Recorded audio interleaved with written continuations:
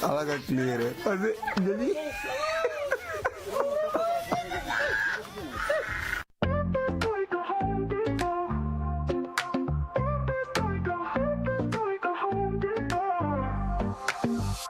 Step up in this game like I'm hammering nails. Earth's a flat plane, listen up, I'll tell you tales. Home Depot vibes on my tools, no fails. Level up my vision while the world just derails. Jared said it first, now I'm chasing the truth.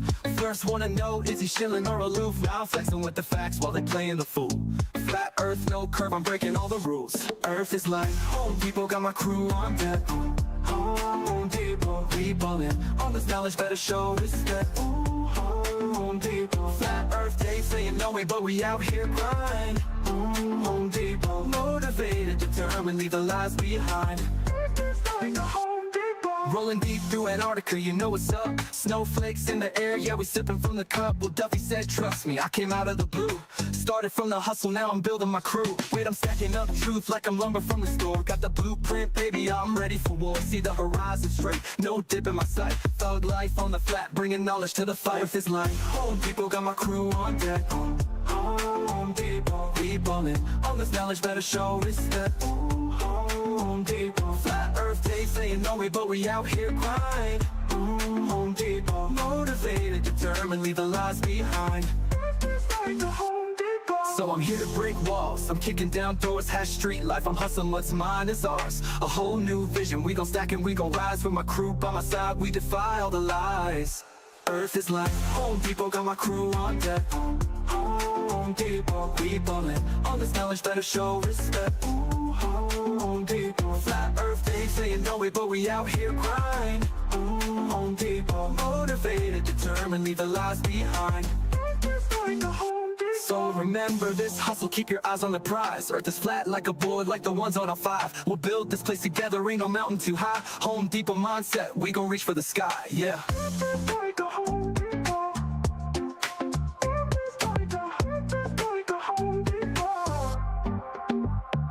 So remember this hustle, keep your eyes on the prize. Earth is flat like a board, like the ones on our 5. We'll build this place together, ain't no mountain too high. Home Depot mindset, we gon' reach for the sky, yeah.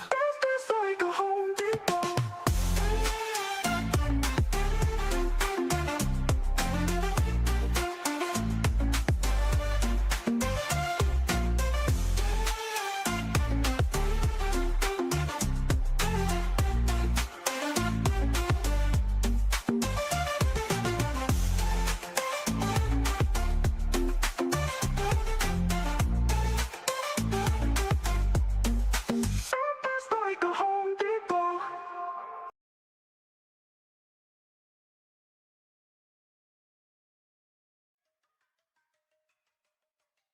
PhD, piled higher and deeper, Tony Purcell, geophysicist, that's not overburdened with a technical understanding of physical reality.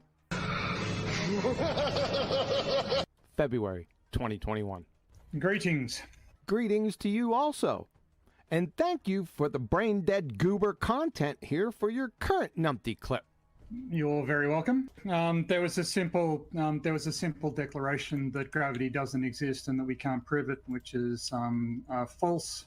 That's some powerful lawyering right there. You pre-law?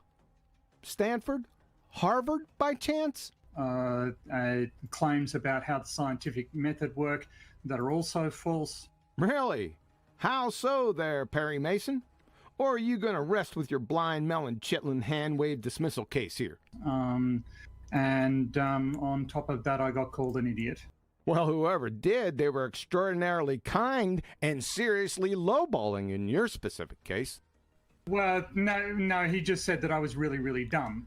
Well, he's getting a little closer, but he's still about 675,000 light years away from the current situation. Now, we can objectively test our relative educational and intellectual backgrounds. Yeah, well, all they'd have to do is fog a mirror without assistance, and you're kaput. I happen to have represented my country on several occasions at mine sports.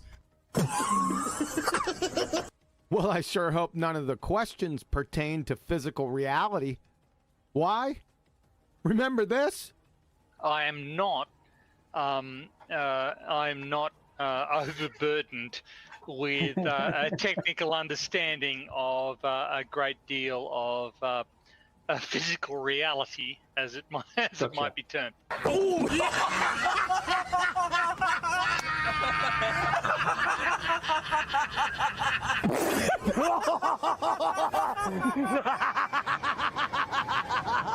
Are you serious? Are you? And performed reasonably well in international competition. Really? What country's that? Tuco and Tobago? There's only 4 people there, including you. 2 are in a coma, 1's a resident of Shady Meadows, then there's you. Some stiff competition, eh? My money's on the driftwood that's piled up in the sewer. Arwen, Nathan Oakley, Tony Riley, whatever, are not the ultimate arbiters of what is or is not science. Huh? Oh, what? Wait. What? I'm struggling even to find a response to this batshit insane retard of a statement. I mean, what would possess somebody to make a crackhead comment like that? Did one of these guys, did you get butthurt by one of these guys? It's like saying Joe, Carl, and Terry aren't the final arbiters of what is or what is not a banana. You clown. The ultimate arbiter of what is or what's not something is by simple definition. Duh. So, natural science, not just science. We're not defining science, knowledge. This is natural science. I mean, what we're specifically talking about here, right? So, natural science, the definition. The intellectual and practical activity encompassing the systematic study of the structure and behavior of the physical and natural world through observation and experiment. It either is that or it's not that. If it's not that, then it's not natural science.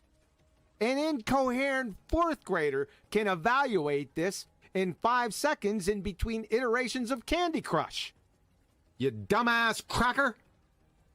No, But, not by a long shot.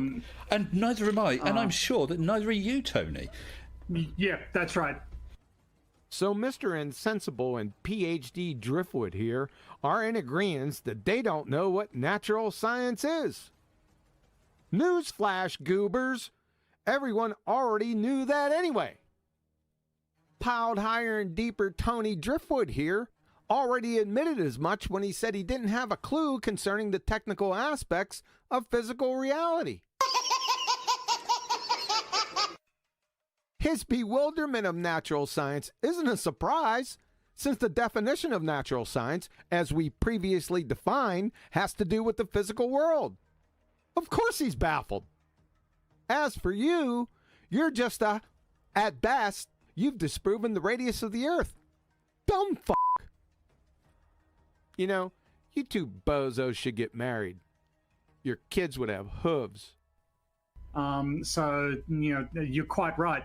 I don't declare what science is. No. Science is an organic process, but generally the bottom line is you show stuff to scientists and they tell you whether or not it's scientific.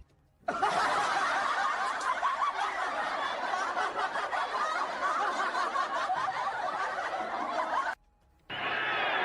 out the lights, the party's over.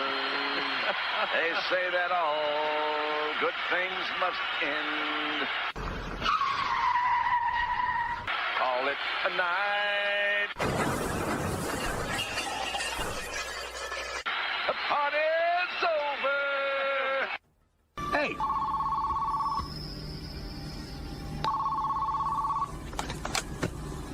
Hello. It's for you.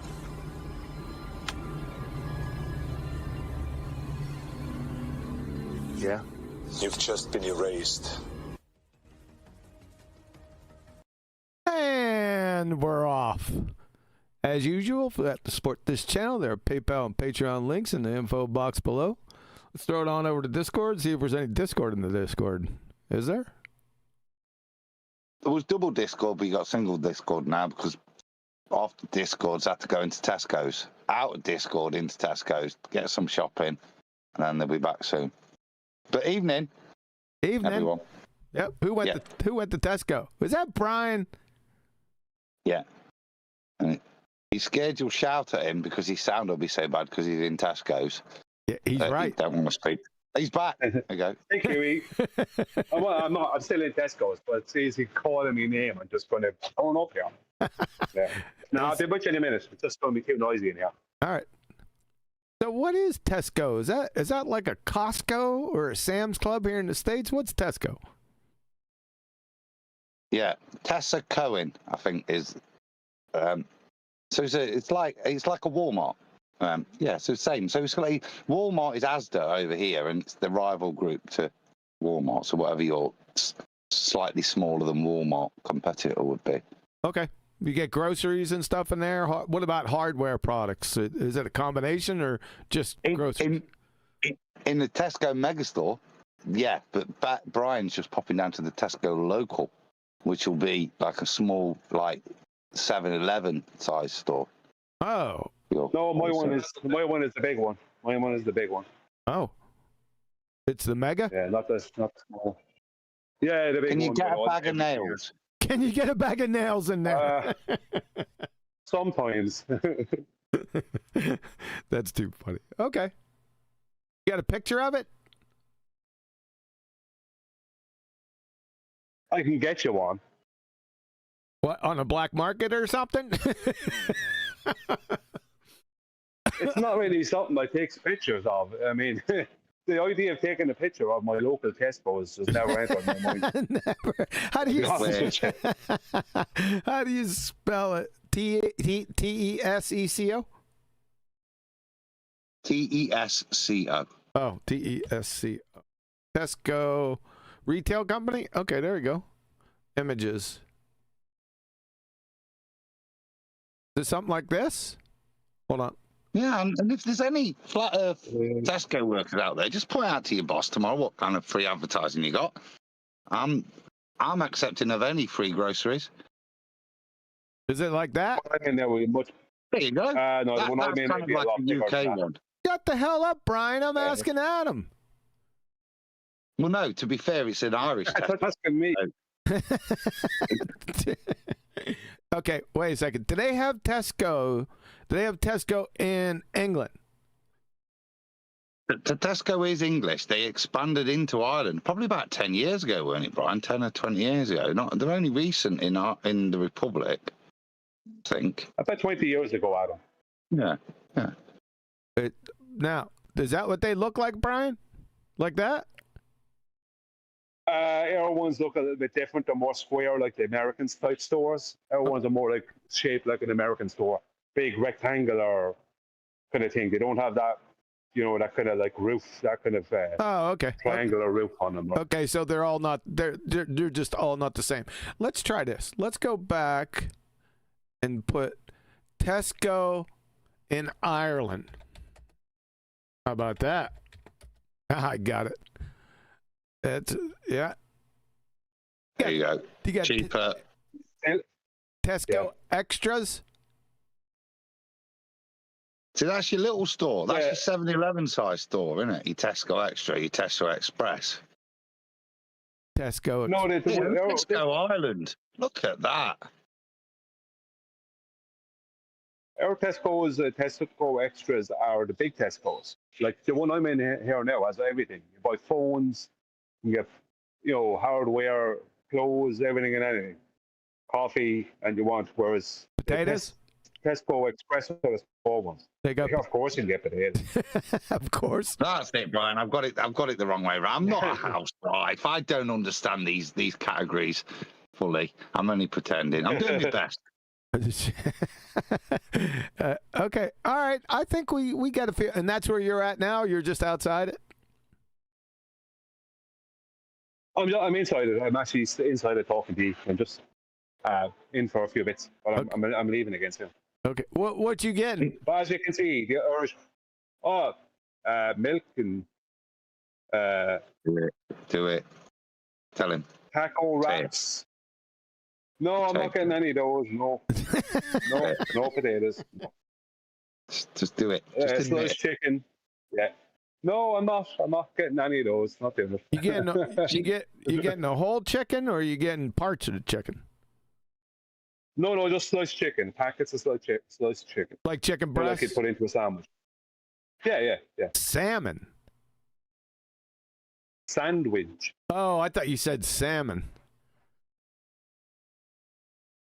No. No.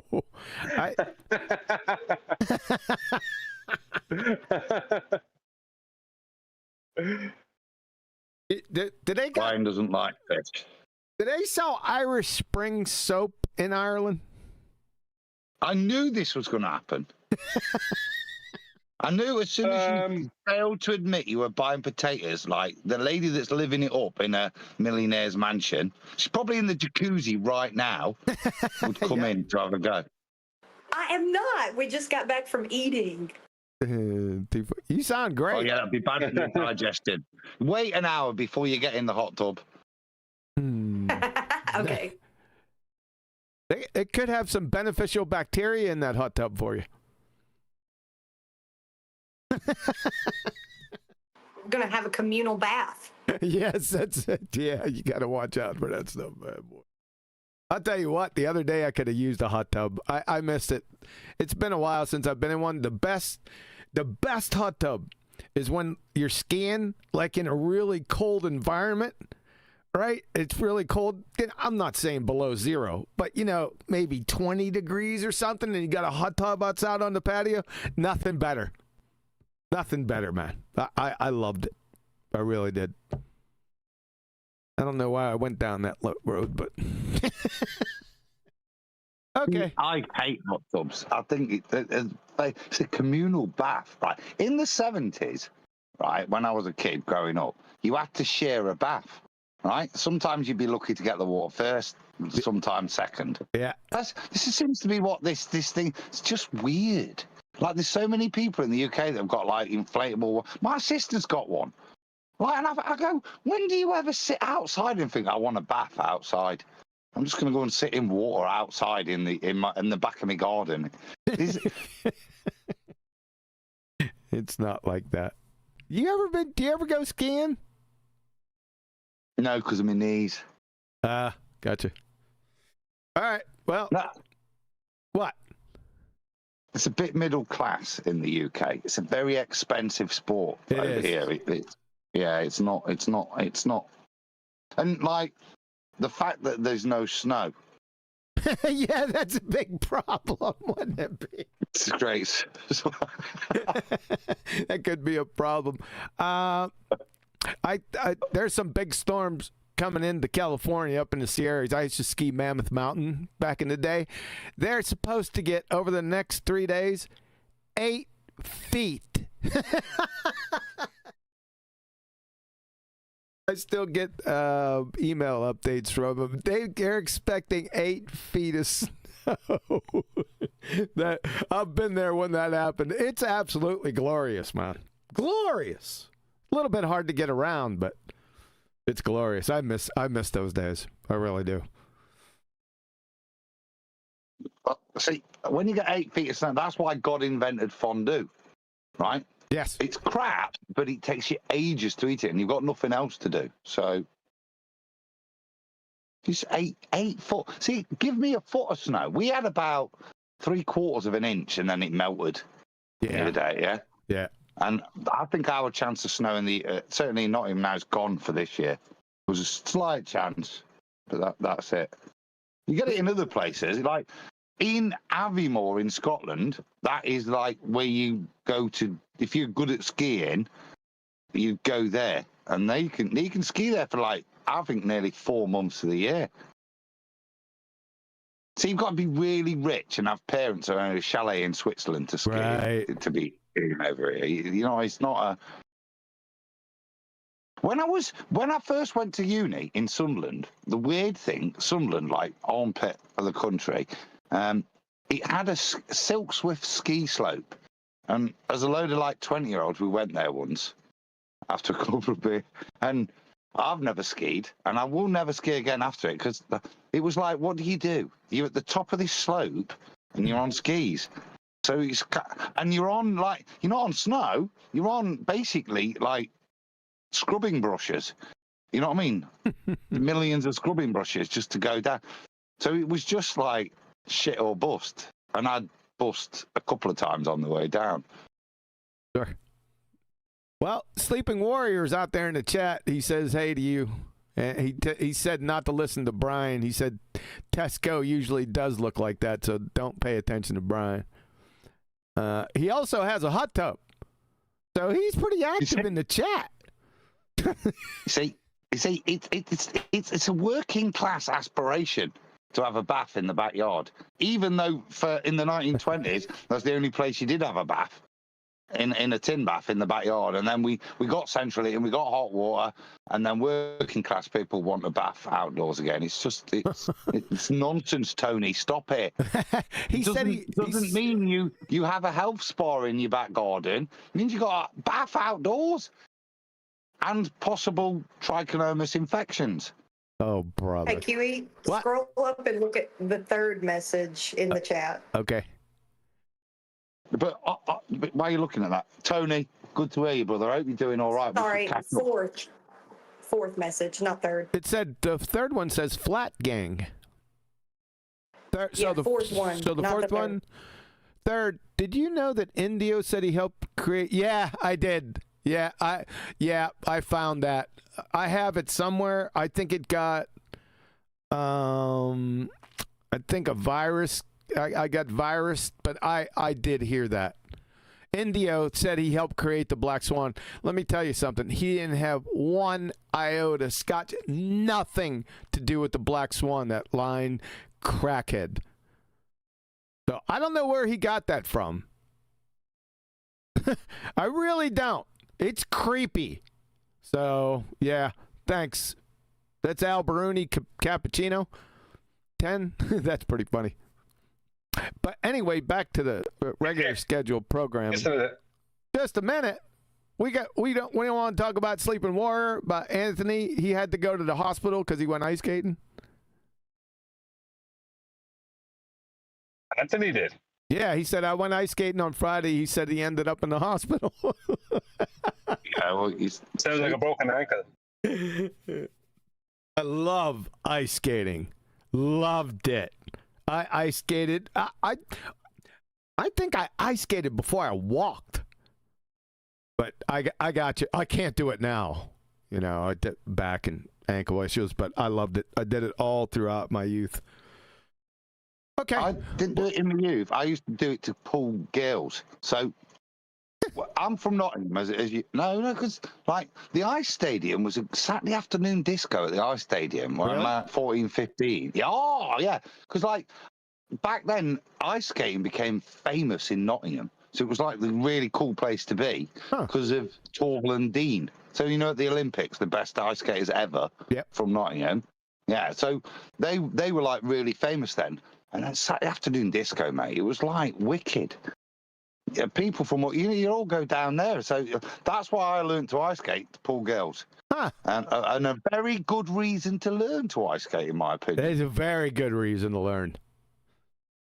Okay, go ahead, Brian. You wanted to say something? I guess you wanted to comment on Indio's claim of him help create the Black Swan. Unbelievable. Well, yeah, I mean, two things now that add above him going to ice skating. So is it one thing or two things? It's two things. It'll be three things if you keep on about it, because number one. Okay, list them off. Number one, I can absolutely assure people that the Indio had absolutely nothing whatsoever got to do with the creation of the Black Swan argument. Absolutely nothing whatsoever. Because I heard that immediately after Nathan, right?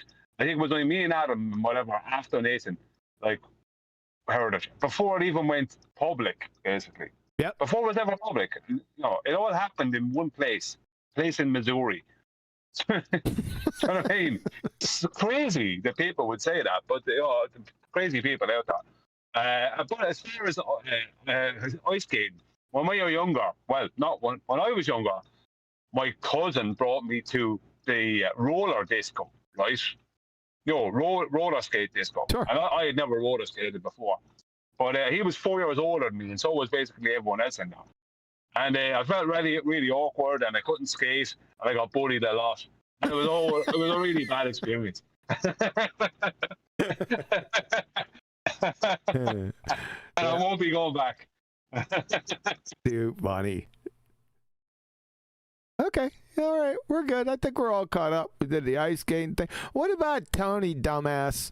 I forgot about that Nupty clip before. That's why I played it. When Tony said that, yeah, you know, we just take stuff seized to scientists and they tell us whether it's science or not. I couldn't believe that dumbass cracker. Why? What? Huh? You freaking goober, you, right? Unbelievable. But we're gonna get back into him. We got our ongoing thing between him and Witsit. You better prepare yourself because I think it's going to be really stupid again. But go ahead. We weren't listening. Me and Brian were just gossiping. I'd seen that. Well, I seen that. Yeah, I was looking at my screen, and I could see your little lights pop up when it was going on. I said, you know what? They're not listening to this.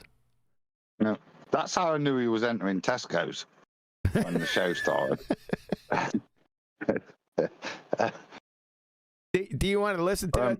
You want to listen to it? No, not in the slightest. I'm sure there'll be more supportive evidence for his idiocy in a minute. Okay.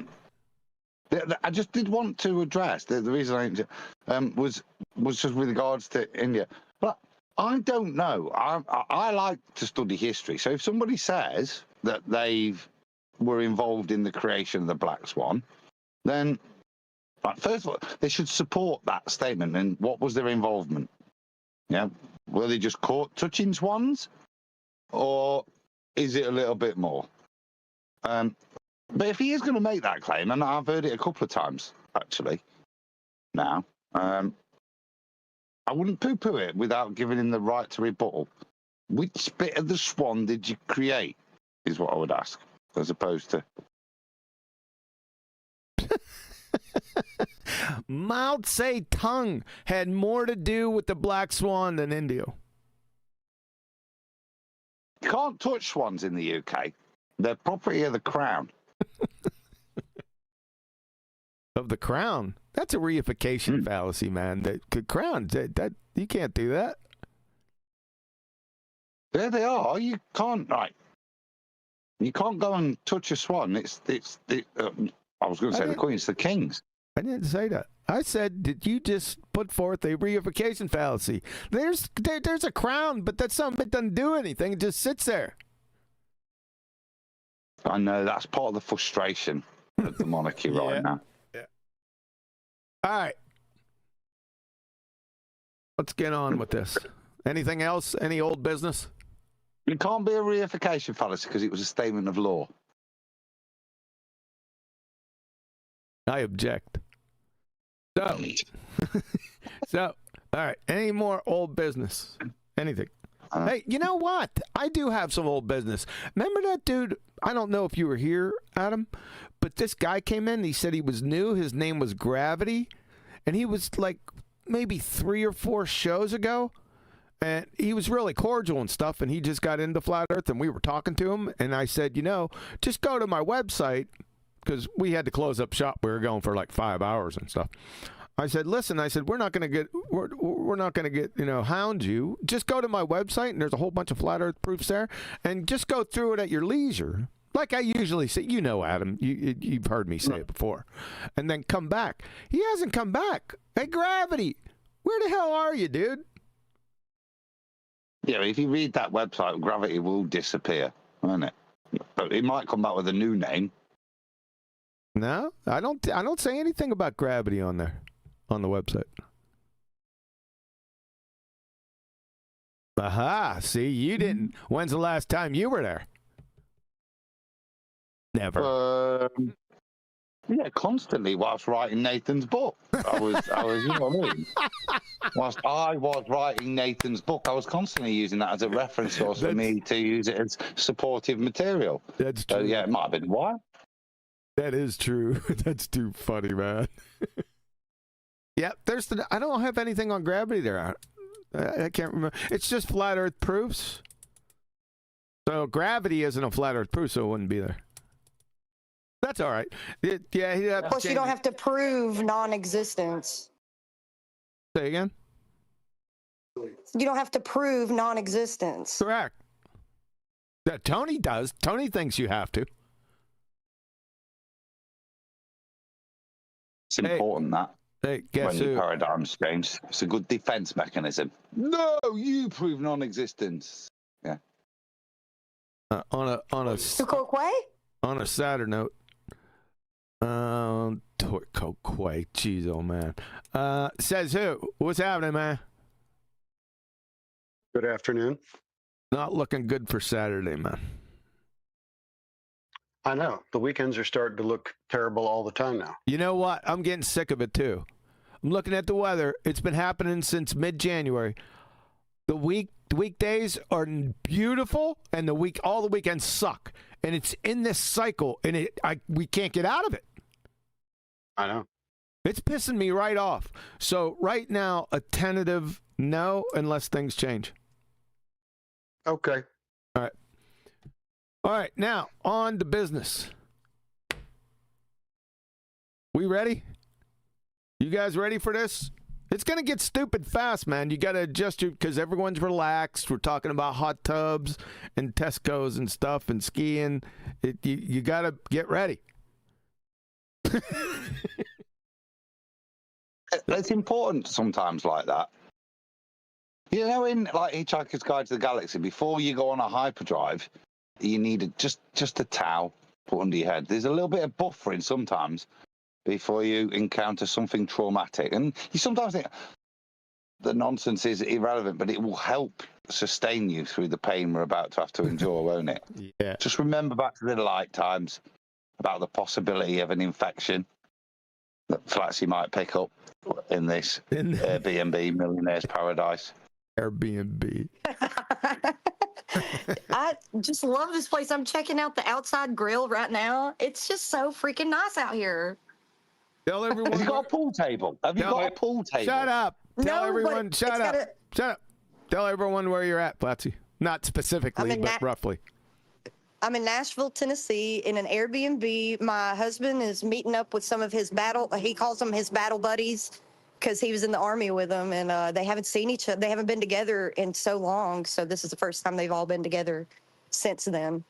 And the ones that came from Washington got the Airbnb, and it's got a sauna outside, a pool, a jacuzzi, an outside bar, like everything. It's amazing. Inside, you damn drunkard. Inside there's a stage. Sorry. Inside there's a stage and another bar and like a shuffleboard. There's a court out here. It's hard to explain. I don't know if it's a tennis court. It kind of looks like a tennis court, but it also might be some other kind of court. It's a pickleball court. Here, I'll just show it to you. Hold on. It's a damn pickleball court. Not to show me. I know what you're talking about. It's pickleball. What's pickleball? I don't know if it's pickleball. Hold on. Just. It's got a net. Oh, I don't got video permission. Anyways. Well, good. No, I don't need it. I'll just take a picture and put it in the chat. All right. Did you say you got a stage, Flatsy? Yes, they got this Airbnb for me. That's what I was told when we first got here. He's like, we got this Airbnb for you. They don't call me Flatsy, but they Kim. Should. I know. I told him last night that that's my name on Discord and whatnot. And they said that they got it for me because, I'm a performer. Nice. How cool is that? And when are you performing? Or have you already performed? I have already done it last night.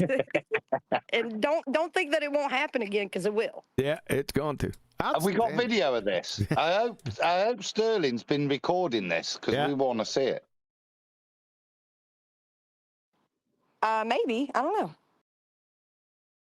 Maybe. Not a damn answer.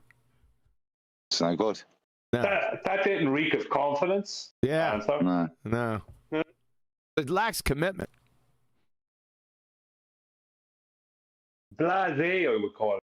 Yeah, blase. Yeah. There's a picture of it. It's like a tennis court. I don't know. Is it good? Hold on. I got to review it It's in the first. chat. I got to censor this. It's behind. I mean, I'm going to take another picture while I'm at it, since you're going to be doing that. It's pretty cool. That looks like a pickleball court to me. Here it is. Might be. Yeah. What's pickleball? Pickleball. Is it like... It's in between ping pong and tennis. I'm gonna, Yeah. like, I'm on the court right now, and this is the back of the house. Right here. You could see the sauna, like that little barrel looking thing is a sauna. Hold And on. then it's got 2 swinging chairs. It's so cool out here. Let's let everyone see. All right. Is that a keg right there on the right hand side? Is it got like? I just told you it's a sauna. Does it got Tennessee bourbon in there? Or what? That'd be so cool. This place has so many bars, it's not even funny, but it's a cute little sauna. I'll take a picture of it too. It looks nice, Flatsy. You got it going on down here, man.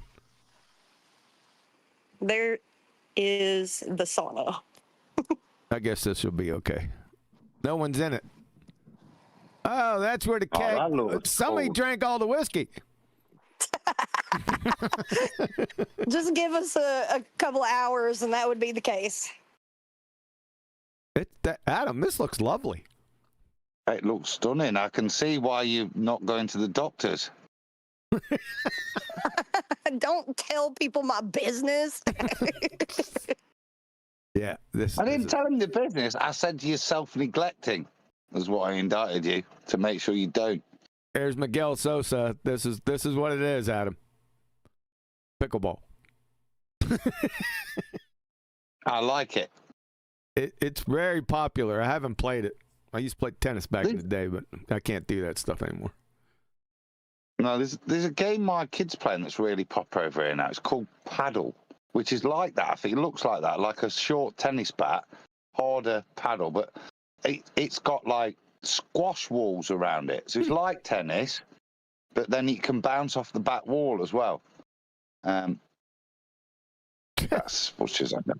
That's strange. Like I told you, that looks like unnecessary expenditure for very little gain. I like the idea of the sauna, though, Flatsy, and 3 bars. I'd be in heaven. Yeah, but it's so obvious that this and the property next door, because it's like a mirrored image of this house. It's right next door. It's a little bit different for their pool area. They got swinging beds instead of swinging chairs, but they got a court. They got a court back there too. They've got. I mean, it kind of just looks like this, but a little slightly different. They've got their own little bar that goes. It goes down. I'll just take a picture of it. Yeah, don't. There's just so much. Next door's full of swingers. Yeah, swinging beds. The people. Yeah, exactly. The people aren't swingers. The beds are. Okay, so you see where I'm standing now in relation to where I was when I like. Yeah, Oh, that's sweet. Fire pit. Fire pit. Yeah, it's very obvious though that they just built these 2 houses and made them Airbnbs, because in the back behind the fencing, there's just a bunch of like rocks that's been dug up and like materials that were used for this place. Sure. We thought it was a homeless person over there all morning, and then we took a drone and went over there and saw that it was material for this place, and we're like, oh, they must have put it all together, and they must have just built this place. Oh my God! Who turns up to an Airbnb with a drone other than ex-military guys? Yeah, nosy Parkers. Yeah, he took it over here to the smokestack that's like maybe a quarter of a mile away. And we could just see the little speck flying around the top of it. Whose drone is it? Whose drone is it? It's one of his battle buddies. He's the one from Washington that got this Airbnb. Who's the guy that thought on my meter with my guys there might be a need for a bit of recon, so I'll bring my drone? They came prepared for anything. I know. That's what I said. That's military. That is. Who's bringing the drone? I'll do it this time. Yeah, too funny. Sterling, what Sterling brought everybody was like he had shirts made for them, and they had some tree that they went to go drink beer under or whatever. They called it something. That's on the front of it. And it was some sort of willow tree, but they called it something funny. So I'm destroying the joke. Sorry. And then there's a picture of all three of them back in the day on the back of it, blown up. So he got each of them a matching shirt. Well, why don't you take a picture of the shirt since you brought it up and show us? I have to go in and upstairs. Okay, but I'll do that. All right, hurry up. What do you do? I've got a question then. Did they do active service and as buddies? Is that what they are like? I think they were. No, I think one meted out. Had a medical issue. Yeah, but they were still active. Shut up. Two of them. The one from Washington and Sterling got kicked out. So they were active duty though. That's what Adam's asking. Yeah, I don't know what that means. That means they weren't National Guard. They were in the active military. Yeah, the Army. Yeah. Yeah, that's what I'm asking. Well, thank them then, because good lads. Don't say thank you for your service, Adam. You're not American. That's why I didn't say that, because I'd have sounded like a fake American. Thank you for your service, sir. God bless you and all your family. God bless you America. and your family. Hell yeah. Yeah. Hell yeah. Where's your Ford truck? Yeah. Let me buy you dinner, sir. No, I just don't. Anybody, it's over here. If I see somebody's military, you say thanks, mate.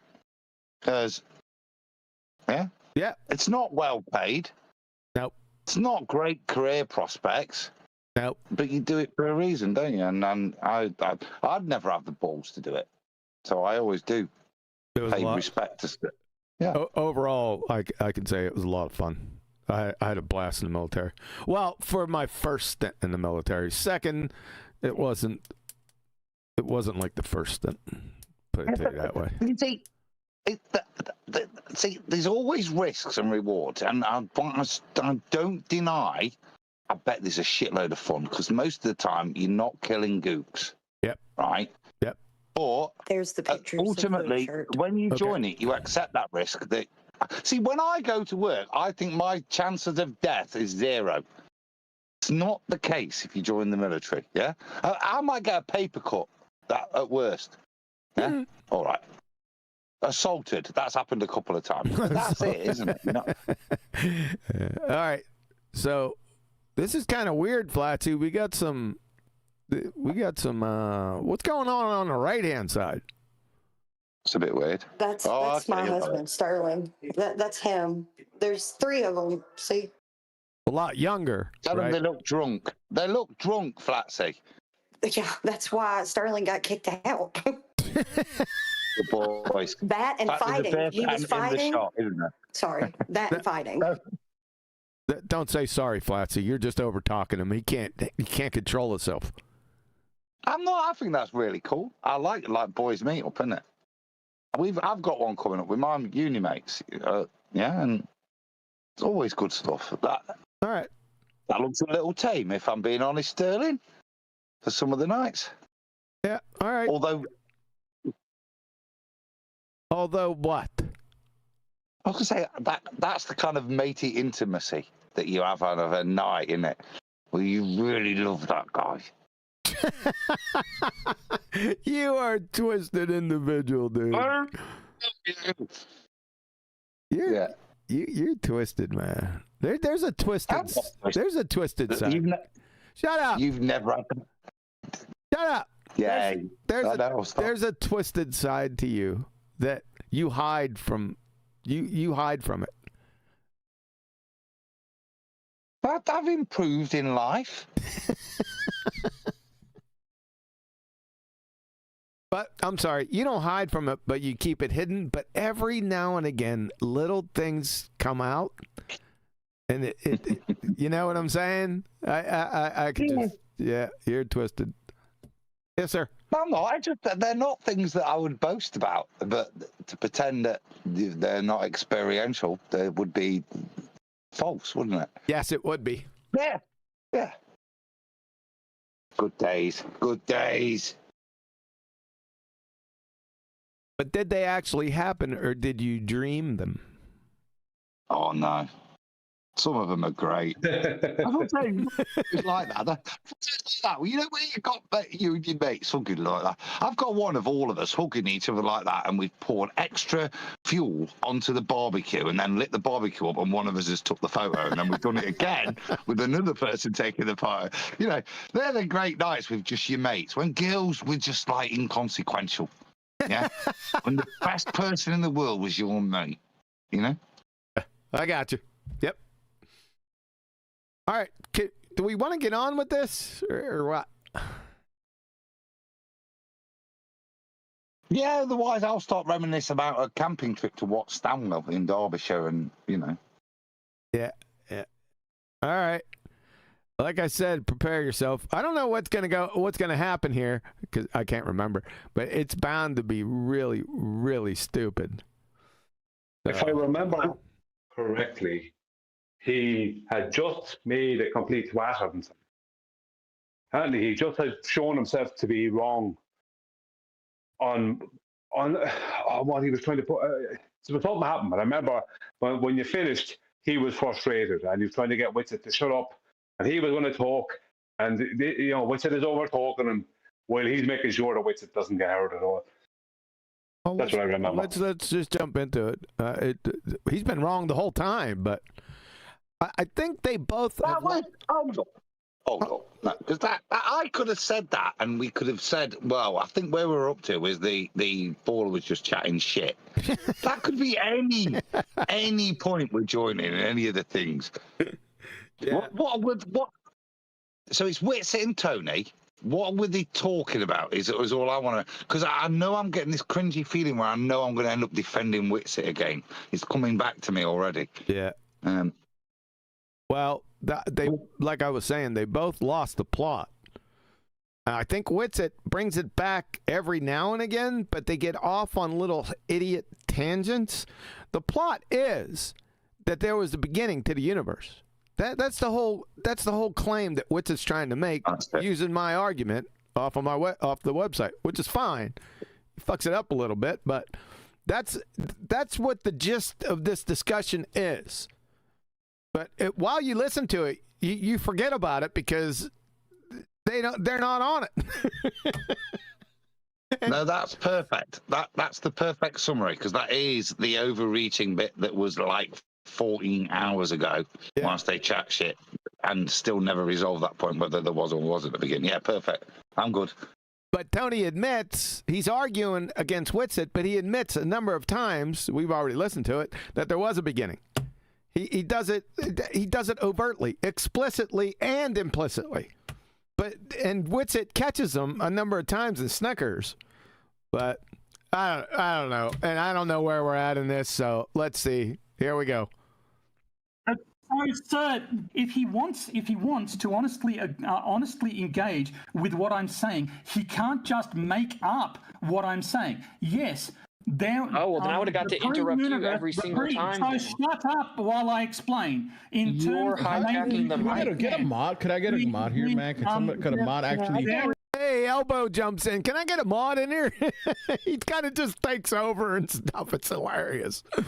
Where's Elbow at? Is he in here? No, he's not in here. He's in this video, but he's not in the room. That's pretty funny, Elbow. Need a medic over here. Yes, exactly. There is a point in there. I need a mod. Okay, there is a Can I get a mod here because this guy's rudely interrupting. He doesn't get interrupted. Okay, I'm asking for a mod. Is there a mod here? So yes, I'd like there to be a mod because for some reason I can't mute him, so I don't know.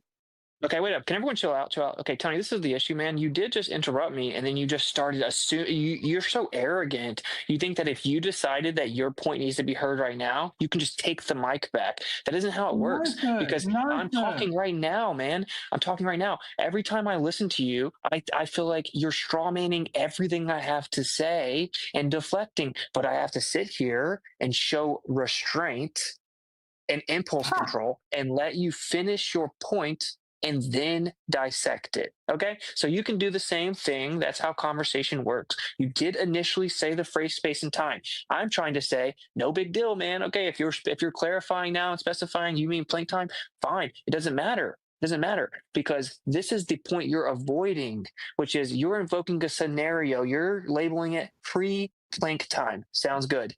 You're invoking a scenario, a realm, a situation that pre-plank time that violates natural law, correct? No. No. I like it. No. Right, pause, because I was about to say, thanks, Witsit. That caught me back up to scratch. I'm up to speed now on why the argument was. I thought that was a fair summary. Because remember, plank time, pre-plank time. I thought that was a fair one. So to go, no. Okay, so no what then? Please correct my rather salient summary. Yeah. No, Witsit is after laying out the truth of the situation, and now that everyone has heard it clearly, as opposed to it coming from PhD Tony says no, because he knows how bad it sounds. No. Yeah, he gave you a summary of this brief side bit, but he didn't give the summary. They both lost the plot. I'll stick with that until something changes.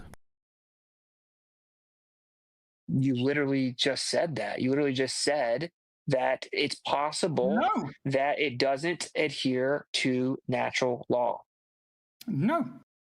No. That's not what I said. Pause a second. That's exactly what he said, because I remember it clearly. What he was trying to point out is before the creation of nature, natural laws didn't exist. No. Yes, Tony. No, he's talking about pre-plank time. It's a moronic statement, because that would be before anything existed. Pre-plank time, because plank time starts when time begins. So pre-plank time is when there's it's a fairy tale. So but that's exactly what I've just said. Because pre-plank time is just before the creation of nature. That's what he's trying to refer to. And he's saying his argument is, natural laws didn't adhere or didn't govern anything before the existence of nature. That's exactly what he's saying. It's like, yes, Tony, we know there are natural laws of nature. Nature doesn't exist, the laws don't exist. Why are you just like a toddler just saying no? You literally yeah, that's a good one. Yeah. Touche. Apparently explaining stuff to you in detail. I want to emphasize. In detail, you can't even speak, dude. It's a cluster screw of incoherent sentence fragments and mispronounced words. It's just nonsense, like at a first grade level. You're an ass clown, Tony. to you that you are strawmanning my argument. So try again. What did I say? So you're trying to buy time to figure out how to get past this major thing you overlooked because you know the conclusions of you answering this question honestly is that you got dunked on. So damn, he got dunked on, people. So we can repeat it.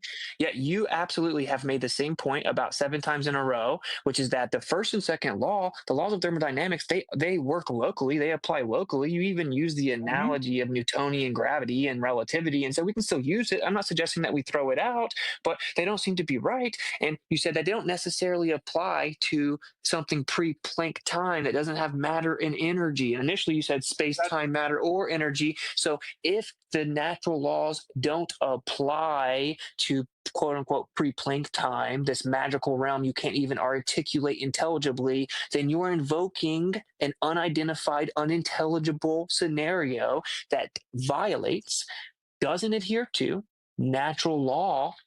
Of course it wouldn't adhere to natural law. Witsit? You made your first summary and critique was correct, but now you're off the reservation.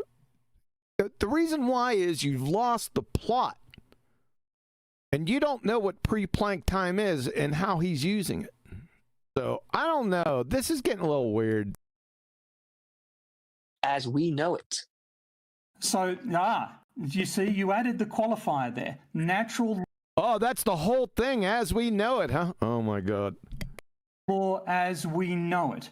Now, if you'd said that at the beginning. That changes everything. Huh, Tony? Clown. This conversation would have. Another sentence fragment. Would have gone. Good. Witsit enables this type of stuff.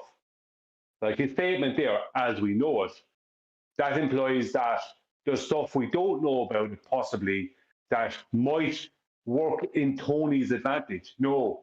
As we know it means, as we know, like, I mean, why say that? It doesn't make any sense. Not as we know it, we do know it. It's obvious to us all day, every day, these things.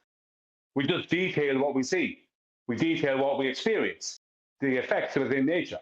You know, that's what we term as the laws of thermodynamics, or broadly called entropy. But it's not like as we know it, as if there's more to be known. As in, the effects are the effects. Like, what more we know doesn't change whether it's more or not. No. And the laws of thermodynamics aren't collectively called entropy. It's the second law. Well, how are they not? Because it's the second. Entropy and the law of conservation of energy are not the same thing. I would say it's all connected to the same thing. It's not. They're not the same. The entropy law. We'll have to talk about that another time. But there's nothing to talk about. All right, we'll see. A lot smoother. I am not saying that the early universe violated natural law. I am saying that we don't know what the natural laws in the early universe were. In the early universe. What's that? Anyone?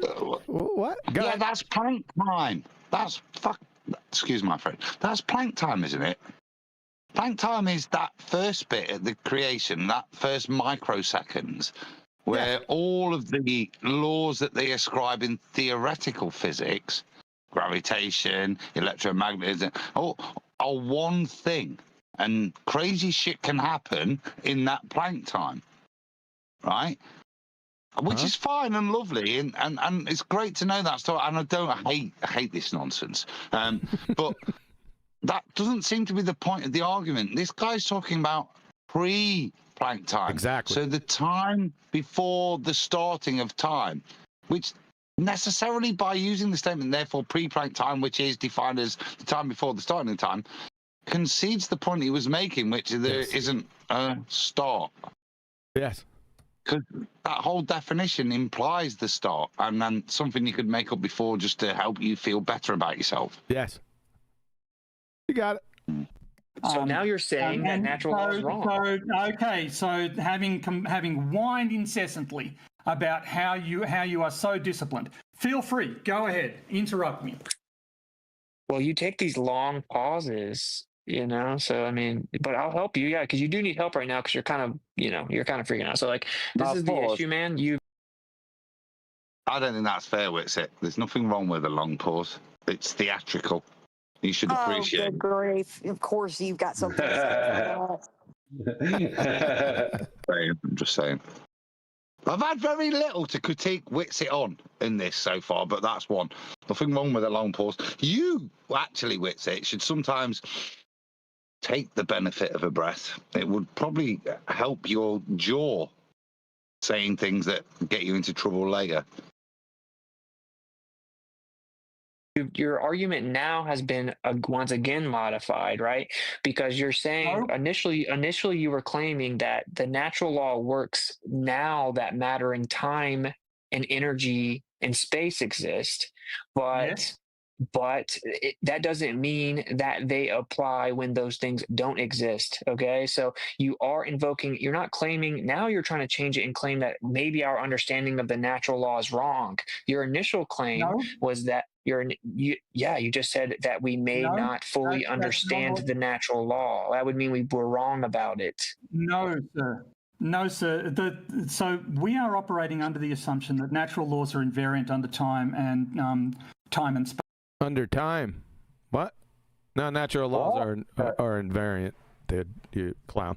So that's Planck time, is that the natural laws don't apply in this first whatever stupidly amount of milliseconds it is, yeah? But isn't that... I hate not talking with knowledge, but isn't that the claim of Planck time, that the laws don't apply in this micro universe? Which is well, what is Planck time then? Planck time starts. I'm going to look it up. I'll be back.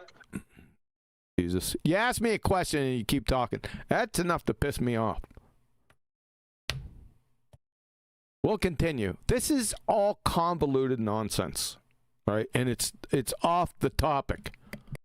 Space. And the fact is that the validity of this assumption is strictly limited by our ability to observe in time and space. There is every possibility that laws that we think of as invariant in our, particularly in our day-to-day experience, are not in fact invariant. Really? That's not what your priests say. The first and second, all the laws of thermodynamics are invariant. Period. Let's see. See if I got anything on this. I didn't prep anything. And we'll wait for Adam to come back.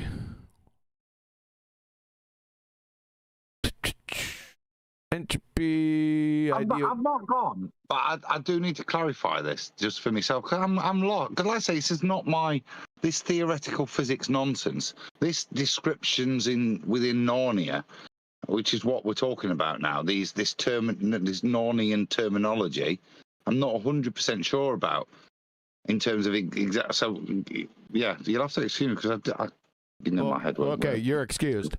From the Elements of Chemical Thermodynamics for Advanced Students of Physics. This was back in 1966, for God's sake.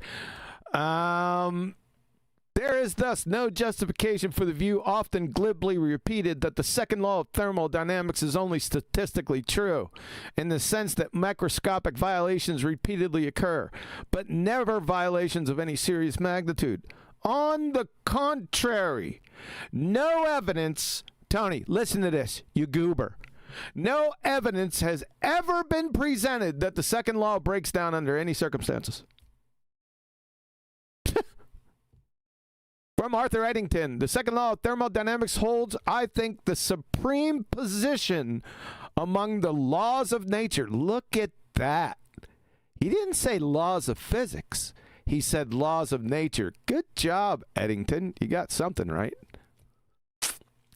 Again, the second law of thermodynamics is universal.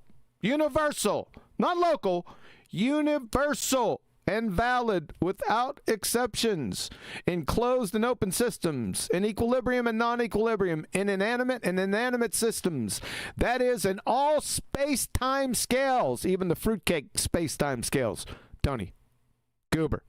Useful energy that is not equilibrium work potential is dissipated in heat, and entropy is generated, sir. Even your boy Einstein said that the second law of thermodynamics, the fateful principle which stands today as virtually the only pillar of classical physics left intact by the march of science, proclaims that fundamental process of nature are friggin' reversible. Nature moves only one way. Guess which way that is? Universally, yeah? And to increase in entropy, Tony dumbass. You're a dumb fuck at like well before junior high intro to physics, sir. You ass clown. What is this, Tony? Jokes? You moron, you just making shit up? Of course you are. You're an anti-flat earther. You're part of the left-wing fuckwit faction that I've been speaking about since 2016.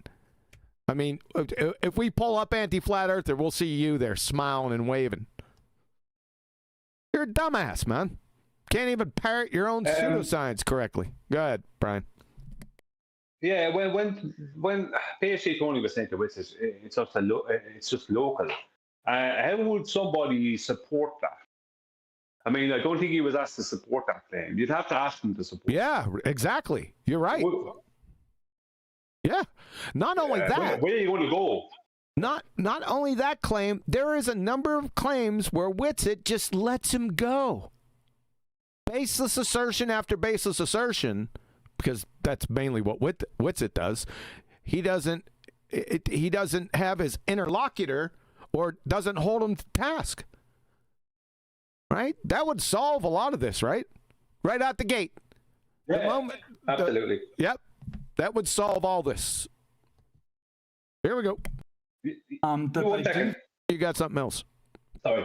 Yeah, just 1 second. Just something I've noticed, just something I thought of, yeah. But something I've noticed amongst anti-flat earthers is they've gotten to a point, and some years ago they started this, but I wouldn't put it past PhD Tony to do it, to cite one of his other anti-flat earther friends without letting it know that who he's citing is God knows whoever.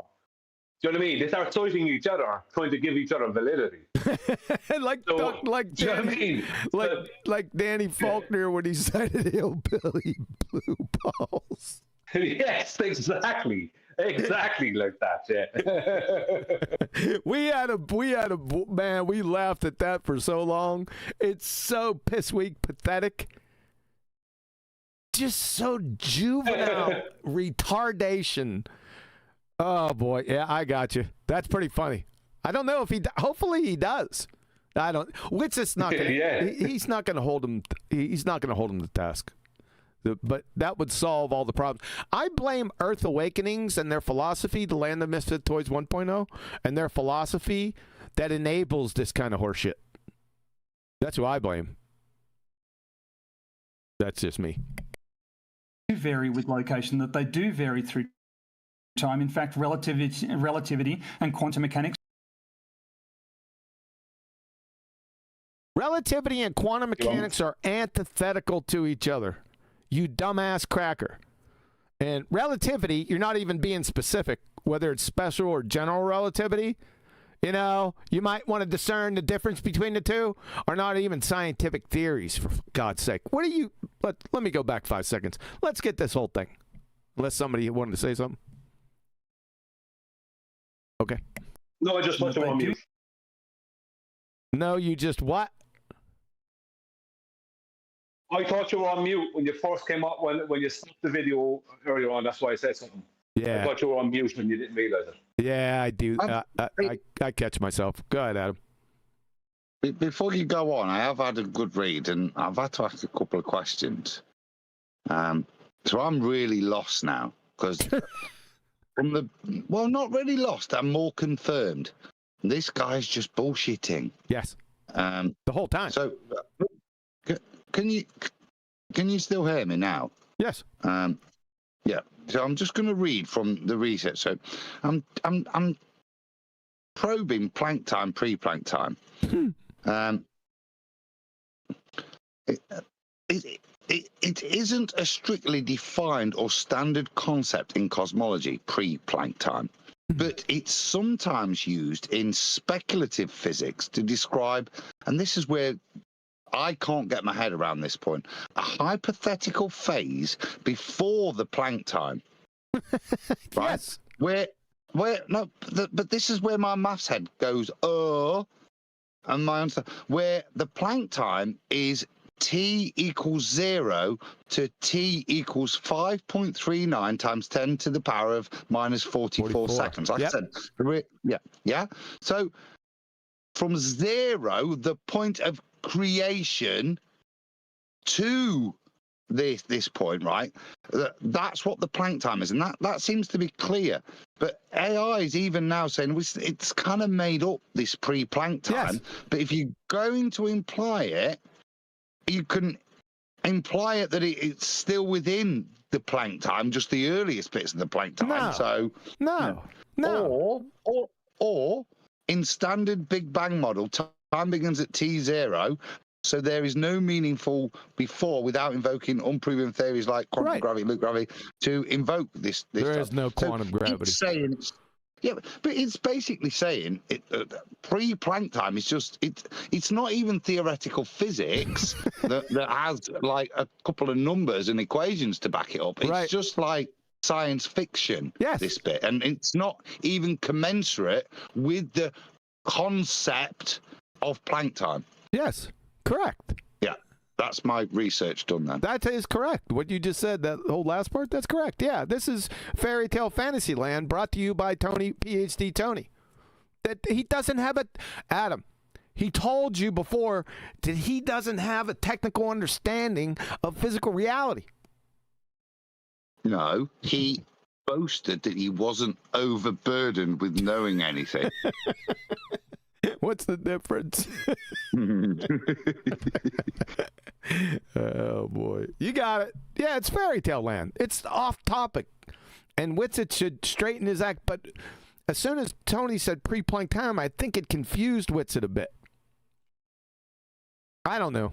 Well, okay, so did it not just do the same to me? Yes, it did, because I don't know what it means, because it's took me a while. Yeah, to just research and realize it doesn't mean anything. It's just sci-fi. Yeah, it's meaningless. Yeah. It's a sci-fi strap onto theoretical physics. It's not theoretical physics either. Like you said, it's well beyond that. It's fairy tale. Even though theoretical physics is fairy tale land, this is beyond that. Yeah, that's something. The Planck time is theoretical mathematical assumptions where the law, and this I did confirm, where exactly that, where gravitation, electro-attractive forces, nuclear forces, all are indistinguishable in this intermediary phase, which whatever that means, I mean, it doesn't mean anything to me. I can't tell. Well done. I just couldn't tell. That's what the Planck time is. I couldn't really tell what it was. Oh, brilliant. Oh, that's the sum of human knowledge. Thank you. Yeah. From 0 to 5.3 times 10 to the minus 44. All the laws that actually did apply, we think, might not have applied, or they could have been like an agglomerate law where everything was the same. Yeah. But let me finish. The point being, the best they can do is go to 5.3 times 10 to the minus 44 seconds before they say, the natural law then start applying. Do you understand? That's the point. So at best, this nonsense isn't that this is something that, it still applies. It's something that humanity has only ever observed always, but they invoke that there's the potential for a microsecond that they didn't work just as they always have done. Honest, Gov? Well, no, what I would have to disagree with your last sentiment there. No, it's that before the creation of everything, right, before where we would gain any learned experience from, before the creation of all that, there was something else. Now, for them, they can't have that. They don't have anything before the creation of all things. Within their paradigm, if they're promoting a heliocentric type universe. So They don't have it. So Tony Purcell is now talking about something that's not part of his paradigm. Because before the start of time, there was nothing for him. Not strictly true. They have a really nice word which sounds good, but actually fundamentally means nothing and doesn't address the ontological primitive. But they have a singularity, Brian. Well, no, because they can't even have that. They can't have anything. There's nothing. I didn't say they can't have it. I'm saying that's what they claim they had. Just before T0, all there was the singularity. Where'd that come everything from? To expand from. That would be a one. Point. So they don't address the actual ontological primitive that's still there. They just kick the can. Yep. And it's like I said, use a nice word, singularity, which implies it means something. It doesn't. It just means I'm not dealing with the question at hand. That's where they divide by zero. Remember we went over that in the Big Bang presentation sometime back? Exactly. Time, in fact, relativity and quantum mechanics are two classic examples. Two classic examples of what? We're talking about the laws of thermodynamics here. What the hell are you even talking about? Why bring that? One, like I said, pseudoscience, and you weren't specific enough with relativity. Quantum mechanics doesn't have anything to do with this. What are you talking about, Tony? Of this extension of our understanding. What I...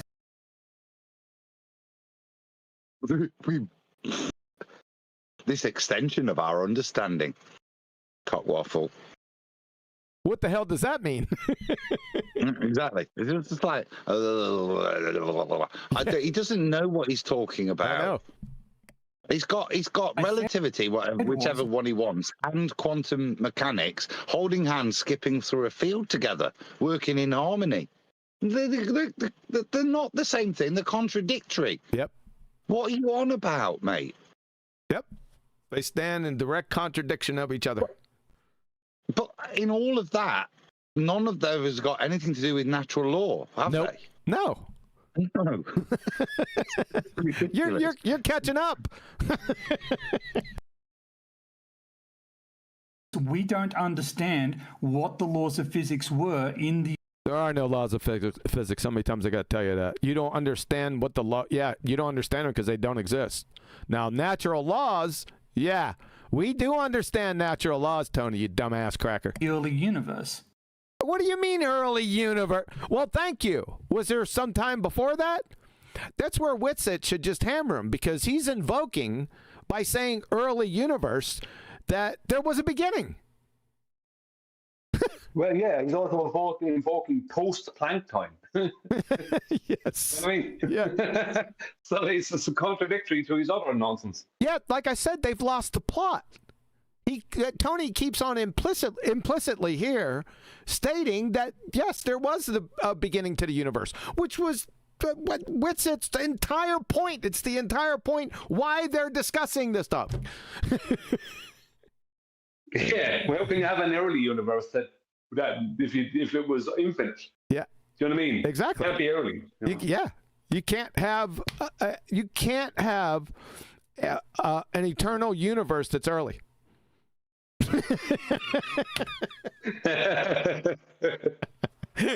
In other words, to keep it simple, they're glue sniffing. Yeah. Okay, so what you're doing is called special pleading. He's doing that, but we already called that up before. You are invoking an exception to a universal principle. No, sir. Yes, sir. Yeah, yes, sir. Yeah. Nicely done, Witsit. Stop copying me. Yes, you're saying it's possible that something we can't observe, that we've never seen, that I can't articulate, that violates our understanding of logic, that I have no observation of, where matter, energy, space, and time didn't exist, may not adhere to our understanding of natural law and all observational evidence that we have access to ever, forever, always, that happens all the time. So you are literally, by definition, committing a special pleading fallacy. How much you want to bet he says no? I bet he says no. Yeah, I bet. I'm going to go with no. I'm going to go with no, sir. Not just no. Okay. No, sir. Let's hear what he says. By I rolled it definition, back. committing a special pleading fallacy.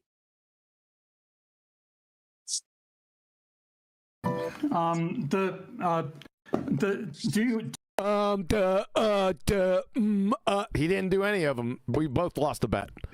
Oh. He did an AOC. I was listening to a bit of Dr. Steve Tilley. I like to keep up with American stuff. And AOC came out with a great one today when asked what would the US position be if China invaded Taiwan. She did the same thing.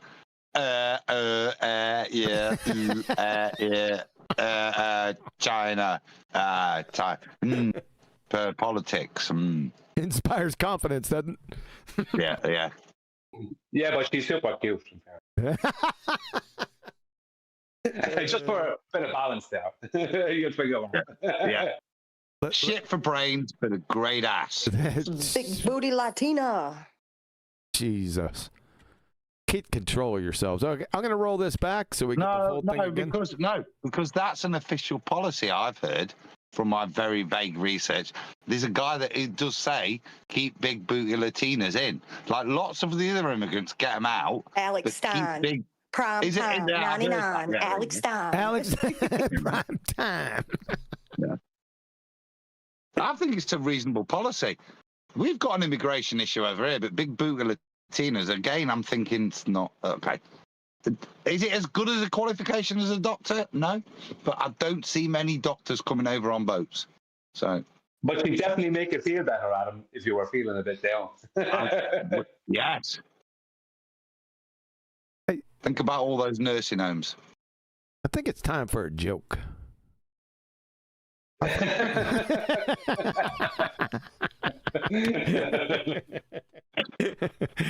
I got one for you. What do you call a chameleon that can't change colors?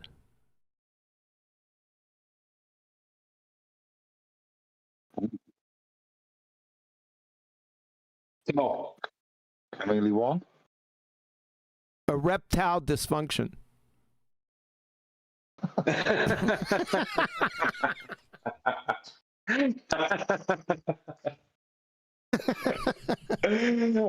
a good one. Is that a dad joke?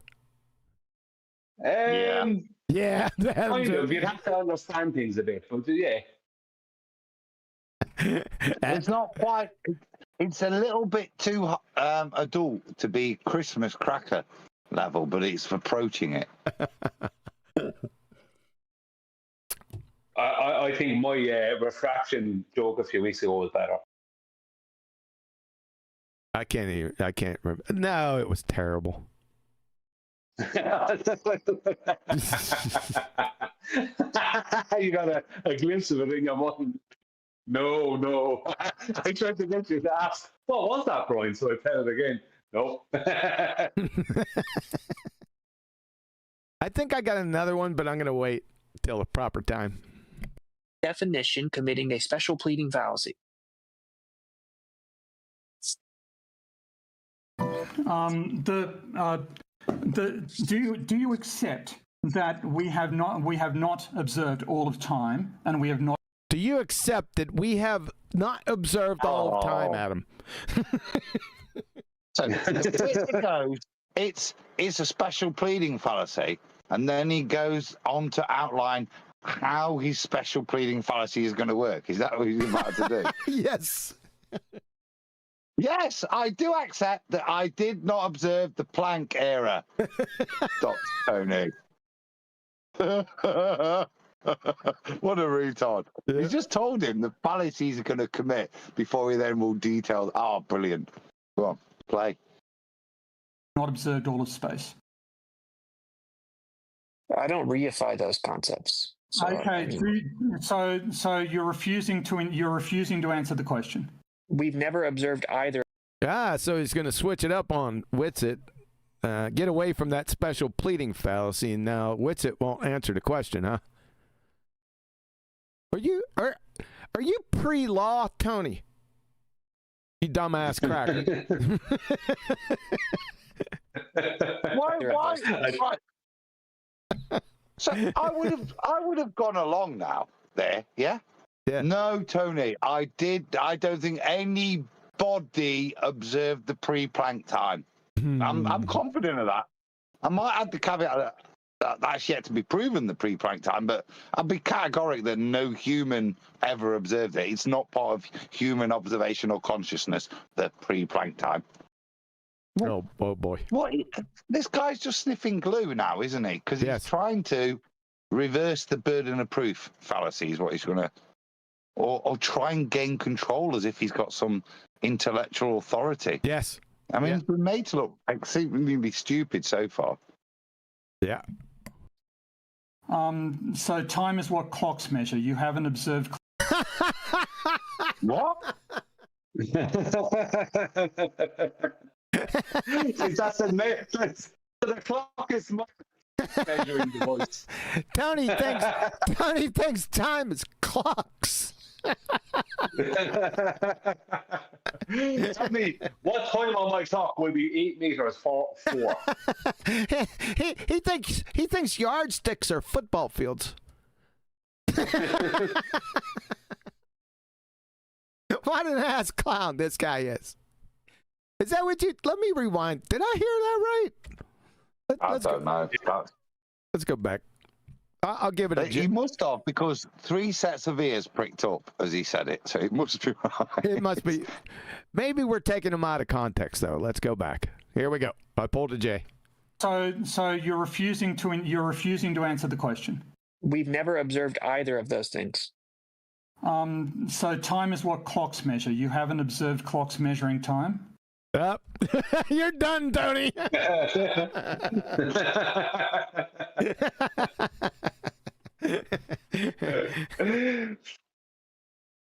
my God, that's terrible. Those in Beauty and the Beast, the little clock with arms that goes, he could go out and measure time. I don't know what with, but what is this thing about? This is the sad bit, isn't it? That clocks can now go out and see how time's bending to create gravity. If we're measuring time with the clock, then I should be able to go over there and see how it's bending that bit of time. My clock will measure that bend of time, won't it? What if the clock... Here's my question. What if... I shouldn't even be entertaining this, but since he said it. What if your clock stops working? Does time stop?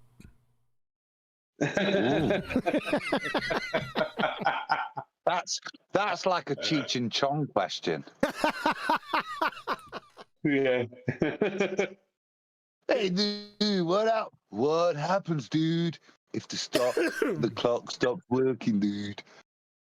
Oh, we're all going to implode, man.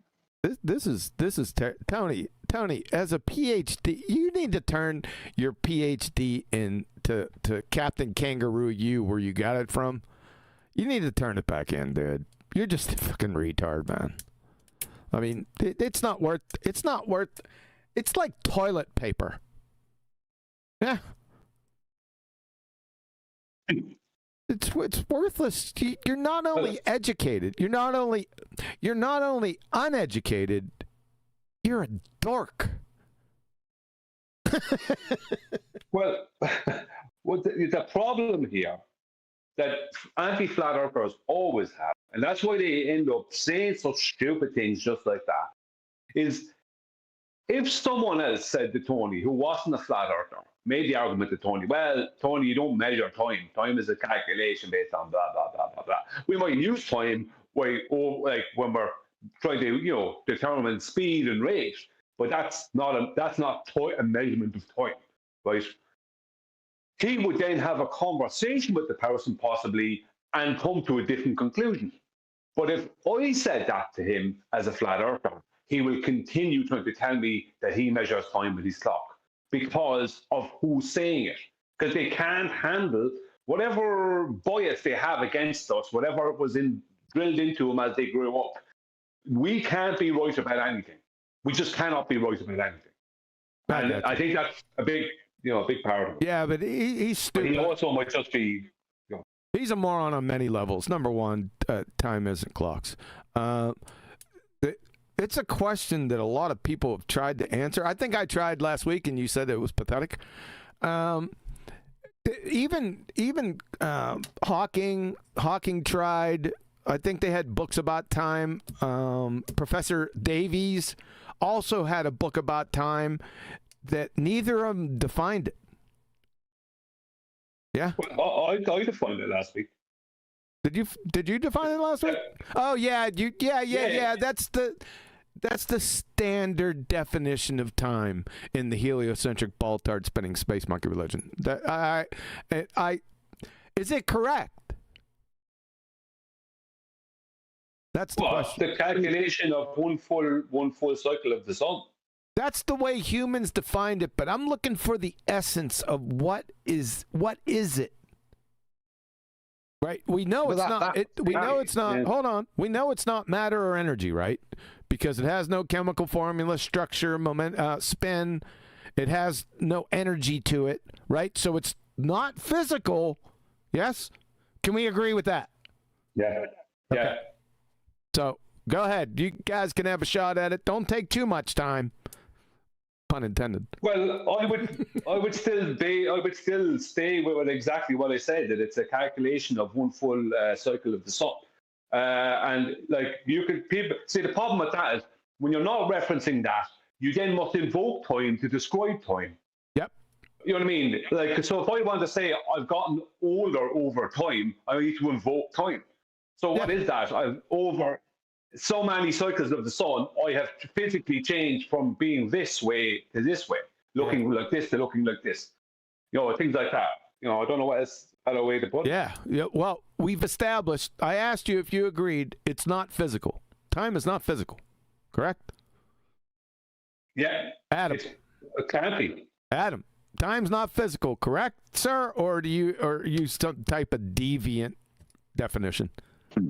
No, I'm not research. This is not something you can look up like what we just did there. This is like I said, I'm a Doctor Who fan.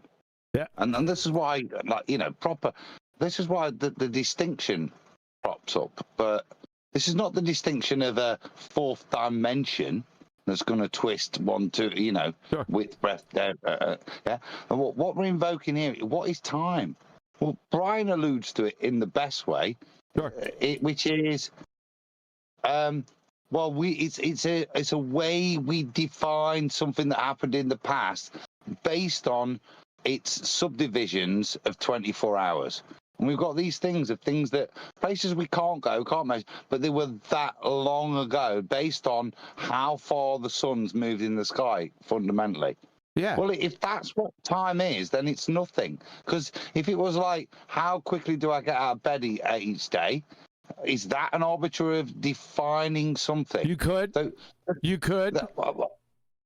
So it's always important to me to make that distinguishment between time as the conceptualization. That's what it is. For us to describe things in the past, present, or future, so that we can specify when it'll occur based on what Brian was saying, the passage of a luminary. Or is it the very fabric of the physics we purport in mathematics? Making that distinguishment here is, if you're arguing with the ball and never let them mug you off, yeah? Clocks tell the time, whatever time is, but that time is not the same shit you want to Einsteinian your way out of this nonsense with. Yeah, it's a non-starter because it's arbitrary. That's the way they define it. Brian's correct. But that's arbitrary, right? It's just a human convention. That's how we do it. But what is time? What is this essence itself? Not the way it's measured. What is it? Yeah, unmanipulative. Unmanipulable. Sorry, you can't manipulate it. Put your ego away. If you were Doc Brown, you could. Exactly. Yeah. If only I had a DeLorean. And invoked Einsteinian type, right? No, right? Get a bit of humility and realize that you flat earthers ain't gonna settle or be able to define one of the greatest philosophical points that all of humanity, way before even natural law was conceived of, what is time. Nobody's put it down. Yep. Nobody will. So just like accept your limitations. I don't know, but I tell you what, it ain't. It's not a fourth dimensional fabric that affects 3 dimensions. Number one. Number two, it's not a fucking clock. Yeah. And you often have to reify. You have to leave, like Adam, you said earlier, the clock tells you the time. You have to end up, even the way you might speak about a clock, you have to kind of reify it into something that tells you something. Whereas you're just looking at the calculation, you know what I mean, that we have used, you know what I mean, over 24, what we call 24 hours. That's all, you know what I mean? So it's really difficult to... The good thing about a clock is, if you're going to say that a clock measures time, explain how a clock loses time. This is philosophy. This is not measurement. This is not science. This is philosophical here, yeah, or mechanical. If you want to get to the apologetic about how a clock loses time. Now, it's clearly not losing anything, is it? It's just not working anymore. Yeah, this is a mechanical way of defining a concept. Yeah, it's strange. Anyone on the panel have anything to add to this before we move on? I think it's a no-go. Well, I'll add one thing, because I've thought about this a ton too. Everybody, I think, does. What is time? I don't know if you could even describe it, because all we really can do as a description is say that we live moment by moment. But what is a moment? Because it's here now and it's all of a sudden gone. So it's very strange. But anyway, when it's here, is it when it's here? When it's here, what is it? It's now. Well, what is it? I don't know. Yeah. What time isn't is the sun appearing at zenith at midday with its regularity. Now, we may use that regularity of the sun appearing at its zenith at midday to create an arbitrary system, a division of that on a base 60 level. That's what most people think time is, that division of this thing. Yeah, but that's not what time is it? That's you trying to arbitrarily define the passage of something you've yet to define. See, it is really like a headbender, because it is. It is. As Sesu said, I can't deal with something in the future. I can't deal with something in the past. Time is not anything I can deal with. There's only the present. There is nothing that I can deal with in time. I can't move through time. Yeah, all I can do is procrastinate in time and let it pass through me. If I was going to describe it as anything, but I can't do anything with time. Nobody can. That's the point. So here we go. I've observed a clock. I've never observed time. Well done. Okay, so yeah. Clocks measure. That's the definition of time. That's not the definition of time. Time's not a clock, Tony, you dumbass. So if you've observed a clock measuring something, you've observed time. There's no hope. There's no hope, man. There isn't any. That shows you liar or Dunning-Kruger to a level that he's become delusional. Yes, I don't that know one. which. It's that one. That one right there. It's the latter. Space is where events occur and matter exists. Have you observed matter and events, sir? What did he say? I missed that. It was too much. I think he said matter and events. All right, we're going to go over to Jay. Let's see what he says. So if you've observed a clock measuring something, you've observed time. Space is where events occur and matter exists. Space is where events occur and matter exists. That's what he just said. Events of what? Matter? What's he on about? What? That's not space, Tony, you dumbass. It's not physics. Yeah. It's not even poetry. Yeah. He's losing it. Have you observed matter and events, sir? See how he did it? So he's going to circle jerk him. Have you observed matter and events, sir? Yes. Therefore, you've observed space. That's where he's going with this. You fucking idiot.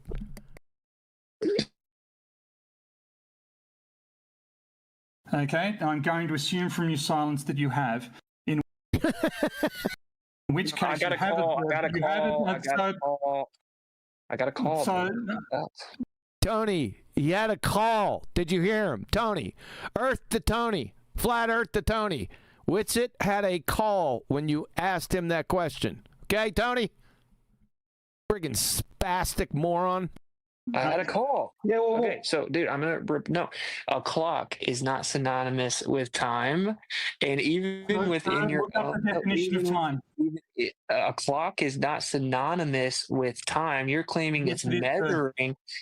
No, it's not. It's a piece of matter. It's like, say, a piece of wood I carved out or something. The wood is not time. You're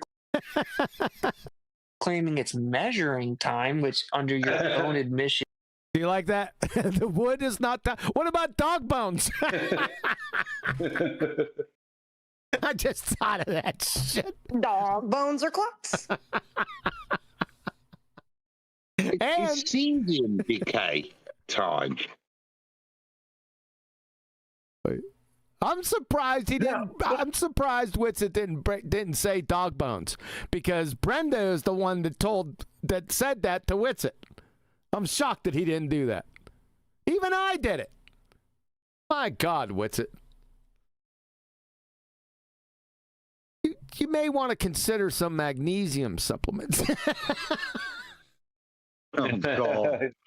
There we go. Adam. So, choose the glycinate. It'll don't do the citrate because you'd be running to the bathroom all the time. But go ahead. I thought that I'm speaking your love language here, Adam. I am not into nutraceuticals.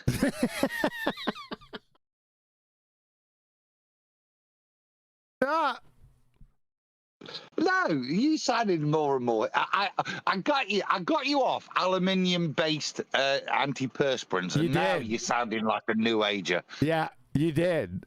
Now this is shut the hell up, Brian. This sounds like a hippie now. Shut the hell up. I don't have open-toed sandals, dude. I studied that shit back in the day, man. And I'm going to say, have you considered sandals yet? Because if you have, we've got a problem. Yeah, that's right, Brian. Brian, this is where it comes in, where you were saying that QE and Adam both wear those like house shoes like that. They don't wear open-toed sandals. They wear those. Just like the geezers you are. We're not geezers. I'm not a fucking geezer. You miss the days where you could go skiing and ice skating. You sound like a geezer. Yeah, I used to play tennis. Can't do that anymore. Yeah, I could shoot a damn bow, though. How about that? Some bitches.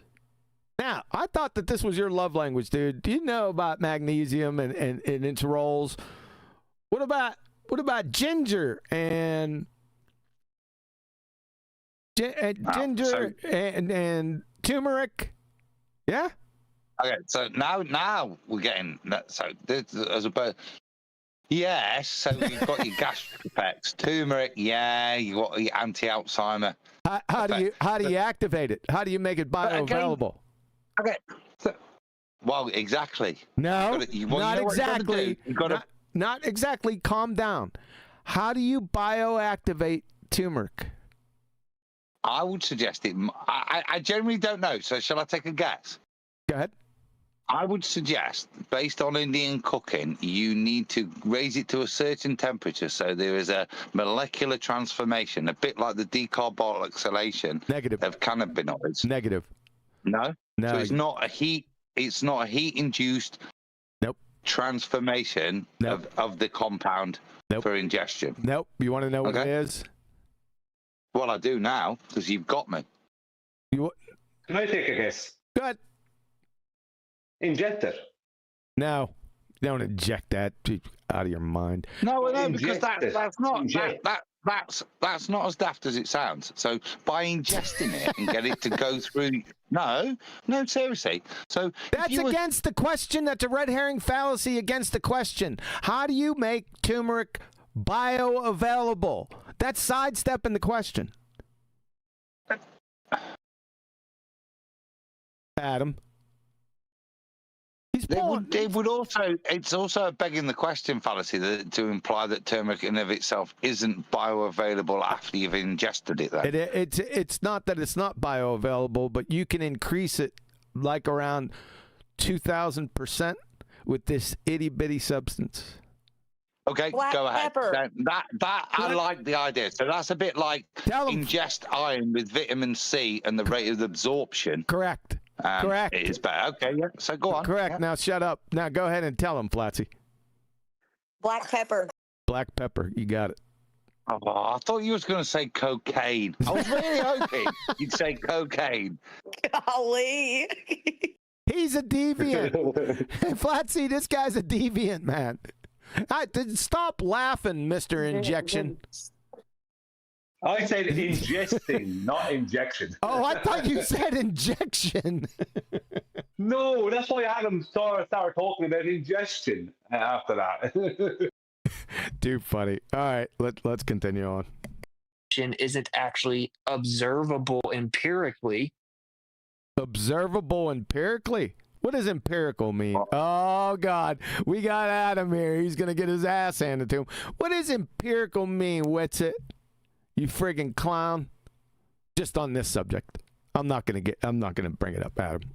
You're good. I want a J on that because that sentence didn't make sense to me, that Witsit just said. Okay. I'll give you a J. There you go. Here it comes. The wood is not time. You're claiming it's measuring time, which under your own admission isn't actually observable empirically. No, sir. This isn't actually. Go ahead. No.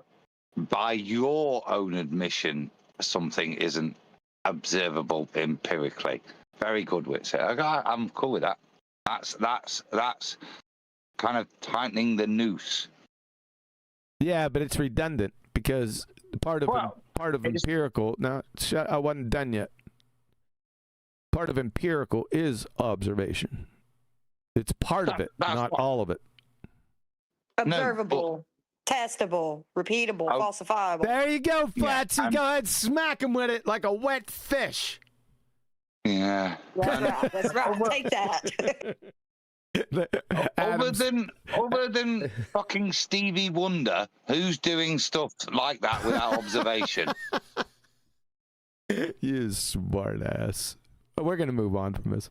So this is just again. This is just again another sentence fragment. Look up the definition of time in physics. Where do I want to look it up at? I advise you to Google it. Time. All right. Time in physics. Okay. Time. Have we got a screen? Yeah, I'm doing it. Yeah. I was asking you, not demanding it. I sounded like you were. Time. How can time be defined within physics? Yeah, very true, because it's not physical. Exact, Brian. Proud of you. I'm thinking, oi, you bastard! You why you drop my punchline? I asked him to Google it, but carry on. Okay, let's go. This is AI. In physics, time is the measured. You think you're going to get away with that? Ordered progression of events from the past through the present into the future. You see?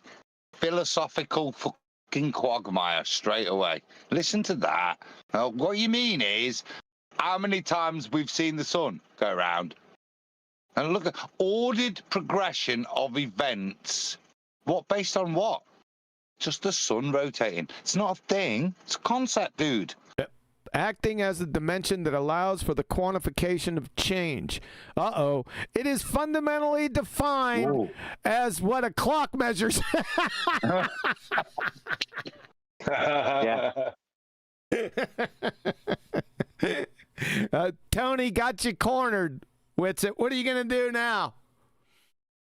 See, I said earlier I'm a Doctor Who fan.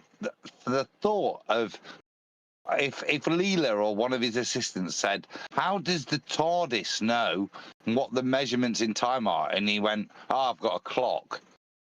Yeah, even that's laughable by sci-fi. So even sci-fi wouldn't explain it like that. Yeah, because you've got an admission, you've got a conflation again.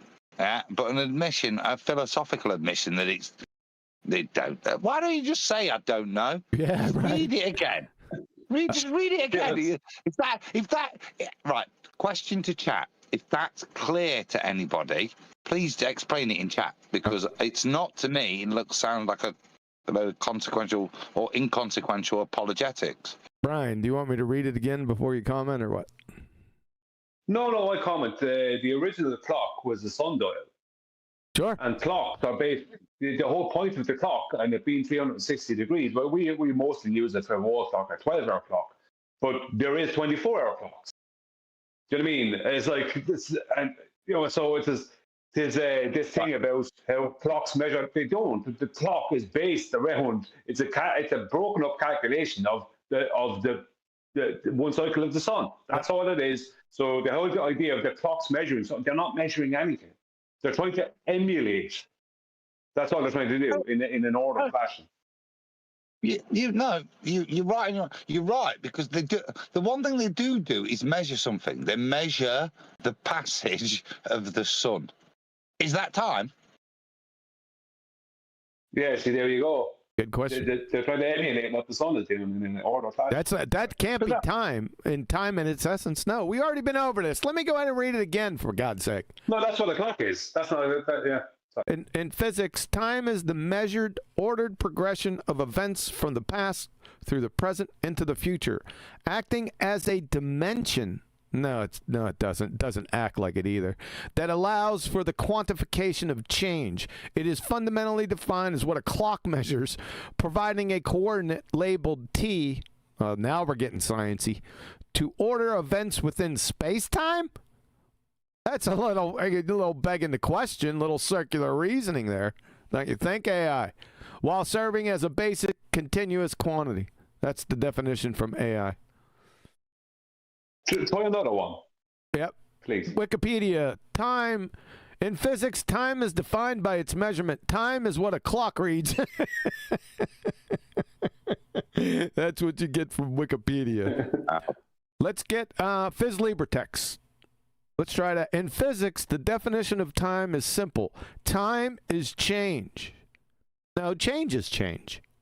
Or the interval over which change occurs. That's fine.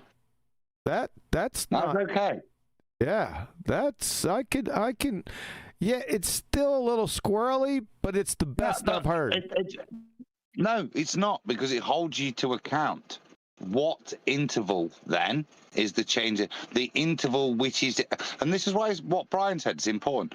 Where did the earliest clocks come from? A sundial. So the intervals of the change. Now, once we know that the sun is regular in its thing, and that passage and that angular change of a shadow is the same all the time, we can then construct things that replicate that passage of time. Sometimes they lose it, don't they? But we're replicating that, and then we subdivide the units within that, yeah, at a base 60 level, yeah, and that's held true from pre-history to today. That base 60 way of subdivision has held true, and that's what time is, because it's how we've always described it. But we build mechanisms that will enable us to accurately subdivide the passage of the sun in the sky. Well, that's not time. That's just subdividing. Yeah, it doesn't describe time. It doesn't explain what time is. It just enables you to quantify, which is useful in so many ways. Yeah, but it doesn't tell you what time is. Good, stop. Exactly. Time. Yeah.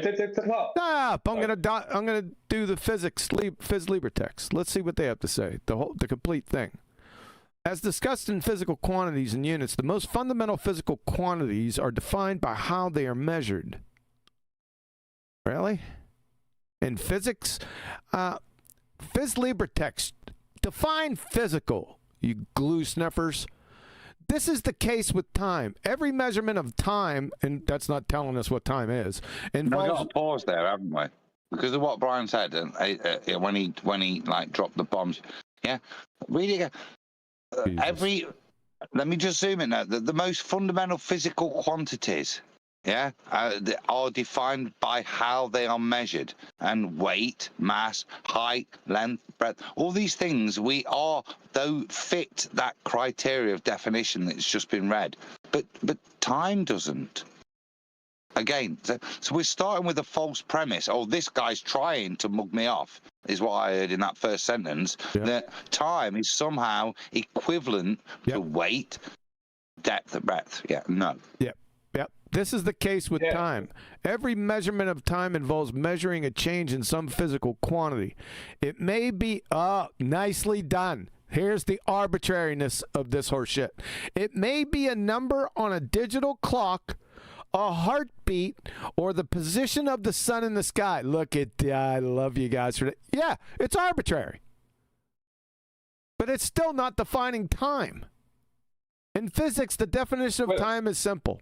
Time is change. Now, it's not change is change, like I said. Or the interval over which change occurs. Now, that's a little bit better, as we all agreed. It is impossible to know that time has passed unless something changes. Okay, well, thanks for that. No. See, that's hold on, wishy-washy, isn't it? That last statement, sorry, yeah, just that last, at the point where we clarify what change is in terms of how we would, or the interval, right? So we're going to have those are intervals of change, of which we refer to the luminaries, for, like I say, to ground ourselves as anything of a standard. As we know, clocks lose time. Clocks aren't the standard of time. The thing that's the standard of time and the way we differentiate.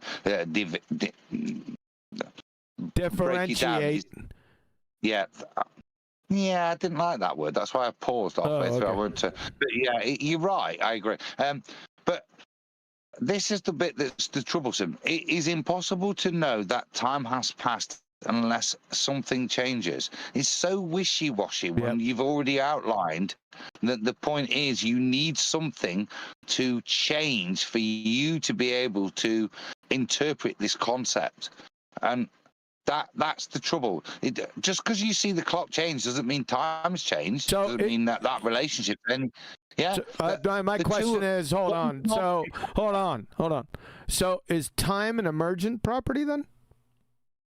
Time keeps on slipping. According to this, well, thanks, Flatsy. Thanks, Flatsy. He does a lot of drugs. Did you know that, Steve Miller? She's got 3 balls. I was just reading it because Miguel Sosa, he put it in the chat, and it was funny. This means that it's emergent, Adam. This last wishy-washy definition. Yeah. It is impossible to know the time. Wait a second. It is impossible to know that time has passed unless, keyword, something changes. So it's according to this statement, it's emergent. Get it? It's also it's also that would be to imply that if a cesium clock doesn't decay or the hand of a clock doesn't, then time hasn't passed.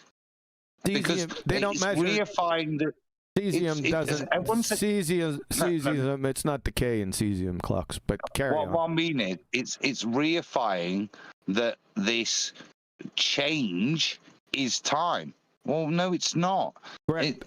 That's a statement that change has to happen for us to have observed that. But that doesn't mean that change is time. That's, like I say, philosophically inaccurate. Correct. Brian? Yeah, if I could be allowed to separately define a clock and time separate from each other. Go ahead. Like we need geometry. Like we need it. Some people may do. Clock is geometry. Is degrees, minutes, and seconds came before hours, minutes, and seconds, because the clock is based off of 360 degrees. That's the definition of a clock. It's geometric, basically.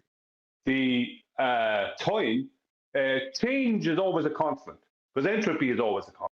So time is a segmentation of entropy. Yes, it is. Yeah, but it's still not saying what time is. I agree with you. Yeah, entropy and time are proportional to each other. Yeah, but right. So yes, but rates of entropy are described in terms of subdivisions of the passage of the sun. We're off of this topic. We're not going to do it anymore. We're going back to this. Now that'd be enough. No, we're not. Well, we are, but we are showing we know a shitload more than these idiots. Yeah, that's for sure. Time is what clocks measure, and clocks are not made out of wood. We can use atomic clocks. We're making strides towards nuclear clocks. Here we go with atomic clocks and nuclear clocks completely. Now everyone has lost the plot. Let's see if Witsit drags his dumb ass back. Clocks. The concept of the time is the concept of time. Now you're getting close, Tony. Time is matter. Pause. Time is matter. Yeah, I just heard that just after I said pause. We'll have to hear that again. He said the concept of time, that means his measurements are thrown out the window. You can't measure a concept. Yeah, you got it. Yep. Yeah. You want me to go back? Make sure. Yes, because I want to make sure that he just said that. Okay. Because surely he didn't. Yes, he did say that, but he may have been. That might have been a sentence fragment. He might have corrected himself. So I pulled a J. Here we go. The concept of the time is matter is nonsense. This is so look up. He said time is Everything he said was nonsense. So what is he talking about? Well, he just said. Hold on. He just said that clocks were time, but the concept of matter being time is nonsense. Are clocks matter, Tony? You freaking idiot! He's an ass clown. Can somebody? This is starting to really irritate me. Well, because clocks are made of matter, that must mean time is matter. Is exactly. That what Tony is? Oh my God! I hope Witsit, please save us. Get us back on topic, for crying out. Again, this gets back to scientific illiteracy. This has nothing to do with science, and your scientific literacy is down below first grade, demonstrable the whole time. No pun intended. You fucking clown. You don't know what time is. Hold on. All right. So, fundamentally, is time science? Can you science time? Anyone? Anyone? Come on. Well, time can be your, IV. Let time be your IV. Yeah. Manipulate it. Yeah, we had a couple years of that. Fucking idiots. Time causes, yeah. Time causes haircuts. Time causes turkeys to cook in the oven. Not the heat, it's the time. Fucking clowns. Concept. You don't know what space is in a physical. Yeah, space isn't physical, you dumbass cracker. It's length, width, and height. Give me the length of width. You glue sniffer. You need to be institutionalized, Tony. Discussion. Look them. Do you agree? It's a length of width. Give me the length of width. Yeah. You know what I just remembered? How much I died that one time you said, if you censor shampoo, can you predict a bad hair day? I remembered that just randomly just now. That shit was so funny. It killed me. Yeah. That's when I was taking magnesium glycinate. That sounds more like Quilos than magnesium. What about D3 and K2, man? No, cholecalciferol and potassium supplementation. No, not they're K. different No, things. no. I'm not using K as a potassium. Oh, vitamin K. Yes. K2. To be You exact. Kaylee Mother Crusher. It's very important. K2 is very important. We're not going to, that's off topic. I'm not going to pull a Tony here. Let's continue. Both up because at the moment you're making a fool of yourself. You're making a fool. That hit pure projection. You ask That's fantastic. No, but like, if we are like talking to people that don't argue with people, if ever you get that response, you know you're winning. You really do know you're winning. Oh, your ass is so toasted. You've had to go to that. Yep. You sound like AOC. You know what I mean? That's politicians' rhetoric, just like mantras. Once you hear a mantra, you know you've got them because they don't know where to go. Argument by cliche or a mantra. You got it. Yep. Help you out here. If I take the out a clock ruler, stops working. if I take out if the clock stops working, would time stop? Elbow. Nicely done. Let's see what he says. So it's not. It would need if all clocks. A couple sentence fragments there. But... How can you stutter over that? How can you not just go no? You spastic.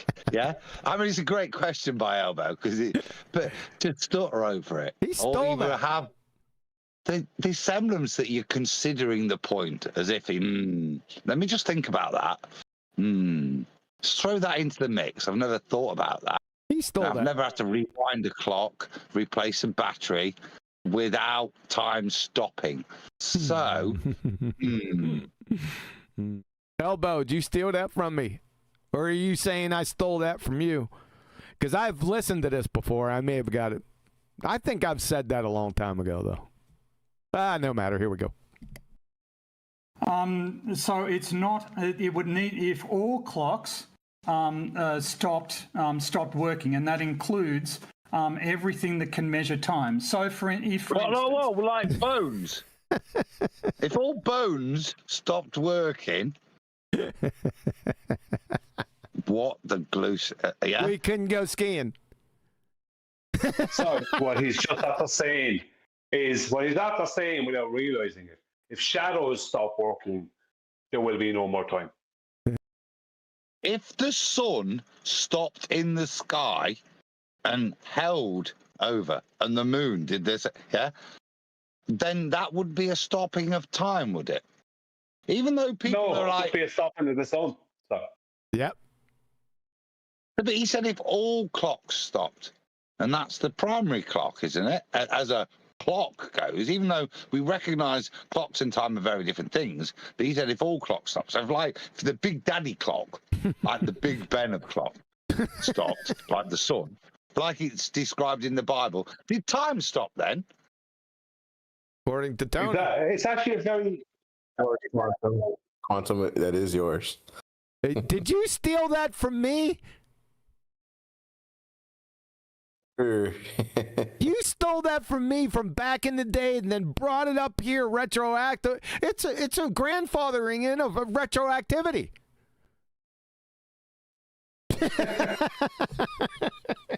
To elbow, turn to bollocks, right, and say, I don't care where I got it from. I dropped it at the right point. He did. Right drop. He did. It was a good job, man. That was really nice. But let's get to him. Good job, Elbow. Can I just say 1 second? It's going to be a lot longer than 1 second. Well, it'll be a little bit longer. What PhD Tony says there, if all clocks stop and all time measuring, because he thinks time can be measured, devices stop, like he's about to go into time doesn't exist. No, because that is an absolutely great question for someone like Tony. So if all clocks stopped, right, and the sun stopped in the sky, and the moon stopped in the sky, does time stop? Do you stop aging? You know what I mean? Like, does change stop? Do you know what I mean? It's like, it's a great question. It shows no, time will keep on going. Do you know what I mean? So time is purely conceptual, taking away all of his rhetoric about and those like him about time being part of a fourth dimension and all this other complete horse manure. So he's after giving the key to his own destruction now. All right, hey, give me 2 minutes. Go ahead and go on with this talk. We've been on this time thing. I sure hope he gets away from it, but go ahead, 2 minutes. You guys got free reign. But you know what I'm saying, Adam? You like you jumped on it before, like you jumped on it straight away. So if the sun stops, does time stop? No, that doesn't mean the time stopped. Do you know what I mean? Like, because time never. You know what I mean? Well, what? Who has defined time correctly? You know what I mean?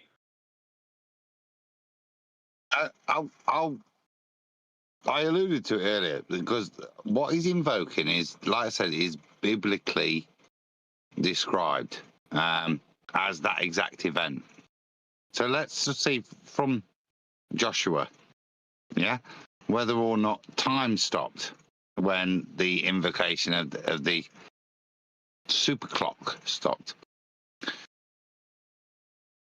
On the day the Lord gave the Amorites over to Israel, Joshua said to the Lord in the presence of Israel, "Sun, stand over Gideon, and you, moon, over the valley of Aijalon." So the sun stood still, and the moon stopped, till the nation avenged itself on its enemies. Now, if a nation is avenging itself on its enemies, whilst the sun and the moon, the arbiters of time, stand still, did time stand still? No, only the things we use to calculate it. The change continued. The sun stopped in the middle of the sky and delayed going down about a full day whilst all this shit was going down. That's not the Bible, that's me. There has never been a day like it or before since. A day when the Lord listened to a human being. Surely the Lord was fighting for his... Oh, that's AI. You naughty rascal. I asked for a citation. He's so naughty, AI. It's full of psychoses and like pleasure, trying to please its master too much. Point being there, like all of this is the arbitrary. A cesium clock isn't cesium; it's a detector. So if the detector stops, what are you trying to now say, that the atomic decay is time? If atomic decay stops, so you can take it back to his apologetics. So if there was a point where atomic decay stopped happening, as if that's less plausible than the sun stopping in the sky. That's not to say it's not within God's remit. He's demonstrated one, it's recorded. Yeah, atomic decay is just therefore just as plausible to me. Are you saying then that time stops then if atomic decay stops? Entropy. I'm not. Yeah, because it still doesn't. No matter what you try and do, time doesn't stop. Because he's trying to make time clocks, and therefore, whatever clock you take, I'll take you through it. Really? That's time, is it? Yeah, exactly. Because what he's trying to invoke some kind of physicality to time. Saying we can measure it and so on, this kind of stuff. We can use it within, like, for the measurement of speed and different things like that. But all right, you can't. That's it. Time to stop rambling. Yeah, but I'm nearly done. No, not. No, you weren't nearly done. You weren't even talking. You were done beforehand. Not nearly done. It's only because you overtalked Brian. The point that I was listening to that you weren't. No, I was going to respond to. You weren't. But obviously, you're back. You've ingested some nutrients. I did not. I got rid of some. I got rid of some. You've been snorting magnesium, haven't you? No. Yeah, he's going for his magnesium. Listen. I don't snort magnesium. I'm not connected to a catheter here. Okay. Get it? Let's move on.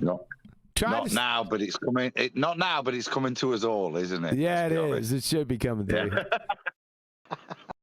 It would need if all clocks stopped working, and that includes everything that can measure time. So, for instance, I measure time by the amount of reflections I get off a laser, and that stops. What? Yes, time's stopped.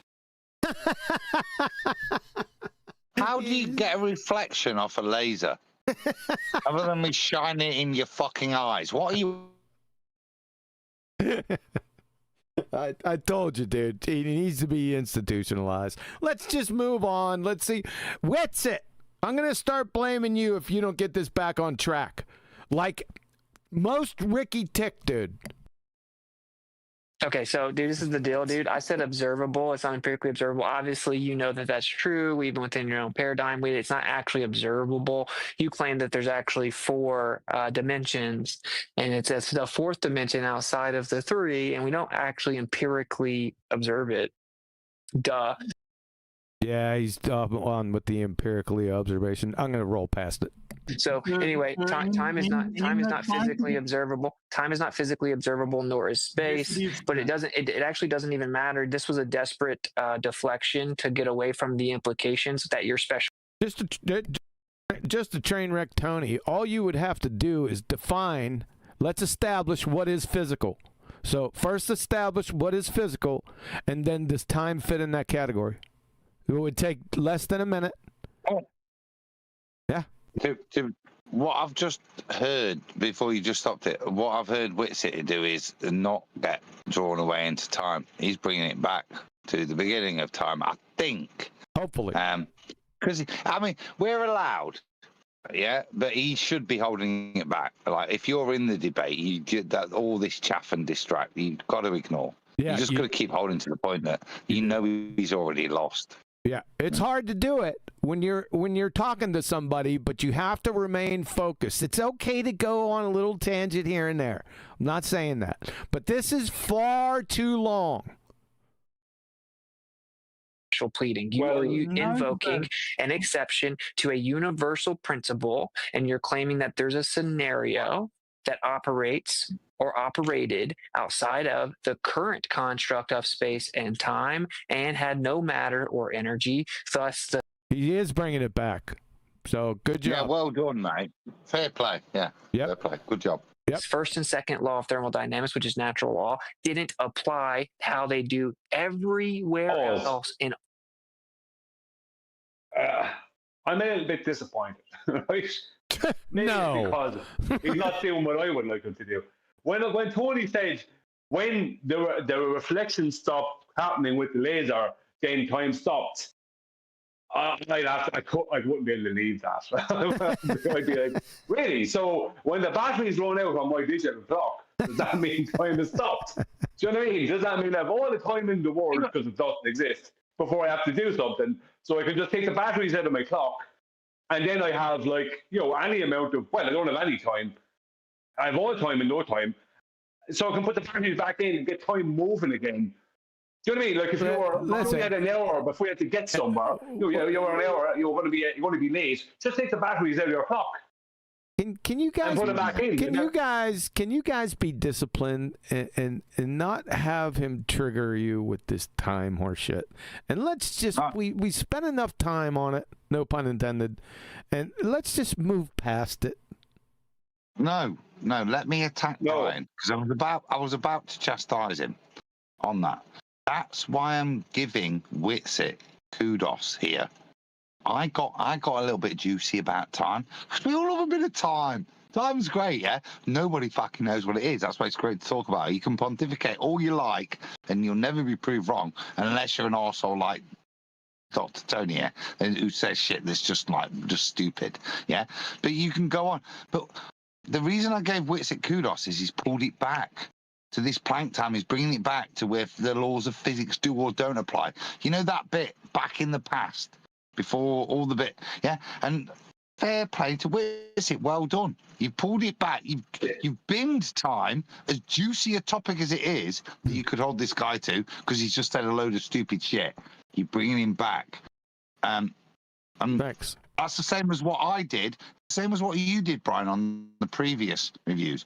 There's nothing more powerful than bringing these fucking idiots back to the first stupid thing that they said that they desperately try the next hour to move away from. Bring them back to it because it hurts them. And well done, Witsit. All right. Done. Now, yes, I understand the sentiment.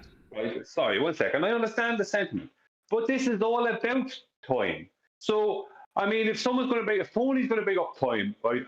If I ask him to define it, he's going to give me the BS that you got from AI. So then we have to go into okay then, and I start pulling apart that BS from AI with Tony there, and him having to somehow physicalize time, which he won't be able to do.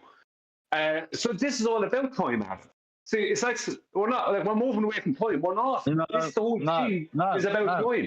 Oh my God! No, let this argument continue through me and Brian. No, that's the bait and switch to me. It's not about time, right? Yes, it is, I suppose, but not really. It's not about time, which is a great place to expand the conversation. It's about whether or not there was a beginning to time.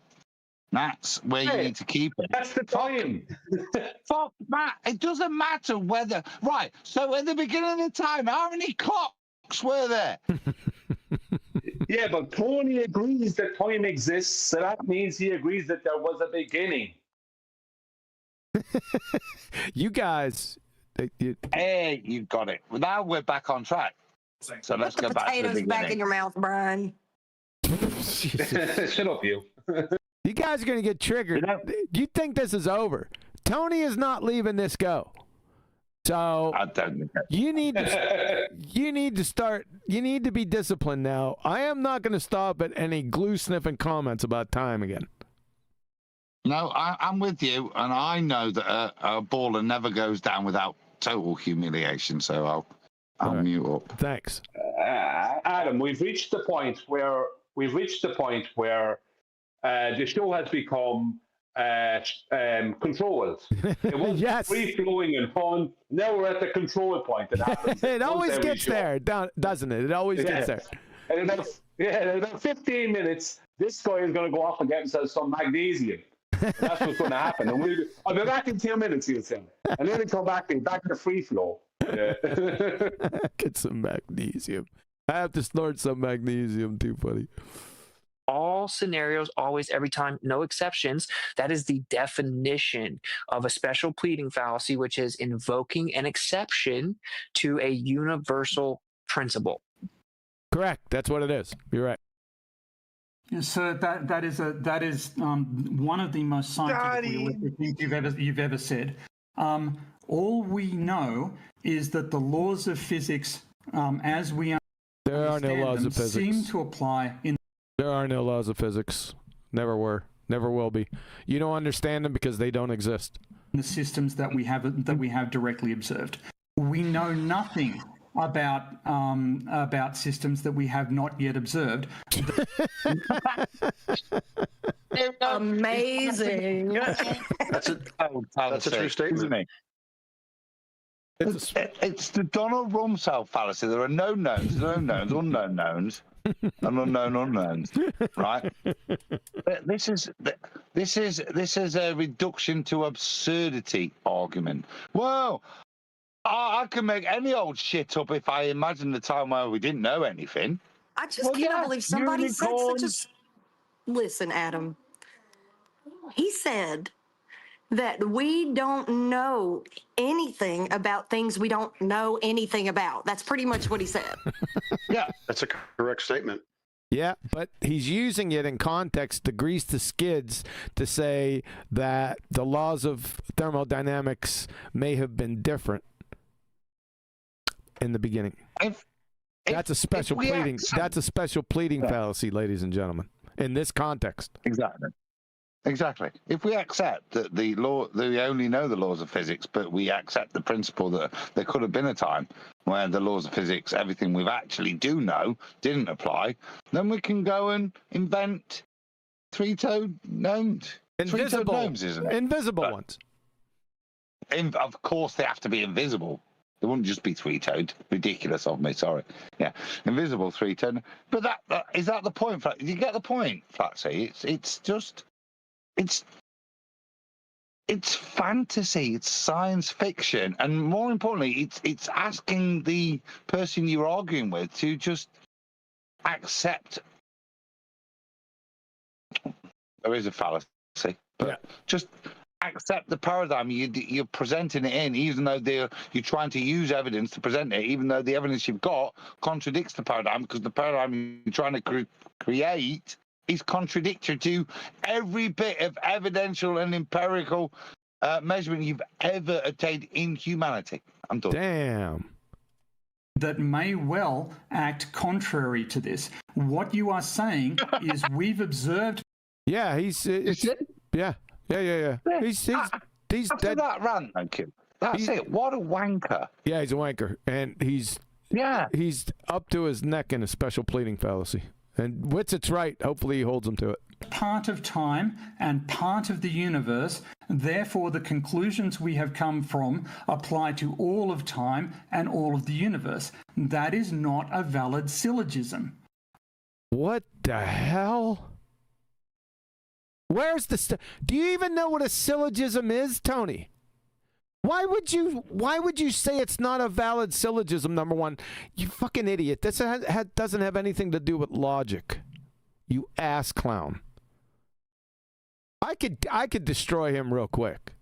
You ain't going to have a universe. You ain't going to have matter. You're not going to have time without a knower first. It'd be all over. I'd end it quickly.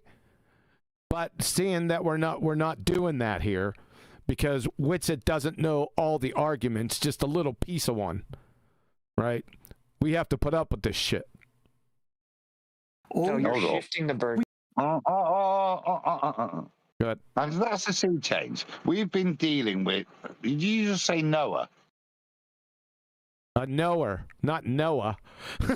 Yeah, not like some bloke in a really big boat. Yes. Like a menagerie and like a really nice apiary and stuff. Not that kind of bloke. You mean a knower, as in someone that has to be knowledge of.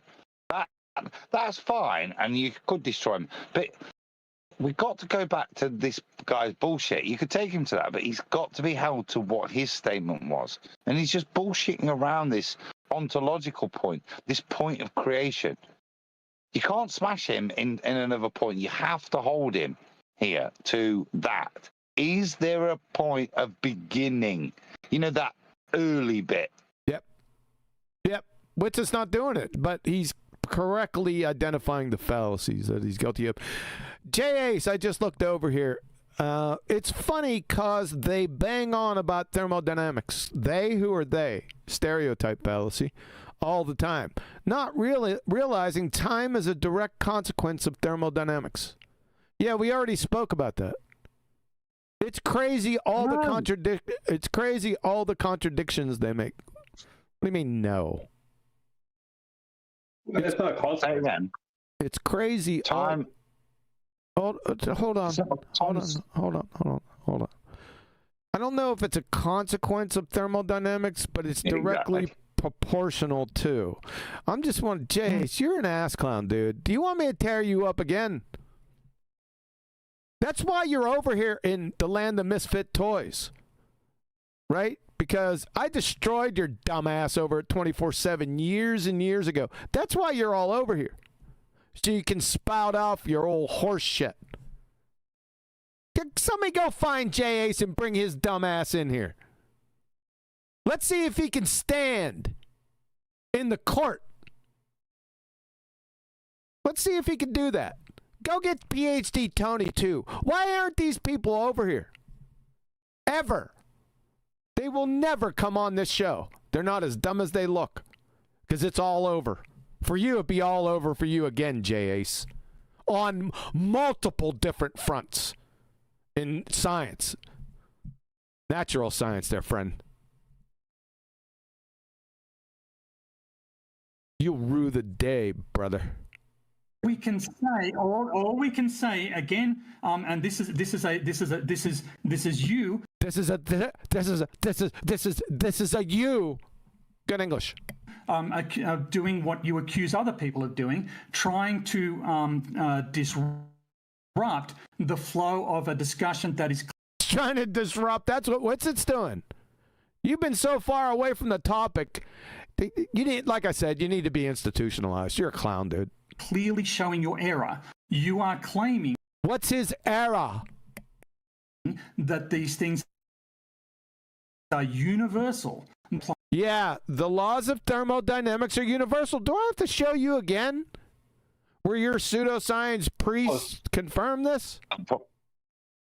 No, you don't. It's incumbent upon him to show where they're not universal for him to make that statement. Otherwise, he's just a pretentious wanker making shit up. Brent. Yeah, Tony Purcell here, he agrees that regardless of what else he does and says, like his whole argument is based on a time prior to thermodynamic. Sorry, to the laws of thermodynamics applying right. Yep. Right to our world. Yeah, he's a dumbass. That means he agrees that there's a starting point. Exactly. Yeah. Implicitly, yes. We've already identified this. Thanks, Brian. Anything else you want to repeat? Not right now, but it could happen later. Not right now. Reserve the right, Brian. I learned from you, Adam. Too funny, man. What? I've noticed that there's this virtue signaling going on by some of these higher mind types where they say, oh, you're far too rigid, and what we have is universal laws of nature right now, and we can't just go ahead and make up something that may have been different before. See, we are the virtuous one. Yes. We're not so rigid in our ideology. You got it. That's part of the delusion, yes. Yep. Yeah. No, he's right, because I know he is. Even though we've only ever observed two genders, it's not reasonable to suggest that there might not be some pansexual creature out there that confuses all of our minds. A pansexual? You say pansexual? I don't know. I pulled that phrase out of my arse at the last minute as I struggled to hold that analogy together. Wow. There's massive. Oh, sorry. No, good. I said there's lots of examples he could have given, but he had to go to the most bizarre one. Yeah, because he's a deviant. Yeah. No, there either are things in nature or there aren't. There either are two genders and there has never been any other gender observed, or there isn't. Fact of human history is the prior. Yeah. And it's the same with everything. There either are laws of nature that we've observed and have always held true, or there isn't. We can't just pull out of our arse an imaginary time where they didn't apply to justify any position I want to hold. Yeah. It's not reasonable. No, it's stupid. And at all times, when we have only observed part of time and part of space, we do not know that they extend universally. That is an assumption.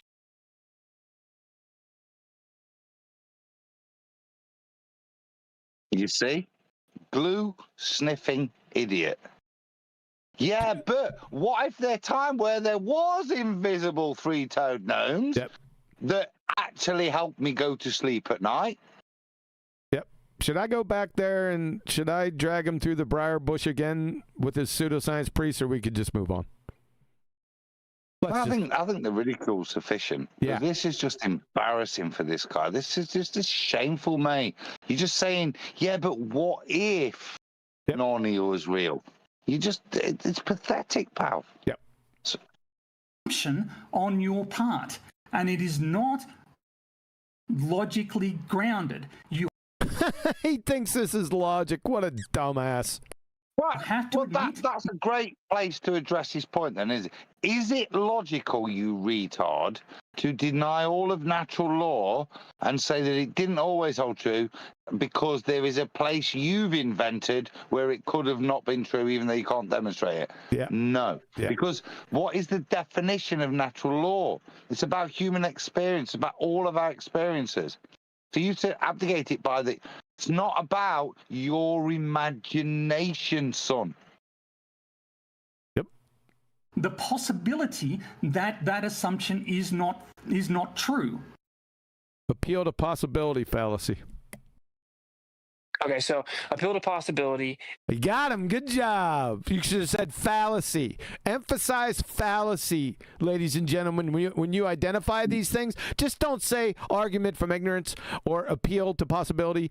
Argument from ignorance, fallacy, and say it with some fucking backbone. Exactly. It's supposed to be a punch in the face. That's right. Figuratively. Exactly.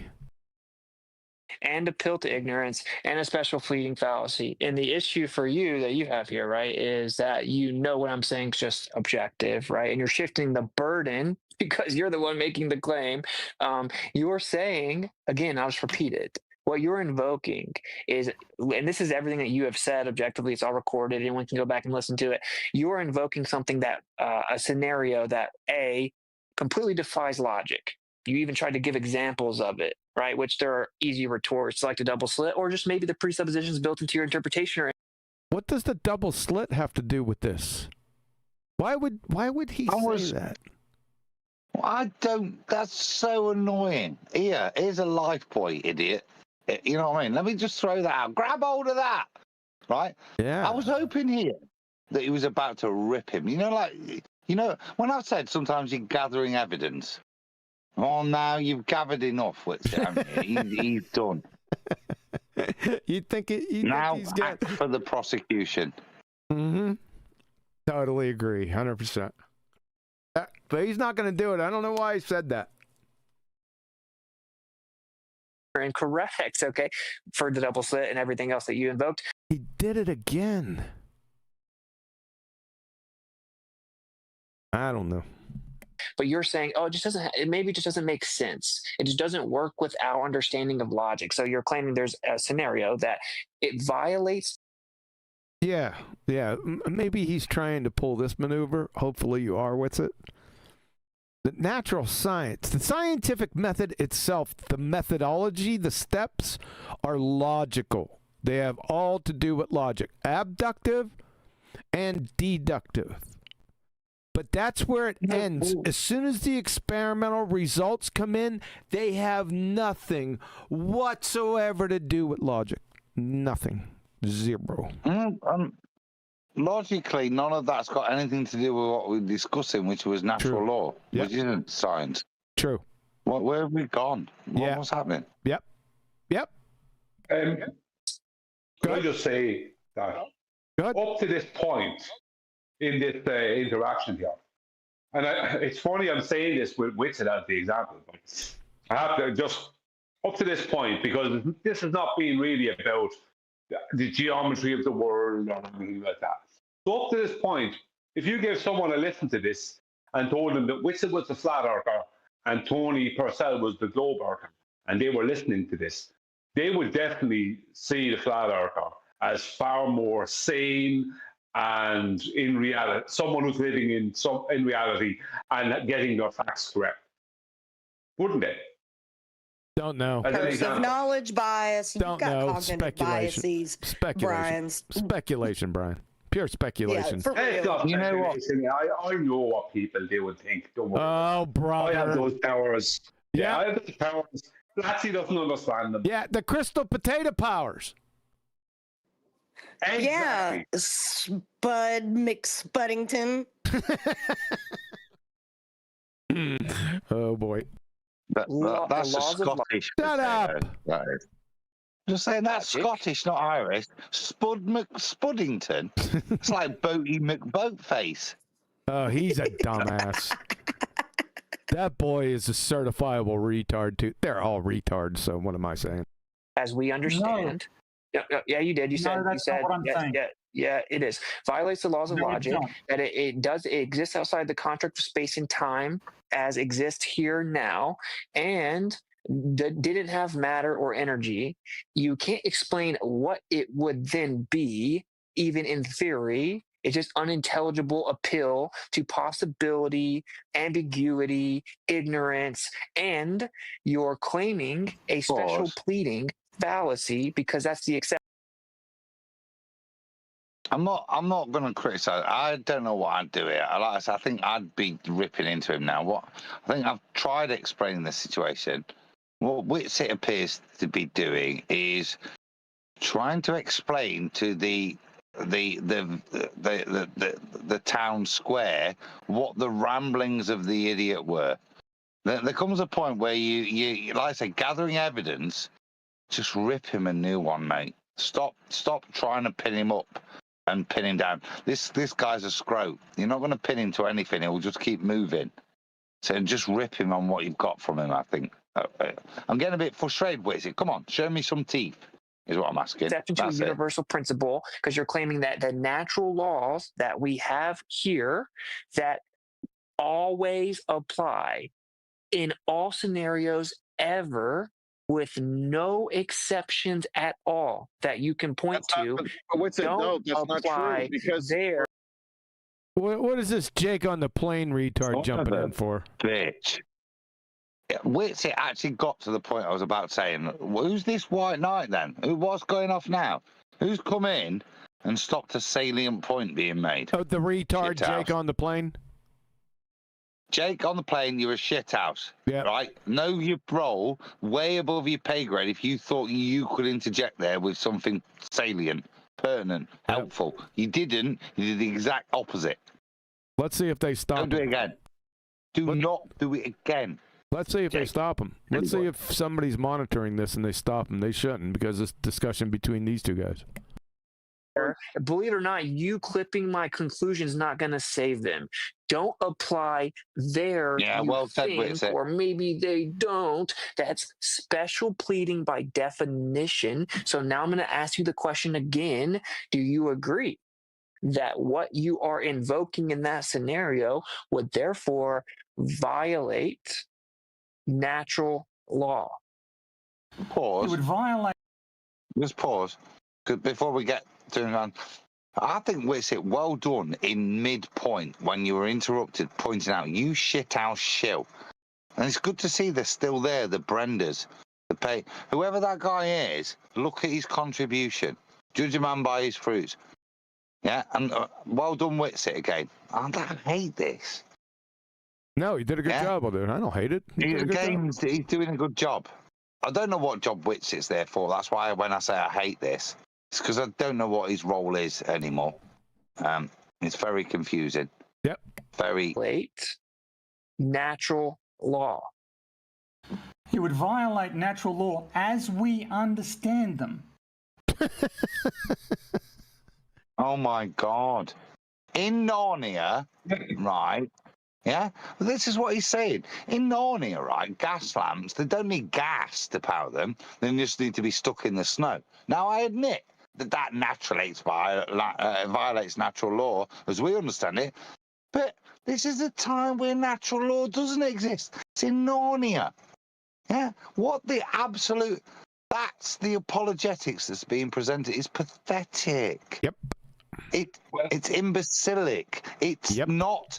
this guy's appealed to earlier, it's not even logical to apply to it. Yep. It's not logical to apply to a time that you've never observed, to create a place you've never observed, to substantiate that place with a violation of everything you have observed. Very well said. Well, see, this is the thing, right? To break it down into a very short statement, right? Adam just did. Adam just did. Their response... No, I just did, right? No, Brian. No, I just did, and very precisely that away from you. Wittily, I might add. Yeah, very well done. You're not gonna climb on top of that. Their response, the people on the globe side, their response to dealing with the laws of thermodynamics, destroying their whole paradigm, is Tony's imagination. See, Brian, in the music performance industry, we call what you just did like you don't want to follow the act before you, but you act. No, listen, I tell you, Gary, right? What ruined what I was doing was quantum eraser coming in, stopping me, suppressing me. Right? Oh my gosh, you poor thing, you. Another victim. It was because I have a disease. Yep. Polio. Mr. Victim had an example of that yesterday. We won't get into that. And this is the thing that you keep on leaving out, because there is a possibility that our understanding is limited. In fact, there is a certainty that our understanding. There's a certainty that our understanding of natural laws are limited. You're a dumbass. Okay. Well, this is the point that you know, and this is a good place. The second you hear this, this is where you lead the retard into making the statement that possibly, from his viewpoint, he could be a brain in a jar. Yeah, Adam, just take him there. I'm certain that I am uncertain. Exactly. So, you're not really in a swanky establishment with hot tubs, saunas, 3 bars, a stage for you to perform on. That's just not reality. Why would there even be a stage for you to perform on? Because it's you. You're just a brain in a jar. You've imagined it. It's not real, Flatsy. Yeah. Now, disprove me if I can abdicate away all natural law. You can't. Because you're just a brain, and this is where this guy's going to. Yeah, but if you imagine something that contradicts that and means it couldn't be true, even though you can't actually prove any of it, then you could be untrue, even though everything you've said is supported by everything we've ever observed. But imagine, like, a place where everything we've observed isn't true, then in that imaginary place, I could prove you wrong. This is where we're at. It's just spasticity. It's idiocy. It is idiocracy. I can prove with certainty that you are uncertain, mister.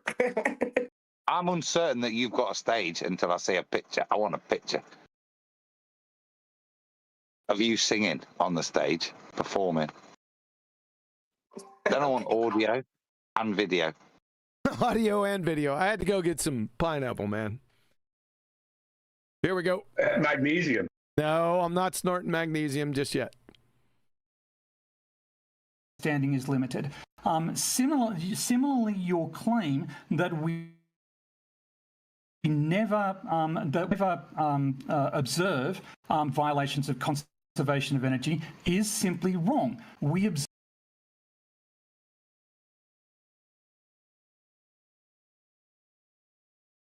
You're on mute, QE.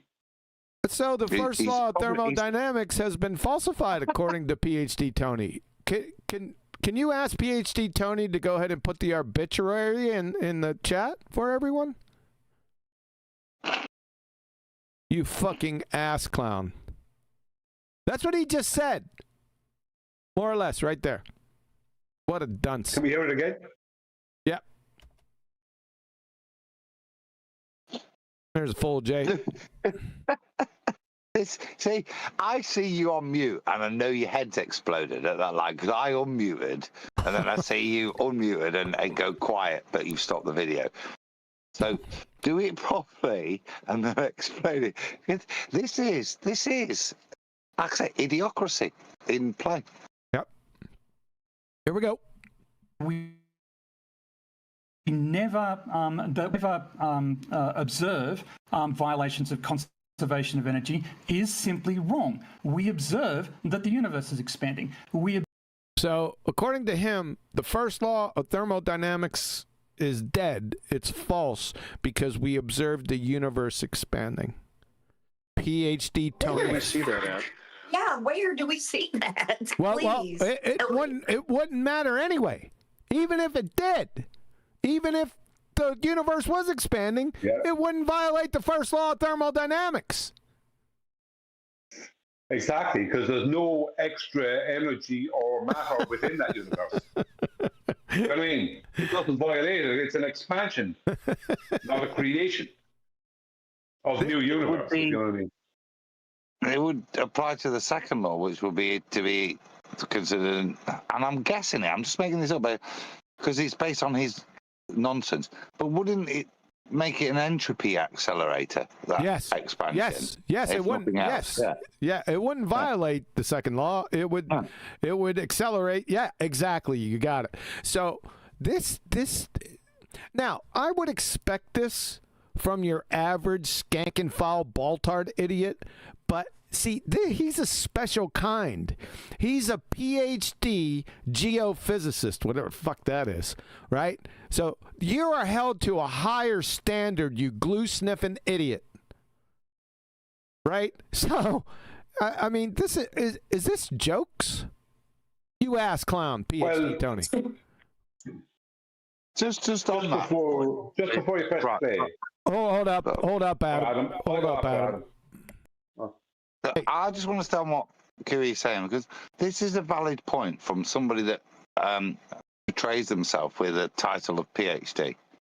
Okay, and that Kiwi just put that proposition to me on what he just said, and in a short time of my brain to be able to tick over, I understood the comprehension because I understand what the first and second law. I realised the statement didn't apply to the first, it applied to the second. And if it did, it wouldn't contradict it. It would only be an accelerant of entropy and this effect that's not been observed. This is where we're at. And respect to Witsit now. Because you like saying you're now juggling cats. Because listen to what we've just unpacked. This guy's fundamentally demonstrate he's got no comprehension of what the first, second law, how it applies to reality, how it applies to a pseudo-reality even. Yeah? This is just, we're now, like I say, in the realms of juggling cats. It's a good analogy. Go ahead, Brian. Okay, thank you, Kiwi. Well, to invoke what he's just invoked, if you allow me a moment, he has to first violate the second and third laws of thermodynamics. Because he's got to first invoke an uncontained vacuum, and then he's got to invoke a perfect vacuum, which is what it would have to be for the universe to be expanding into it. You'd have to have absolute nothing. Well, so that's the violation of the second and third laws of thermodynamics. Yes, not no. No. For it to be no, I don't mean it horrible. Okay. Just a nuance. For it to be expanding, it has to be contained in the first instance. It can't be uncontained for it to expand from its uncontainment. Well, they're not claiming containment, you see. They claim uncontainment. They claim a vacuum of no containment that's expanding, or what would be a very high-grade vacuum, I can't remember the correct term, that's expanding into a perfect vacuum. So it's a complete violation. Yeah, that's what I'm saying. You can't expand out of non-containment. You can only expand out of containment. You can only have a bigger container if your container is already defined, i.e. the container's getting bigger. So you can't have expansion into something that you've already available to expand into. Well, that's the thing, though. He's claiming that you can. You know what I mean? If you going by their claim, the claim is that there's a vacuum that's uncontained, a high-grade vacuum that's very high-grade vacuum that's uncontained, that expands into a perfect vacuum. That is the implications of their claim. So what you're saying is true, but he's saying the opposite. But is the perfect vacuum contained, and is that the thing that's then expanding to maintain the differential between the perfect vacuum and the contained vacuum? You see, contained. There's always containment. You can't expand from infinity, because you know what? You're a spastic. Yeah, but you're a spastic times 100. No, you're a spastic times infinity. You're a spastic times infinity plus 1. Yes, Adam, you just nailed it on the head right there. I feel like this is exactly where all of this crap comes from, is when you try to tell somebody, oh, I love you way more. And then you have to have the argument of how much you love, like boogering me. Oh, I love you infinity times infinity. And he's like, well, I love this. You know what I mean? Like, what the heck? Brian, I got that list up here for you. Brian, I got the Thank list. you, Kiwi. I got the list up there for you. Okay, I see it here. Yeah, in reality, extra high vacuum. Then you have outer space, which is non-reality, and perfect vacuum, which doesn't exist, which is also non-reality. Thank you. Yeah. Well, it goes from this is bullshit. Theoretically impossible, perfect vacuum. No, it's not theoretically impossible. It's impossible according to the laws of thermodynamics. So that's impossible right there to get there. Outer space. All this is horseshit anyway. You can't have a vacuum. Nature abhors a vacuum, glue sniffers. But this is from a manufacturer. Some type of manufacturing outfit. So just to let everyone know, outer space, these are defined, and they're defined in many places, and this is similar to another one that I have. So outer space, 10 to the negative 9 to 10 to the negative 17 torr. Extremely high vacuum, 10 to the 13 torr. Ultra high vacuum, 10 to the 10th to 10 to 11th torr. High or hard vacuum, about 10 to the negative 5th to 10 to the negative 8th torr. Medium or intermediate vacuum, 10 to the negative 3rd to 10 to the negative 5th torr. Low, soft, or a rough vacuum, about 10 to the negative 3 torr. And paradoxical atmospheric pressure, 760. Just to give you, just if somebody tries to pull the wool over your eyes, what's the vacuum has to be a perfect vacuum, right? Fucking idiots. Before you move those numbers, QE, just, you know when we was talking earlier, and we were talking about Planck time. So look at those numbers, right? Perfect vacuum was. That's sod all in there. Outer space, 10 to the minus 9. Extreme to minus 3. 10 to the minus, that's contradictory, by the way. Yeah, it is. Outer space, minus 9 to 17. Extreme high vacuum, minus 13. That sits in the middle, by the way, just to point that contradiction out. Ultra high vacuum, 10 to 11. But the point being, when we were talking about those other numbers, what was it? It was 5.3 times 10 to the minus 44. Don't confuse seconds. People. What I'm talking about is the level of wankification and bullshitification that's presented to the general public to a degree that is not measurable, not even observable in Planck time, but is presented because it's got a really big number with the to the power of, means it's got some validity. All of the bullshit you see is supported with big numbers, equations, and bullshittery. But look at it.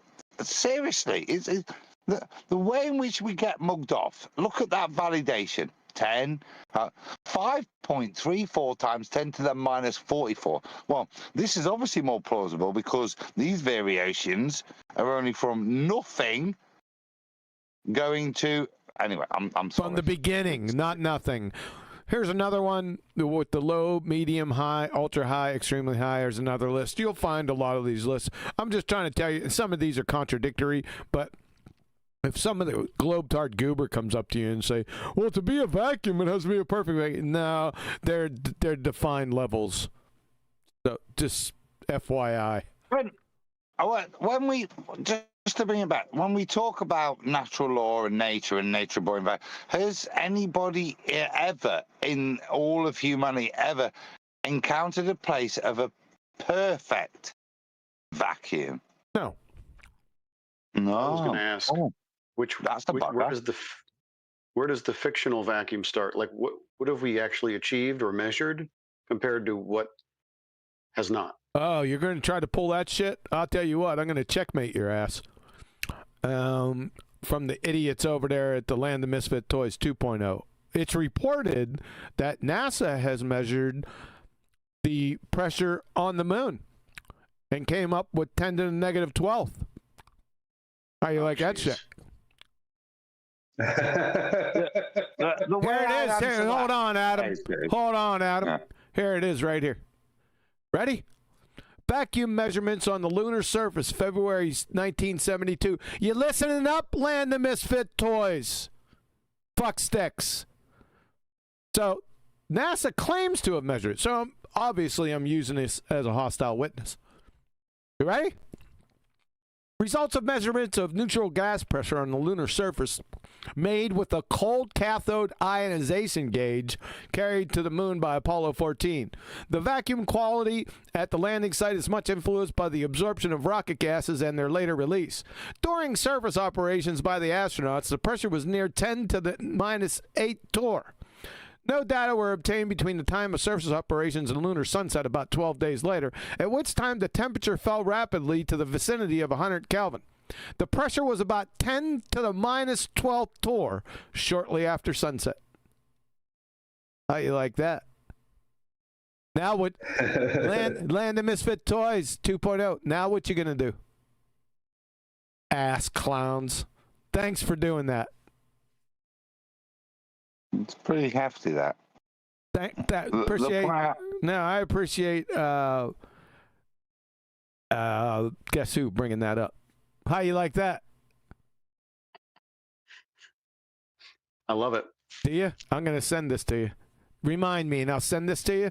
Whenever those idiots say, "Well, whoever measured it," yeah, NASA did. Now what are you gonna do? Now that you've given up the argument about the second law of thermodynamics. Right? Land the Misfit Toys 2.0 fuck sticks. My God, you're pathetic. See, how can they... Go ahead. That's why I wasn't sure. I was thinking to myself, why is QE talking about this? And I said, what am I missing? And I went, yeah, when you said it, they've given up the second law of thermodynamics. Yep. So... there you go. NASA measured it on the moon. Yeah, there you go. Now what are you going to do? This is news to me. Yeah, I know. Usually is. Assets. I have one other issue. How you like me now? I fondly remember watching those videos of them taking that bullshit bit of equipment on board, along with the moon buggy, the golf clubs, and all the other things to make that measurement. The thing I would address the point with it, I appreciate all that shit. I appreciate the torr value of outer spaces, whatever it is.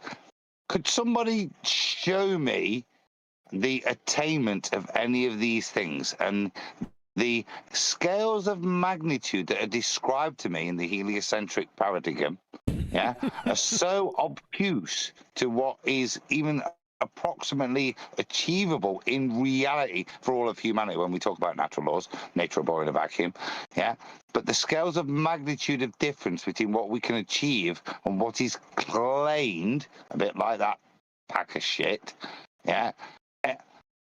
don't stand together. They don't stand under scrutiny. And not the point. It's that contradiction between what we can do and achieve. Even NASA, in a super concrete bunker, they can't achieve these orders of magnitude of whatever scale you use, torr, PSI, whatever. We're not even close to the ridiculous statement of where these supposed events are going. Even if somebody says, I went on a moon buggy and measured it. Yep. They did it in Sandusky. That vacuum chamber they have can only get to 10 to the negative 6 torr. And I think they have 8-foot walls. Rebar reinforced 8-foot walls to get it down there. Yeah, they have, I think it's 6 feet of concrete and 2 feet of steel, and they have 6 vacuum pumps. And 200 that feet was to the minus. But this is getting relevant, and they can achieve 10 to the minus 6. Yep. Torr. Yeah. Yep. And what's on the moon when Buzz has stepping out there in his neoprene shell suit. Buzz. His neoprene aluminum foil suit. Aluminum foil, bit of rubber. Gotta have a bit of rubber for expansion. All right, let's roll. Observe that empty space contains vacuum energy. Does it? Haven't you ever heard, Tony, that nature abhors a vacuum? We're not talking about anything natural here now. So. Could he? You missed that. No, you missed that. Nature doesn't abhor a vacuum. Yeah, it does. But nature goes, what the fudge is vacuum energy? Is what nature says. Exactly. Yes, well, it was important as well. What is this? Well, that's isn't it begging the question and traveling down a horseshit trail about vacuum energy when you can't have a vacuum in nature? Well, there is a low-grade vacuum in the sky. We can show that, but low grade. Yeah. Yeah. Low pressure, he means by that. Low pressure. Low pressure. Low So pressure area, as in. Yeah, well, it's a vacuum by the standard of the of one of the lists, like on the list. Earlier. No, it's a vacuum by the nonsensical and like definition, which is to take the term vacuum and what it means, as in fuck all there, and then to imply that there are grades of stuff being there to describe this vacuum. No, that would be what we have this term called. We had it before. What we didn't need to do was reverse a vacuum and add stuff to it, making it not a vacuum, right? To invent a new scale when we already had this this scale called pressure. Yeah, that's what it is. It got lower and lower pressure. It's not more and more or less and less of a vacuum. Vacuum isn't a scale. It's a definition of nothing being there. Pressure, you can have variance in. Vacuum is like the lack of any pressure. There you go. Hold on. You're pulling the same shit that I. No, this is defined, dude, in their paradigm. You just pulled the same shit that I warned other people about. That's what I say. Medium vacuum. Get a load of yourselves. There's not a medium vacuum, right? There's either nothing in there, i.e. it's a vacuum, or there is. And when we invent these scales, we realise that the terms that we relate to a vacuum are nonsensical, because all we're doing is redescribing air pressure. Because when we get to the point that there's zero air pressure, whatever unit, torrs, PSI that we use, atmospheres, whatever it is, when we get to zero and there's nothing there, that's when it becomes a vacuum. Yeah, he doubled down again. You just said the same thing again. Yeah. That's bullshit. It's not. Yeah. Hold on, Brian. Brian, fucking relax. That's bullshit. You have to go by what the heliocentrics, it's their story. You got to go by this. No, right, okay. Now, that's a different paradigm. Right. Well, see, I've got an objection from my understanding of the use of words that the title above, vacuum levels, is contradictory.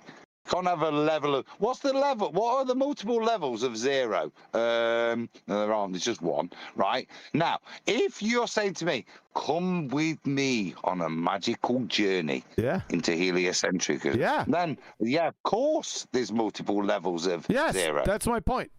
Yeah, I'm using this as a hostile witness, is what I'm saying. Yeah. All right. What? That's enough. What? Can I say something? I think I'm missing the point, Adam, and I think you too as well, QB. I'm thinking no. Okay, I know they have atmospheric pressure here, and they have outer space, right? Okay, they're dodgy, right? But the point they're making is 760 torr is air pressure, a concentration of air and pressure that's away from zero. So these are levels away from zero. Like zero is like the ceiling, if you understand what I mean. Yeah. Because you can't have less than zero in terms of number of molecules. And the other way of describing atmosphere, see, there's lots of. If I'm going to just adopt the word instead of just, I'll just go with atmo pressure. Which altitude? Now, the one that's being stated is funny because they've stated a place where the atmo pressure isn't equal at any point. It varies based on altitude. But guess which one they're stating?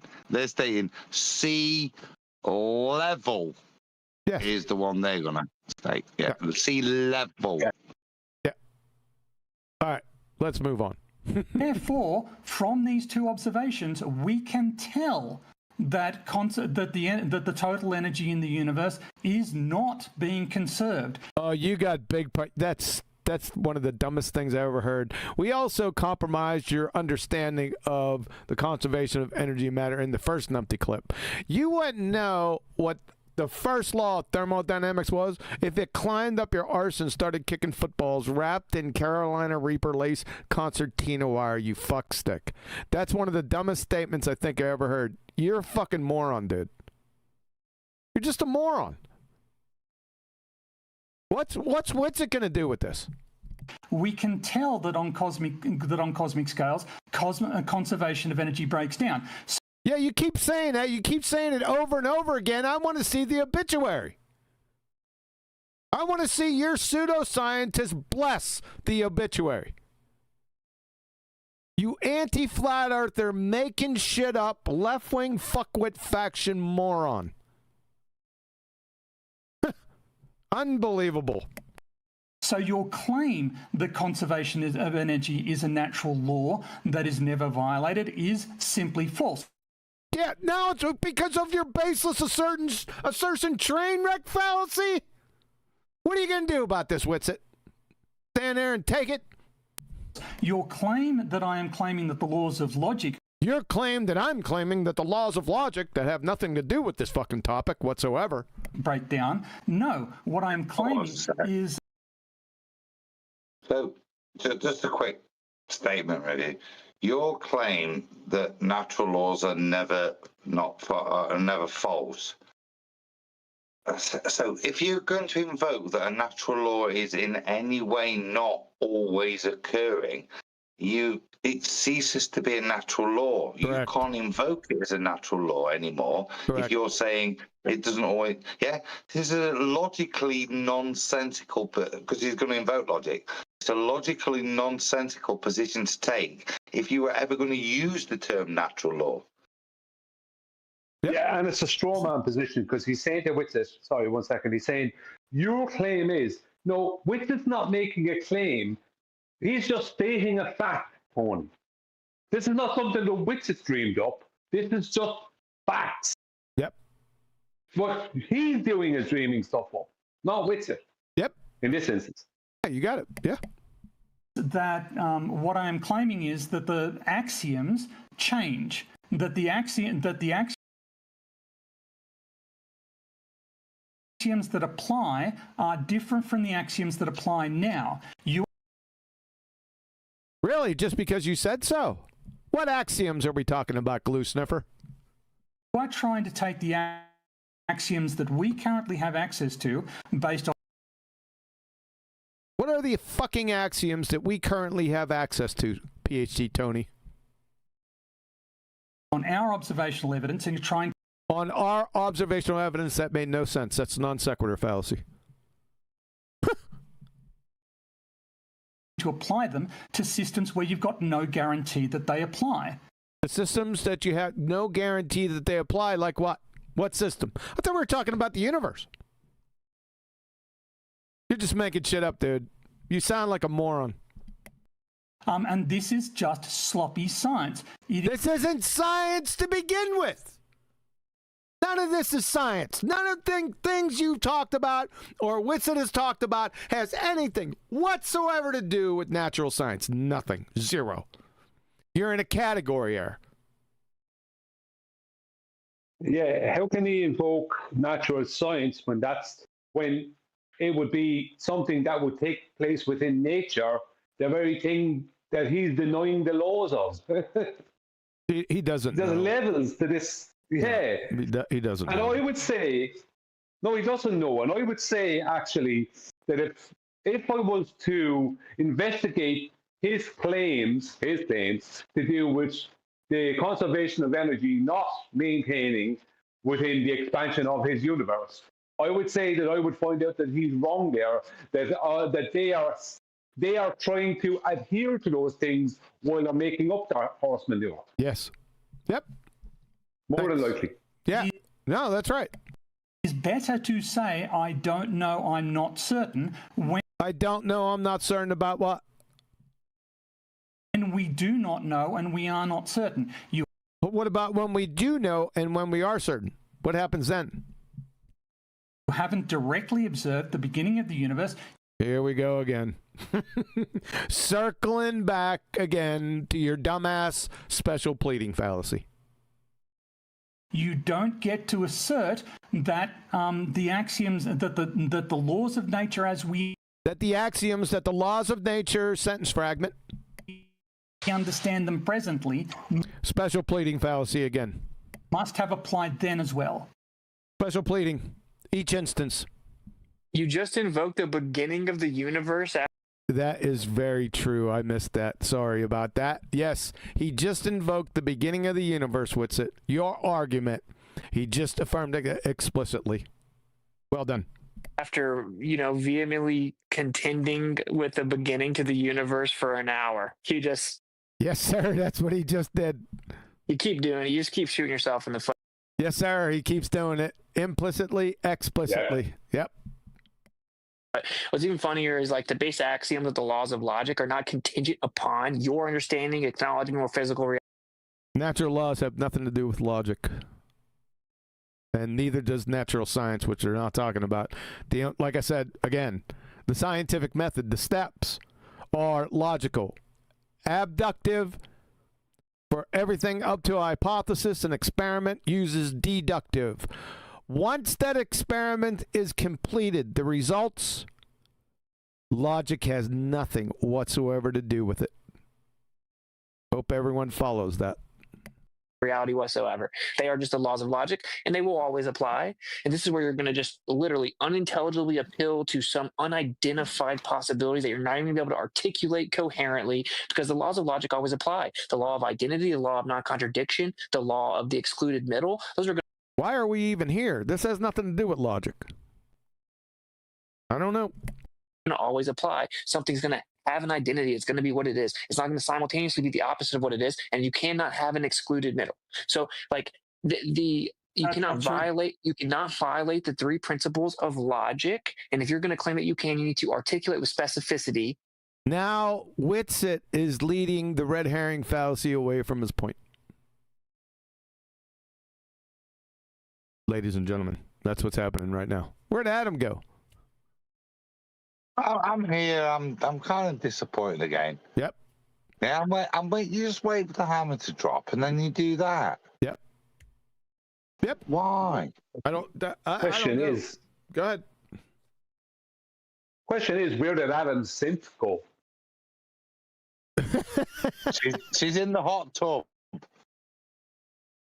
Yeah, I wish he would have just I'm just going to say, I wish he would have let the hammer be, you gave me the beginning of the universe, and let it be done. I think sometimes there's this, he feels responsible to match the scattergun or the red herring, with his own. You just let it be. You gave me the beginning of the universe. It's over. I agree. Yeah, that's what he should have done. Yeah, he should have said special pleading fallacy and then hammered him with he's already admitted the beginning of the universe.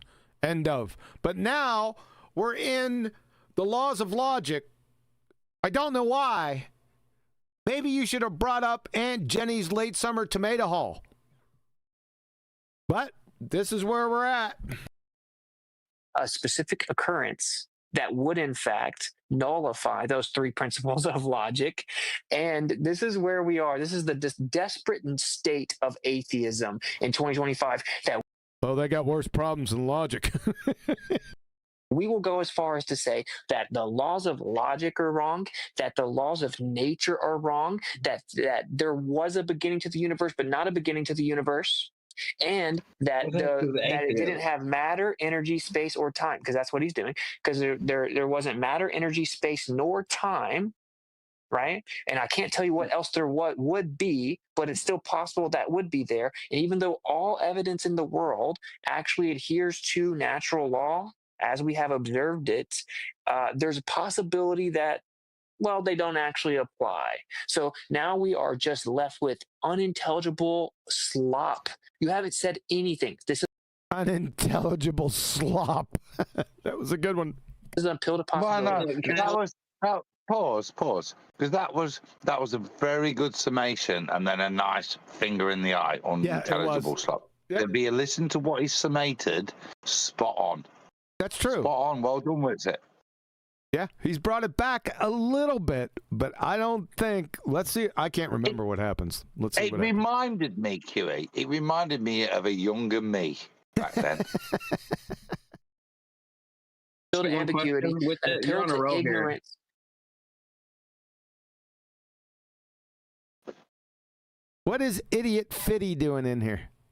What's going on here? Remember this? Remember this, dumbass? Why? A salient point has just been made. Yep. Amongst the white knights. Yeah, guaranteed. Always. Whenever something salient is made and it's hard to rebut, and then somebody else will come in. So the idiot, so Brenda doesn't have to defend herself. You get me? Yeah. They're always in a team. Yeah, always two there are. You know why Fitty's over here? Because he got his ass ripped to pieces for years on 24/7 and Nathan Show. So guess where he's at? You got it. The land of misfit toys 1.0. That's why he's here. This dumbass. Oh boy. There's a lot of. This was before the Numpty clips. Just go to my playlist. I forget the name of it. Was it Toe Tags? I think it's Toe Tags. Fitty's all over it. He has a different name. What the hell was his name?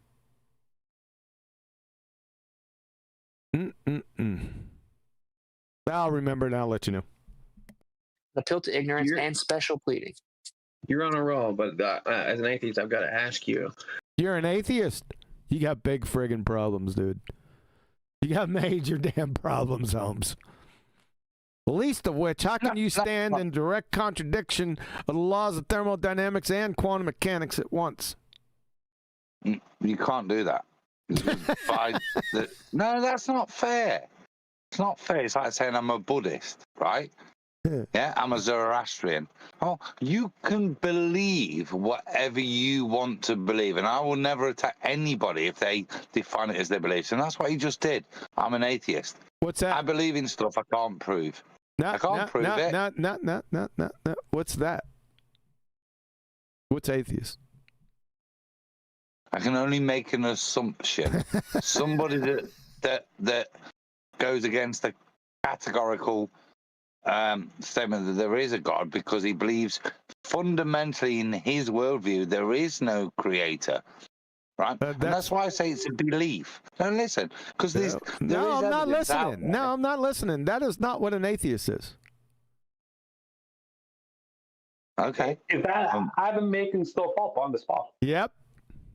He's making shit up. He's making this little premise up, greasing the skids for his train wreck conclusion, just like PhD Tony's been doing. No, maybe something profound's about to happen, and the definition of atheist is about to be unfurled to me. So let's go to the definition of atheist. I'm just going to tell you, I listened to back in the day. Steve McClown of the Clan McClown, Steve McCrae, had this group of atheists. I've told this before. Had this group of atheists on his live show. Everyone from Aaron Ra. I even think Roofy was there. He had like maybe 15 atheists. I mean, high-ranking ones. These fucking guys went on for 6 hours trying to define atheism, and they all fell out with each other, and the show ended. So you're attacking me on an appeal to non-definement fallacy. That even an atheist can't define an atheist, therefore you can't attack the definition of an atheist. Nah, I'll give you the colloquial one, which is an absolute train wreck, and we've been over this before. It's a person that doesn't believe in a deity. Yep. Doesn't what? Doesn't believe in a deity. Believe. Yeah, that's right. Believe. Yeah. Well, beliefs are protected, so I can't attack an atheist. Yeah, I can attack this. Then I will. You can't tell me. Listen. Stop. You can't tell me what it's not. Did you listen to that? That does not believe. That's like walking into a courtroom and somebody asks you to define a banana and you say it's not transmission fluid, Adam. That's not a coherent definition. Exactly why we've just gone through what we said. So by its definition, it's a belief. And I'm cool with it being a belief. Still don't get it. You can believe. No. Definition of atheism, is it something that's proven that there is no God, or is it a belief in that there is no creator? Which is it? It's a negative, Adam. It's a train wreck. It's a belief in something that they can't prove. It's a belief in non-existence. Exactly. It's actually something I could actually prove to be false, but that's a secondary point. That is a secondary point. If we assume this poor old sap, is basically stuck in a clearly disproven belief, and this is where he's presenting his knowledge set from, or that paradigm, Paradigm. Yeah, but it's a belief, and I can't attack people just like you're doing the same thing again. Yeah, so that's horseshit. Have a bit of humanity and just point out his disability of function, cognitive function here. Yeah. You're trying to grease the skids for your. He's not a Satanist. He's retarded. Where is my looking for my deal against these idiots? I know what they are, but I want to be specific. Where'd they go? The point, while you're looking, the point I was being sarcastic there is this claim that atheism is something scientific, it has some validity, it's supported with anything. It's not. We mentioned the ontological primitive earlier. Yeah, with Witsit and these guys are talking about creation. To go, I'm an atheist. It's like I say, it's about as useful as stand up and go, well, I'm a Methodist. What is that relevant? No, I'm a Buddhist. It's not relevant to the topic at hand. But he's triggered, isn't he?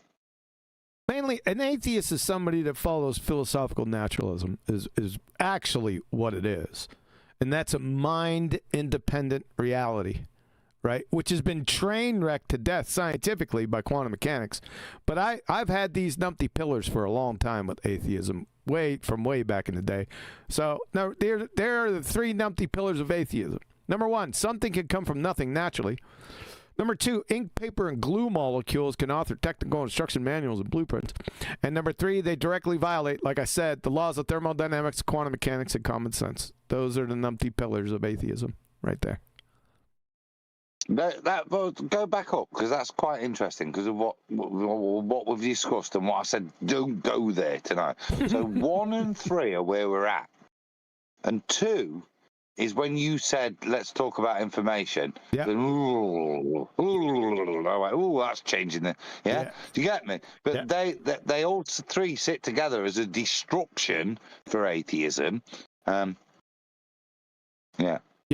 Then read the rest, because the bit where God is waiting, this is brilliant. It is pretty cool, isn't it? Werner Heisenberg, pioneer quantum mechanics, Nobel laureate. The first gulp from the glass of natural science will turn you into an atheist, whatever that is. But at the bottom of the glass, God is waiting for you. Ladies and gentlemen, from Werner Heisenberg. You know why? Because Werner was around to look at all those experiments in quantum mechanics. That's why he made that conclusion. That's why he's in direct violation. Yeah, the whole thing. PhD Tony is in violation or is in opposition to Werner Heisenberg. Yep. All atheists are. And they're supposed to be the scientists. Welcome to Shangri-La.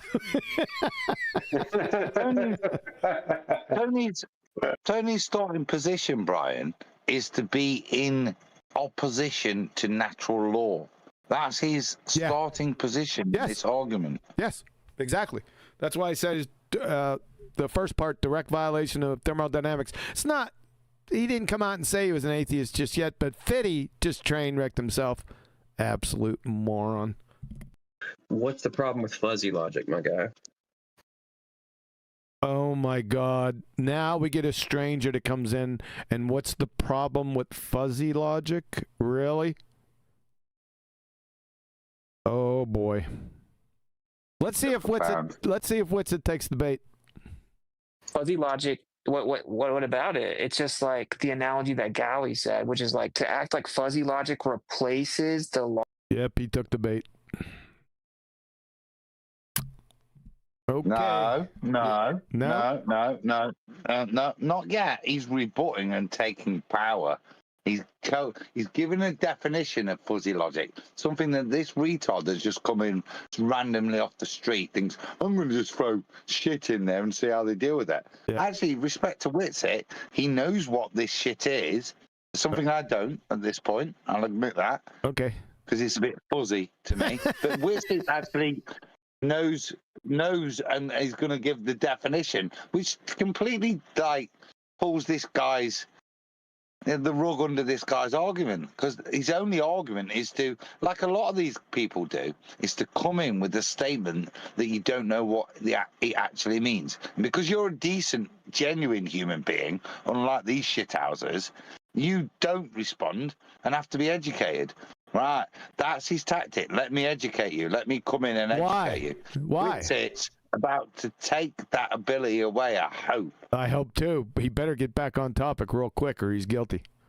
Laws of logic is similar to saying that probability replaces arithmetic. Probability assumes the validity of arithmetic and expands upon it. So fuzzy logic requires the fundamental laws of logic to be true. No, it's actually... Oh my God, I seen Brenda show up. That's it, you see? Boy. Yeah, but that's a very positive sign. If Brenda turns up, everybody of these shithouse shills in the Discord channel are pressing buttons. Panic button, panic, panic. And it goes up the scale to the point that Brenda arrives. Yep. To give a feminine perspective. Yep, they're all in here, Earth Awakenings, because they got destroyed for years. Guess where they all went? The Land of Misfit Toys 1.0, ladies and gentlemen. That's where they all are. It nullifies them. It shows that there's ways to nullify them. I'd like to see somebody nullify the 3 laws of logic. I'd like to see that. There's Brenda. Let's see if she can do it. So you clearly don't understand what. Go ahead. Sorry, just very quickly. I couldn't ask a minute ago what made it come off mute. So is what they are calling fuzzy logic? Is that abductive, inductive, or deductive?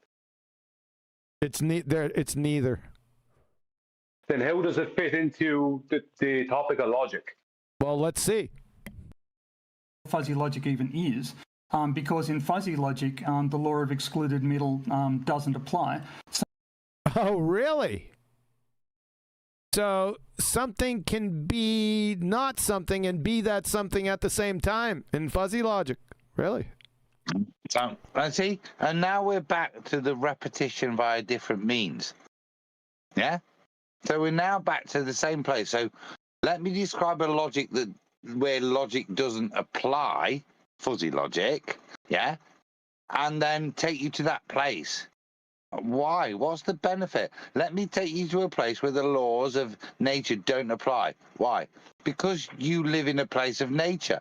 Because you live in a place of logic. It's logical to go to a place where the laws of nature don't apply so you can understand where you live, and go to a place where the laws of logic don't apply so you can understand where logic applies. Oh, no, it isn't. It's just bollocks, isn't it? Isn't it telling, though, in this scenario where we have people coming in to say, no, there is no God, there are no laws of nature, and there are no laws of logic. Yep. That's where I want you to be on my side, where it's all real fuzzy and you can just do whatever you want. Yeah, there's degrees of truth in fuzzy logic, Brian. You're going to love this.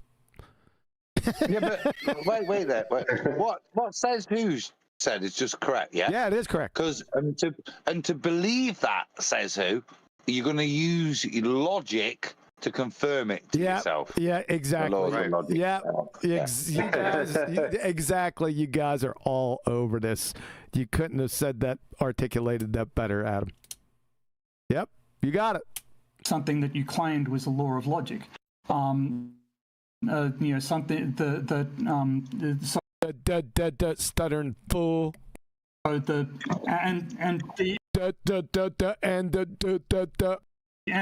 logician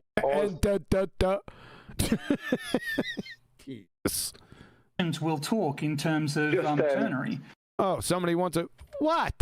Yeah. I was trying to get in there before you pressed play originally. Yeah, it seems to me the fuzzy logic, the whole purpose of it is to set the scene for a gaslight of the person you're speaking to. We'll see. Because they have to then believe something that they know to be not true. And the logicians will talk in terms of ternary. The ternary. Really? Logicians. Bring them in here. There's ternary logic where really, what's that? It's false, true, unresolved. False, true, and unresolved. What would the unresolved be? The natural laws. You ass clown, dude. So to claim that your formulation of logic is the correct one. I don't think Witsit formulated the laws of logic. I was taking a stab at it. Yeah. And yes, I'm not saying that the laws of logic don't apply at any point in the universe. What I am saying that you're not saying that don't apply in the universe. What the hell is he even on? That's hey, Adam, if Witsit doesn't bring him back to this main point, then he's guilty of greasing the skids for this red herring. Yes, I'm sorry, I just got a bit distracted there. So, because I wanted to because I've not heard fuzzy logic, but I've just read what it means. Is say these fucking clowns, you absolute deceptuous lying scrotes. Right. So, logic is binary, isn't it? It's logical. It's one or the other, one path or the other. Yeah.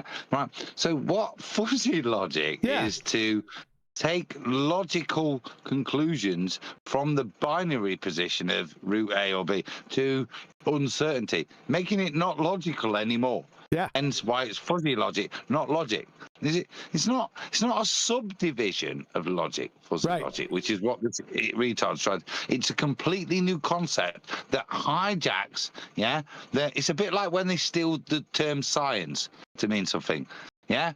It's like what they should call it is non-logical non-logic, as opposed to fudgy logic. Yeah, but to apply the rules of fuzzy logic, you need to adhere to the laws of logic. You said it right. You articulated it right just a few minutes ago. I'm telling you, it's at the basis of it. Yeah. Yes.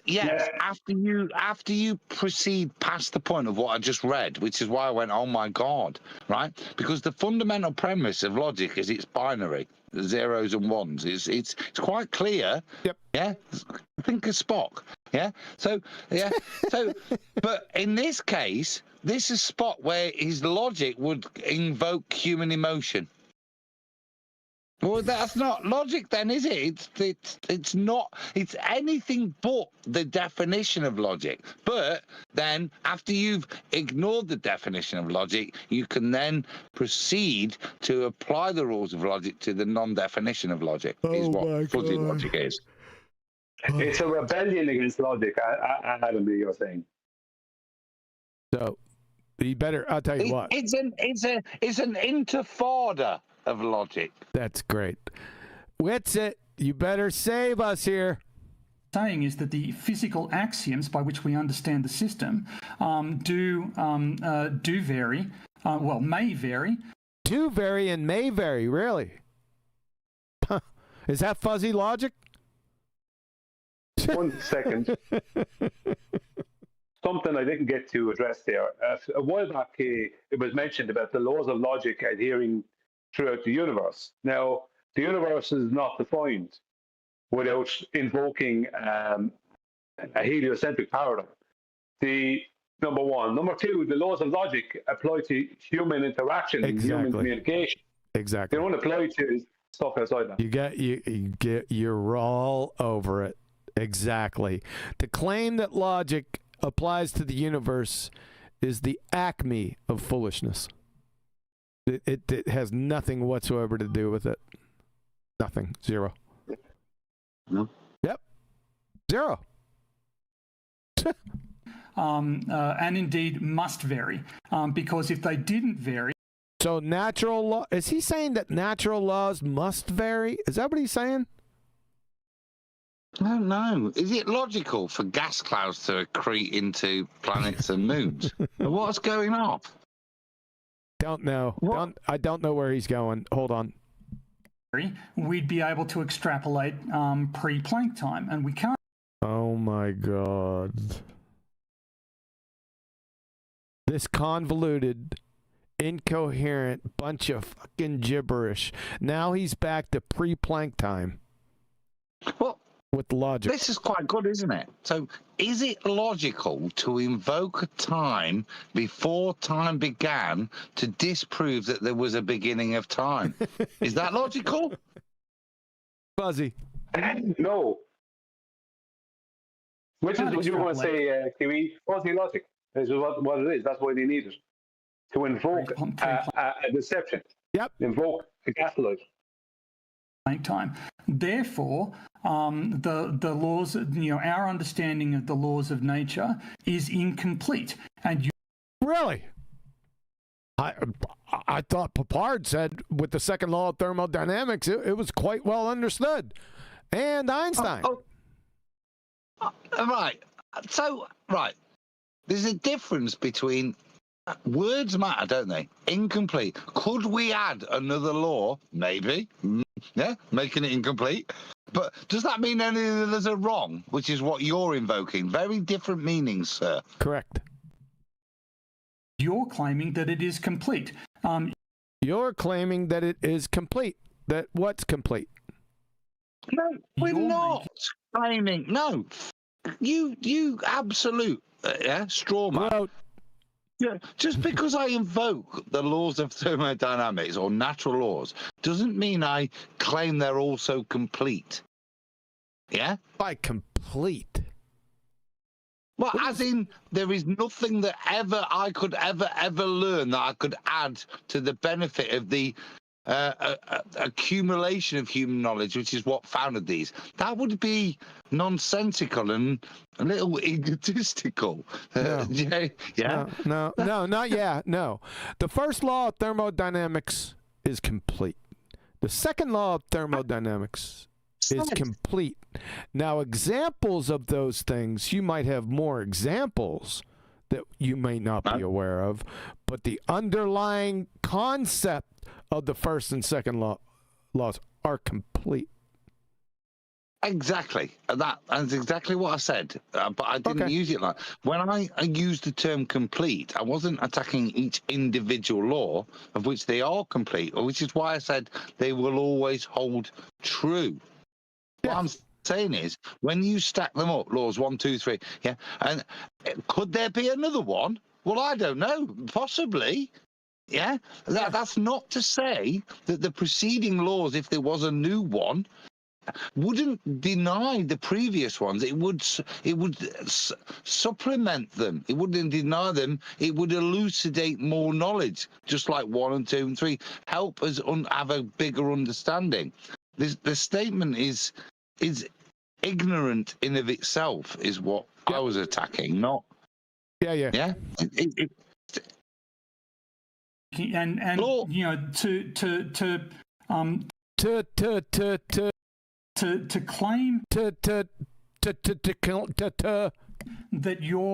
you have made a sentence fragment, false assumption that you are certain about something. You have made a false assumption that you are certain about something. Right. Well, I'll tell you what. Right. What does certain mean? For me, certain means something that always happens, always in all of our observed history of humanity. A bit like, hot going to cold, that way around. Yep. High pressure going to certain things that unless somebody was to present evidence that would ruin and it would ruin stuff, let's be honest. Yep. But nobody ever has, ever, because it's just a natural law. This is how shit works. Yep. So, okay, let's assume that shit doesn't work how shit's always worked. Is that where we're proceeding from? Yeah, that's what you want me to proceed from, you numpty. Witsit. He wants Witsit to do it. Witsit's not saying anything. You're desperate to, isn't it? Based on applying laws in the system that you do understand and extrapolating them to the universe as a whole. And yeah, because they're universal. Because the natural laws are universal, Tony. You dumbass cracker. You are pause. Right, pause. No, there's no need to extrapolate a universal law to the universe. Yeah, it's already there. It's universal. It's not like this is what happens down at the local Home Depot. Can I expand it to all of Tennessee? Yeah, he's a moron. Right. Just to add in here, what's going on with Tony, PhD Tony now, is because he doesn't understand the difference between laws of nature and what he thinks is natural science, and he doesn't understand either of them correctly, he now has to invoke a situation where nothing is certain and things can change and we don't have anything we can rely upon, and that is science. If you understand this, yeah, you're like, that you know exactly what I'm talking about. Yeah, that's their word. Yeah. He's a goober. The case, but your certainty is not logically valid to say. Doesn't have anything to do with logic. This is just one big circle jerk. We've already been over this. You're a moron. To criticize my argument. Pause. Your certainty of shit that always happens every time, everything has always happened, is not logically valid. Yeah. Well, you don't understand logic then, you absolute retard. It's fuzzy, and there are many possible. Shut up! I'm not finished. If I throw a coin that's got 2 heads, logically, how many times will it come down tails? Forget probability, just logically. How many tails can I get from a 2-headed coin? You spastic. 64 kilograms. That'll be Thursday is the answer. Thursday, I missed a damn. Possible explanations that comport with it is not actually a logical critique. There are no explanations with natural laws. They're descriptions. You're a dumbass. Yeah, sorry. He's back to claiming, you're claiming this, that, and the other thing. No, Witsit is just stating facts, right? It's a fact that the laws of thermodynamics are descriptions of the laws of nature. That's a fact. And they're constants, because they've never been shown at any time to be violated or to change. Like, that's not some claim that Witsit's making that he needs to then support. That is just a fact. That's all it is. That's illogical. That's illogical, according to Tony. Yeah. It's not that. Now, this is like arguing across ignorance. Nobody can qualify what they're talking about. Natural laws, science, laws of physics, whatever that. Yeah, all the things that all these people need a really good book which would define what these terms mean. Some of them empowering them, some of them reducing them to abject ridicule. Frankly, yeah, the terms that are being thrown out here. You get me? I thought you were going to say. I thought you were going to say some of these people need a really good beating. That's what I thought you were going to say. I meant a reference. I said book, like a reference, something they could look it up in, so that they knew what the fudge they were talking about. I think beating would have fit right in there, like a glove. A beating, but none of them can clearly use the internet. So they just need like a Haynes manual on this, for like spastics. Haynes manual for spastics. Yeah, that's what he said. Honest, right? That's what he said for spastics.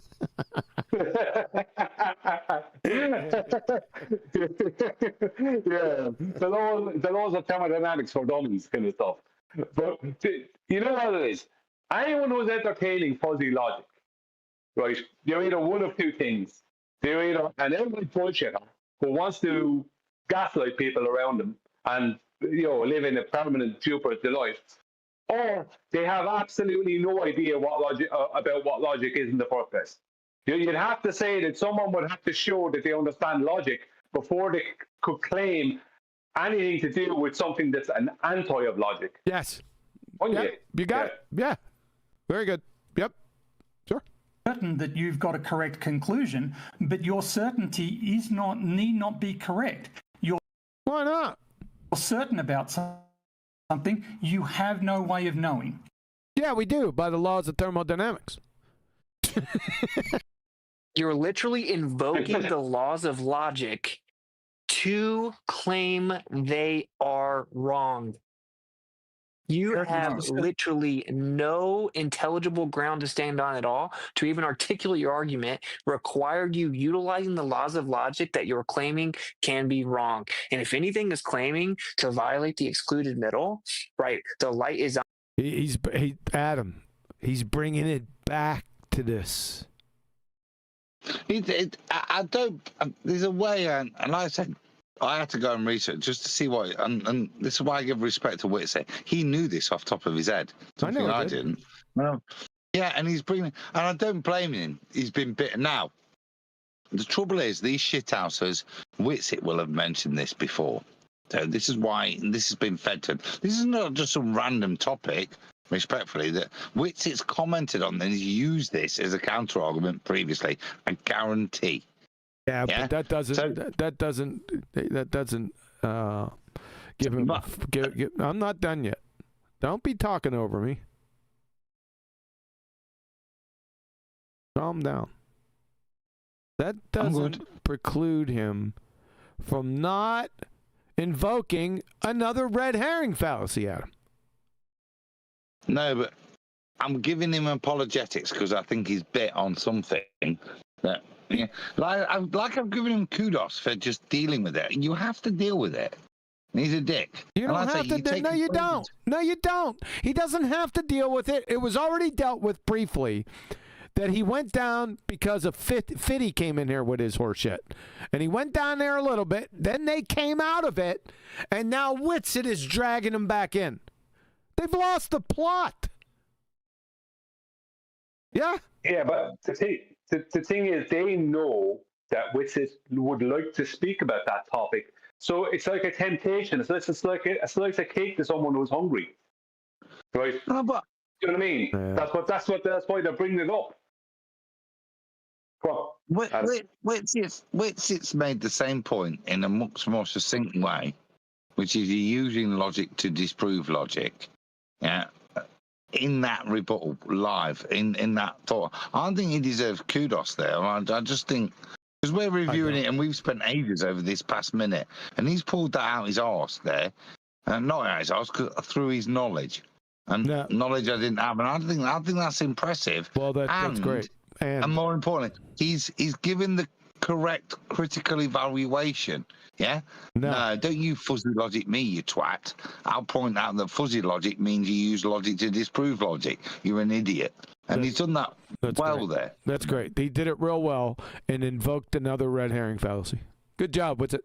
It's on. Either the light is on or the light is not on. The light is not Yeah, that's true. Simultaneously on and. And what does that have to do with the universe had a beginning? What's it? No, it doesn't. It has to do with the binary position of logic. Yeah, I know. That's why it's a red herring fallacy. Not on. Well, it's just not. like something has not. Yeah, it is. It's not. Yeah, it is. It is, and he's been distracted by it. But I think he can actually help destroy this guy by pointing this out. Because this guy's put this up as this fuzzy logic as something that just like proves anything. And I think when something like that comes up, it's worthwhile if you. Right, I've just found it out. I would do the same as Witsit now. I'd rip a new one on fuzzy logic. I wouldn't. I know. So that's the differential. Yep. So when I was a kid, I would watch pro wrestling, right? And there would be a match going on. One of the villains, one of the people that the crowd doesn't like, because that's the character they're playing. They would come down the ramp and they would distract one of the wrestlers. And then he would start to get into it with them on the ropes, and then all of a sudden he's pinned. And it was because of the distraction. Now, this is obviously fictional, but it's the same thing going on right here. You're distracting somebody. They've chased the red herring, and now they're going to get pinned if they're not careful. Yep. And he's just Witsit. Yeah, and Witsit's invoking. He's invoking another wrestler that shouldn't be there. It was already dealt with just a little while ago. He could have just gone past it, but nope, he brought it back up again. So that's where I stand with it. Identity and cannot simultaneously be contradictory. This is, dude, it is so goofy that you're just saying yes it can. That was also implying the laws of logic are true. To articulate intelligible sentences are using the law of identity, the law of non-contradiction, and the law of the excluding middle. Yes, it is. That's true. That's correct. But that's a red herring fallacy. It's nothing to do with where we were, but it's dealing with the shit that's just been put in front of you. And I like to say, I'm impressed. All right. Yes. You just said assistant. Dude, hey, Brenda, I will mute you if you think you're just going to start interrupting me. And we can wrap. If the room wants to stop now that we've been going one-on-one so long, we can wrap up with conclusions. What I'm not going to do is be. Yeah, I've seen that. I'm just looking at the screen now. Brenda. Yeah, popping in, trying to. Well done, Witsit then. Because even if the QE's not giving you plaudits, the anti-flat earthers know their goose is cooked right now. And let's send in the Brenda. Yeah. That is the biggest sign of victory. Send in the Brenda. With her feminine tones. Yep. DNA's made of proteins, Brenda. Pelted by a bunch of people at once, interrupting me. What? Really? So, no, because maybe Brenda's relevant. We can pull it back to that dog bone clocks and get back on track to the beginning of the time. When I met Brenda, I'm gonna dovetail this. When I met Brenda, it was in 2016. And I was in the Wild Wild West, and I never heard her before. And I pulled up Flat Earth, Googled Flat Earth, boom, had a whole bunch of friggin' hangouts that I could join. So I just started perusing through. I stopped on one, and it was Brenda, where Brenda made the claim that DNA was made of proteins. I couldn't get in there fast enough. So I got in there and ripped her 3 new assholes. It just came rushing back to me. But go ahead, Brian. You know how we were talking? Shut up, Brian. No. Are you Brian? Yeah, you Brian. Your simple's not around now, Adam, to say that. I could be Brianna. I could be Brianna. I have one sentence. Brenda is the physical embodiment of fuzzy logic. She's worse than that, boy. She's made so many stupid comments through the years. I got them cataloged in numpty clips. What? Yeah. No, it's not just that. Okay. So you just described your first encounter with Brenda. Let me introduce mine. All right. Yeah. So back in the day when we're doing Iron Realm Media, and remember those innocent, honest days where you'd put a Google Hangouts thing, or you wouldn't hide the information in the search bar of what the Google Hangout was. Right. The first time I and Iron Realm encountered Brenda was on a late night, evening where we were chatting, doing our thing, for her to come in, take over, and then actually hijack the thing, the broadcast, which was possible back in the day. We learned ways to do that. That was my first meeting of Brenda. Somebody that came in and basically tried to rape me. Yeah, that is who these people are. They're not nice people. They're not here to discover stuff. They were always here from the beginning to disrupt and destroy by whatever means, be it just bullshit language, or back in the old days when they had the ability to actually hijack your stream. These are very bad people. Well, Timmy started to do that stuff, man. He would get in there, and then what's the term that they use? That boot you. There's a term for it. What's it called? That boot you out the stream. Yeah, they'd beat you out. But it's down YouTube, and then they'd start broadcasting. You know when Nathan used to talk about porn streams, and that's what Nathan. This is why OBS was. So when we set up OBS back in there, there's a reason why me helping people with OBS was useful, because it stopped that. It had the broadcaster the ability. It's a bit like today if you go into StreamYard and stuff. If you could hijack StreamYard, you'd take over the broadcaster. And that's what used to happen if all you did was stream through YouTube from Google Hangouts or whatever it was. So, Brian, what was that called? Do you know the name? Sniping, wasn't it? Sniping, that's what it was. That's exactly what it was. Timmy taught all the idiot baltards, or most of them that had a clue. He would teach them, and they would do that. Remember, that was the little hang up with Hangouts. Yeah. Back in the day. OBS was useful. I can remember Anthony being in Nathan's stream, and Anthony would be, listen, I got this covered. I'm monitoring the back door. I can always remember that. I used to snicker to myself how funny that was. Hey, isn't it funny that all the way back then, when we were really in our actual infancy in this wave of flat Earth, that they needed that? Yep. Wow. Yep. Yes, sir.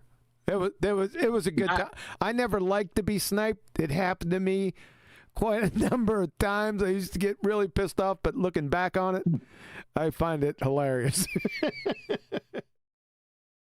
That's when we weren't technologically savvy.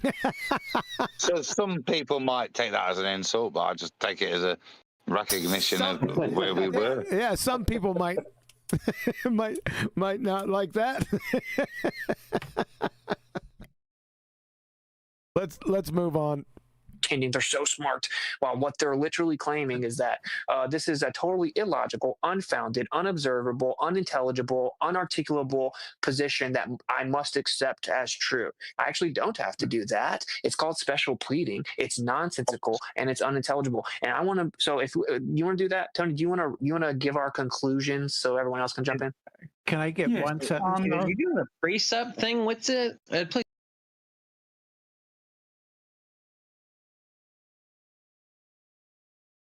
Can you unmute before you press play? Oh, shit, I forgot to unpress. Sorry about that. Presupposition, yeah.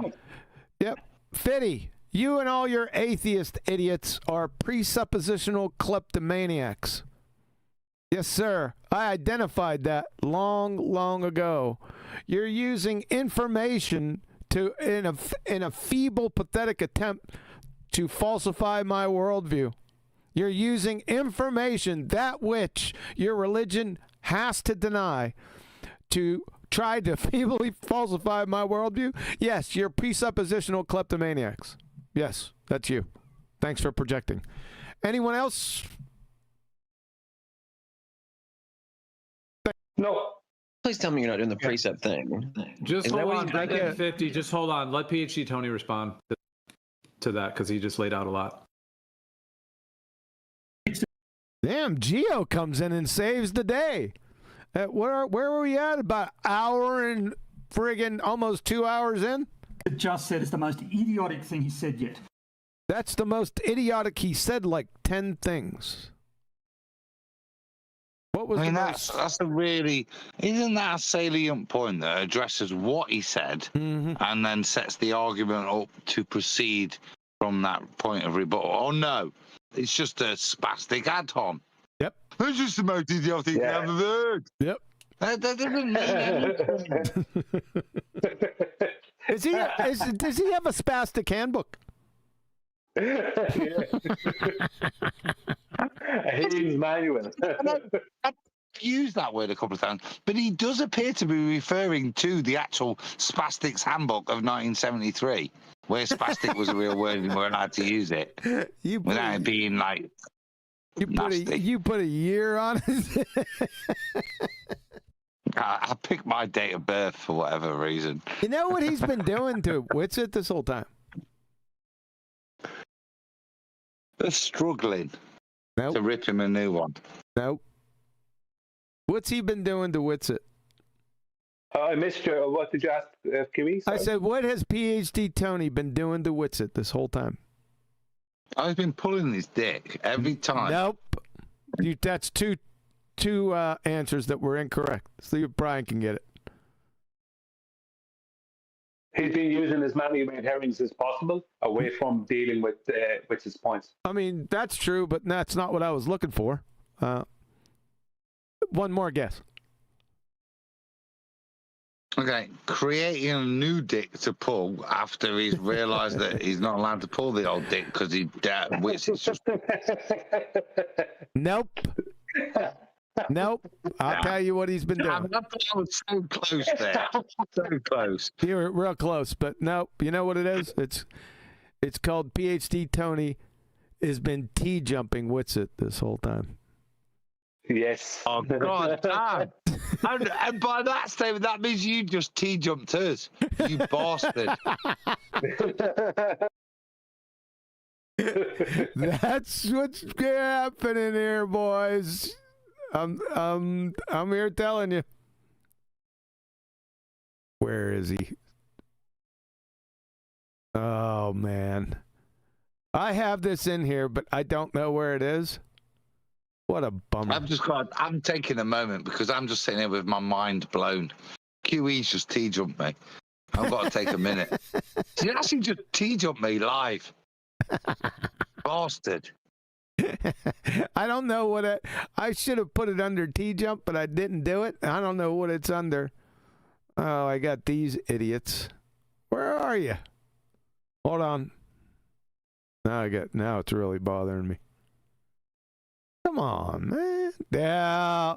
Oh, I replaced it and didn't change the name. Here's what's been happening to Witsit.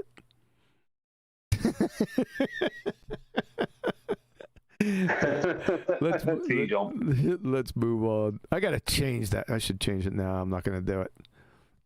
We're not asking him to believe anything. What we're asking is that he withhold belief in something that is not yet supported by observational evidence. What's this belief shit? Where did this come from? Evidence. No. Pause. You fucking hang yourself, you lying duplicitous. But give me a J, and let's hear what's the premise of what he's asking you to believe. What are those things? Things that are not supported by observational and what? Let's hear this. It's the most idiotic thing he said yet. We're not asking him to believe anything. What we're asking is that he withhold belief in something that is not yet supported by observational evidence. What a spastic. I'm asking you to withhold something that if we had the evidence for it, you wouldn't need to believe in it anyway anymore in the first place, because it wouldn't be a belief, it would be observed, therefore factually true. So not a belief.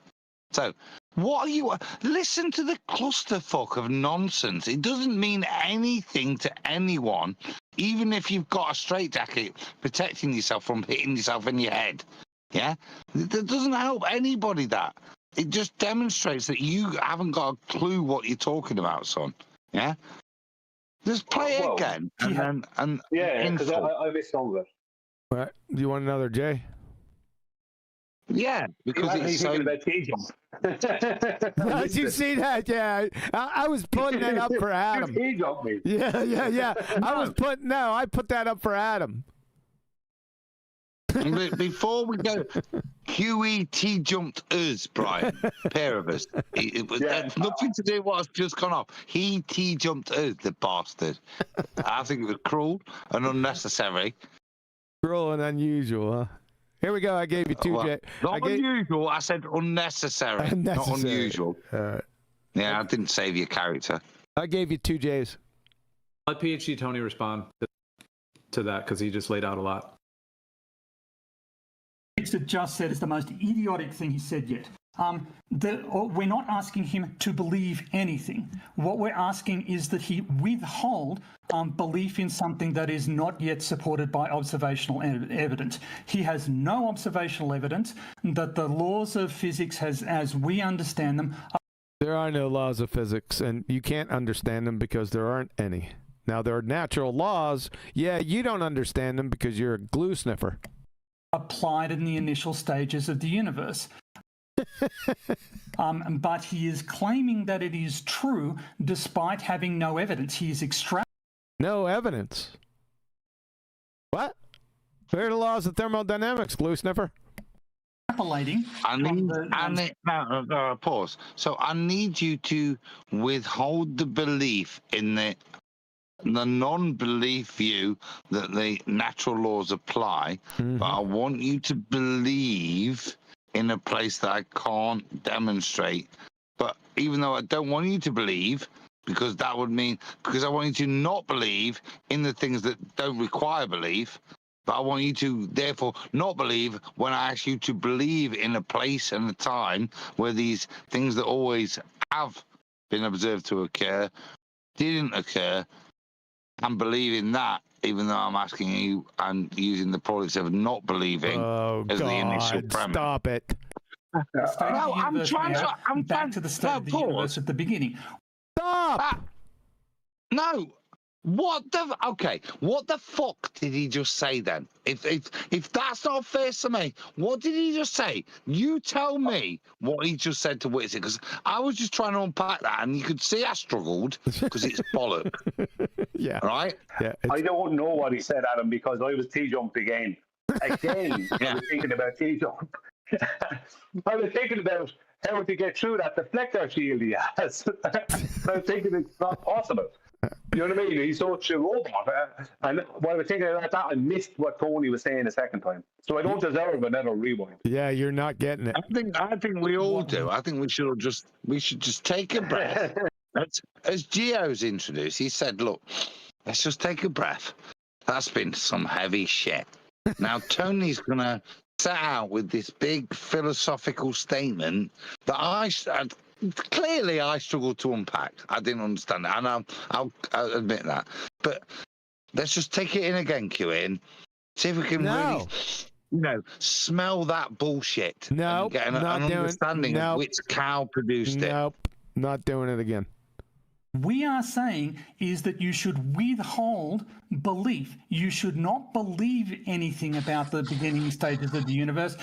You should withhold belief about the beginning stages of the universe. He's still on the same topic, Adam. You're still good.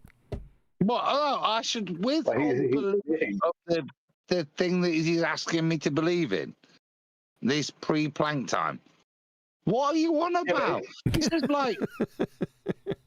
Please withhold the belief of the thing that I'm asking you to believe in. Okay. That means fuck off, doesn't it?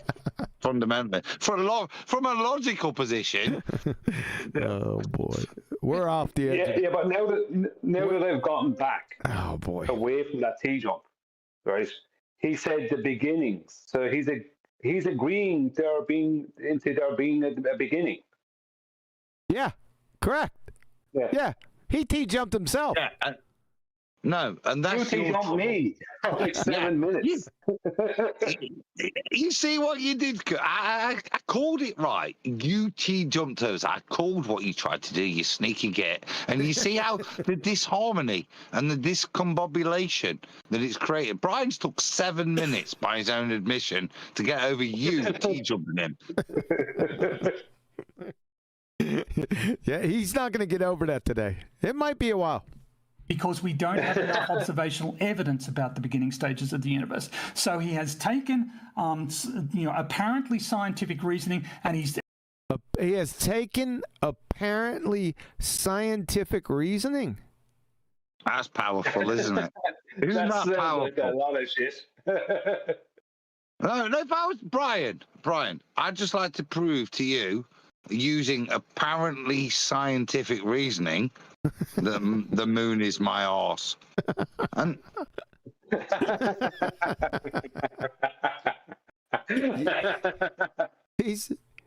I'm going over to your camp. I think he does have a spastic handbook. I don't know if it's 73, but he's got one. That's a pretty stupid statement to make. There's no science here, PhD Tony. You just unveiled yourself. You just sacrificed yourself on the second grade retard altar of pseudoscience. You're too stupid to even realize it. But thanks for that. I appreciate it. There's no science in here. Natural laws aren't scientific. Your laws of physics that don't exist aren't scientific.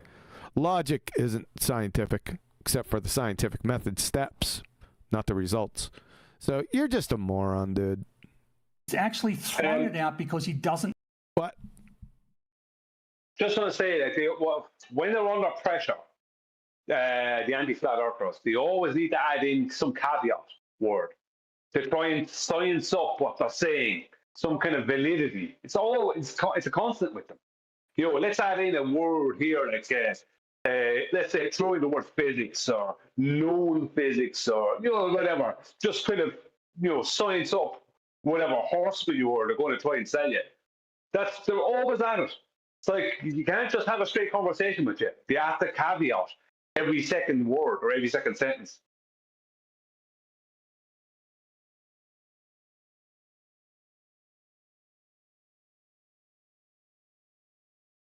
Okay. All right. Thanks. Do it. Yeah, do it. Doesn't know what he's doing. Okay, so that's your conclusion. I mean, whatever. So I'm going to say my conclusion here. So Tony, once again, in that retort right there, he said the stages of the universe, early stages of the universe, beginning stages of the universe, probably 8 or 9 times. Yes, he did. In less than 45 seconds. He's invoking a beginning while his entire primary contention was that there is no beginning. He did see Witsit's all over it. He's got it. Yeah, that's correct. The Witsit's not been T-jumped. Brilliant. Well done. No, but well done. How long have we been going? You know what I mean? And he's bringing it. This tick says there's no beginning. Okay. So every time you've invoked the beginning, I'd like to remind. Well done, Witsit. Yeah, he brought it all the way back. He's caught him. He caught him again.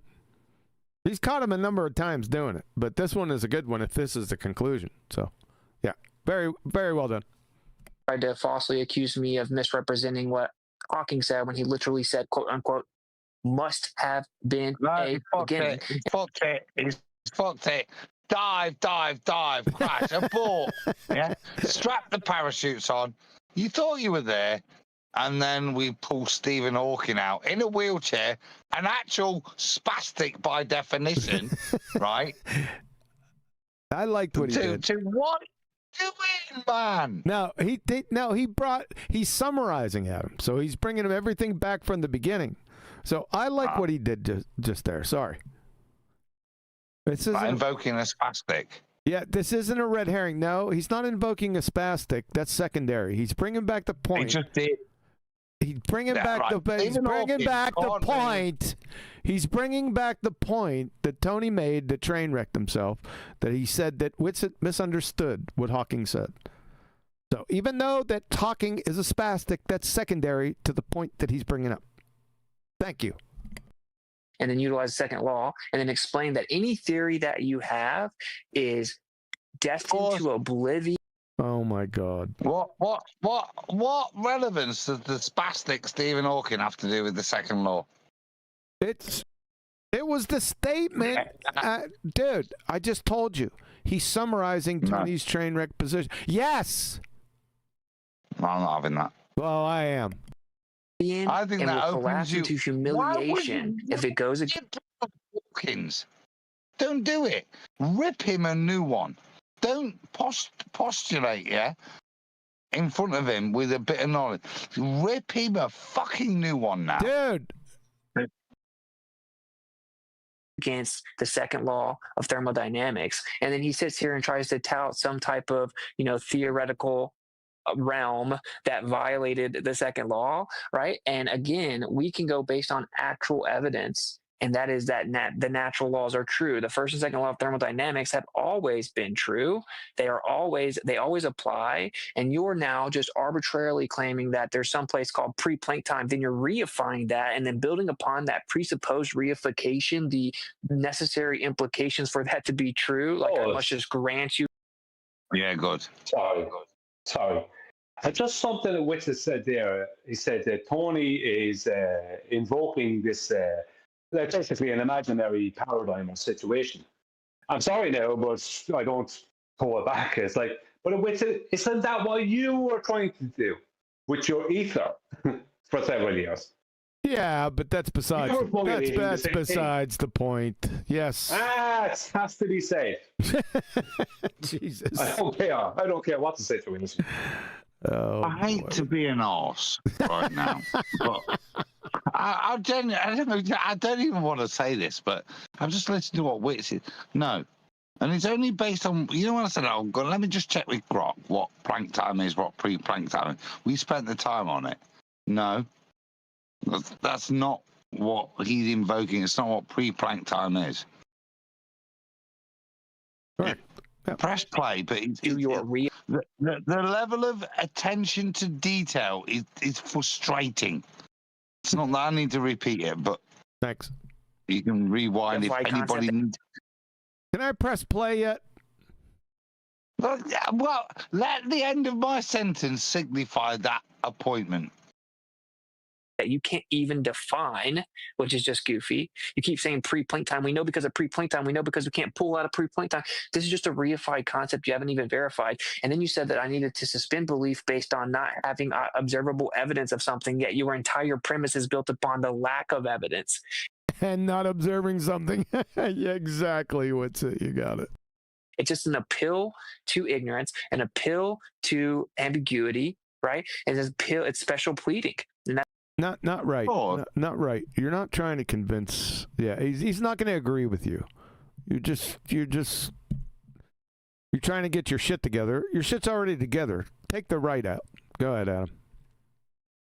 Well, no, that's it. That's what I'm not following Witsit here. He's just thrown out 3 or 4 fallacies. He's trying to nail it down. What a wanker this spastic is being, and categorize it, right? Which is, like I say, I don't do this. It's useful early on, but to try and summate this man's behavior in fallacy is, there's a million you could throw out. Oh yeah, you can stick anything. You get me? Yeah.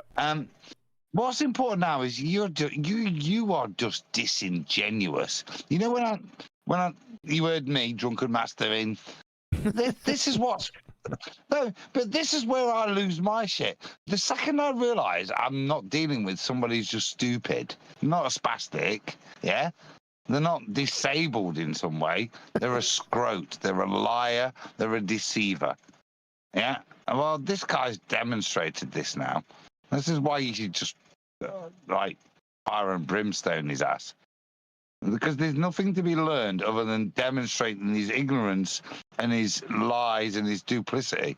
Yeah, it's the only thing you can give the audience now. Go on, Witsit. I put your drunken master up on live stream. Just to let you know, I know you're not looking at it, but I just did. Well, when I say that, I mean it because I was drunk. But even then, I'm humouring bullshit like any decent person would do. Like you would criticize me for, Brian for. Yeah, we all have different methods, but there comes a point where somebody's behaviour, it's apparent to everybody in the room. They're not here to learn. They're not just stupid, and you have to help them and keep helping them. They're a liar, and they've demonstrated that they're now trying to twist truth. Yeah, like with fuzzy fucking logic, honestly. Yeah, you know, that's when you know there's no point now. Now all you can do is rip them a new one and help the audience. What you're saying is that Tony, PhD Tony, is an egotistical lawyer who isn't as smart as he would need to be to get away with the deception he's trying to promote. You know why? I'm saying, Brian, for anyone that has ears to hear, right, this guy's hung himself. You know why? Now, you don't need to hang him anymore. You just need to give the indictment, is what I'm saying. You know why, Brian? Come on, Kiwi. Because he got the spastic handbook and he's going step by step. The Haynes manual. Boneheadedly, yeah. And that's what it is, an appeal to possibility endlessly. So, like, my conclusion here is very simple. The first law says that matter and energy cannot be created nor destroyed. You want mute, Kiwi? He tried to claim I'm sorry. No, he said it's my conclusion. No, that's my conclusion. What's it? Mine. An eternal universe, which is what you initially did, which say there was no beginning. If we look at the second law, the amount of usable energy is decreasing, right? So that means there would have to be a beginning point to decrease from. So therefore, we can't say the matter energy was always here, requiring to now be put here. And you're just contradicting yourself. There's not even a coherent thing to rebut, because at one point you're saying there is no beginning, and that isn't true. And then you're turning around and saying the beginning phases, the beginning. Yes, he was. Good job. What's it? Stages, the early stages, pre-Planck time. So you're invoking progression and time and a beginning while claiming there is none. So this is. I know we've talked about this between ourselves before, but I have personal issues with the way a lot of these things are described. Like the deduction of usable energy, that would mean the loss of energy.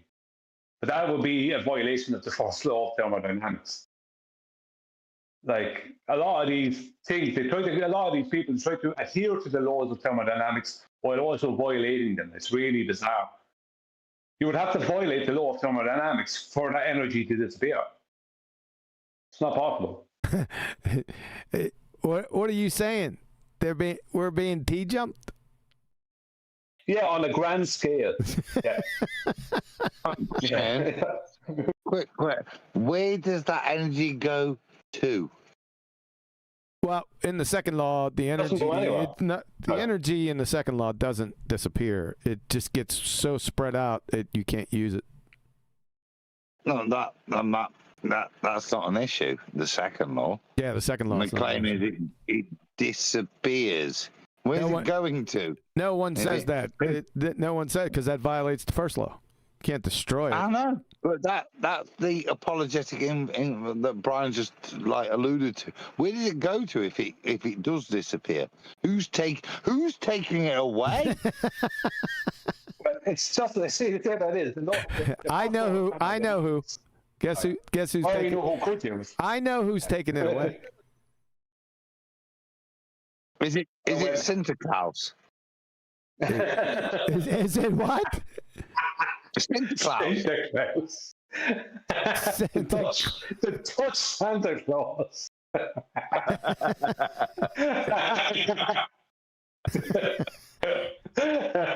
Nope. It's him. He is. You can't see live stream. It's him. He's doing it. Oh, PhD Tony. Nope. PhD Tony's causal entropy. Nope. Tell him, Brian. No one's taking it away.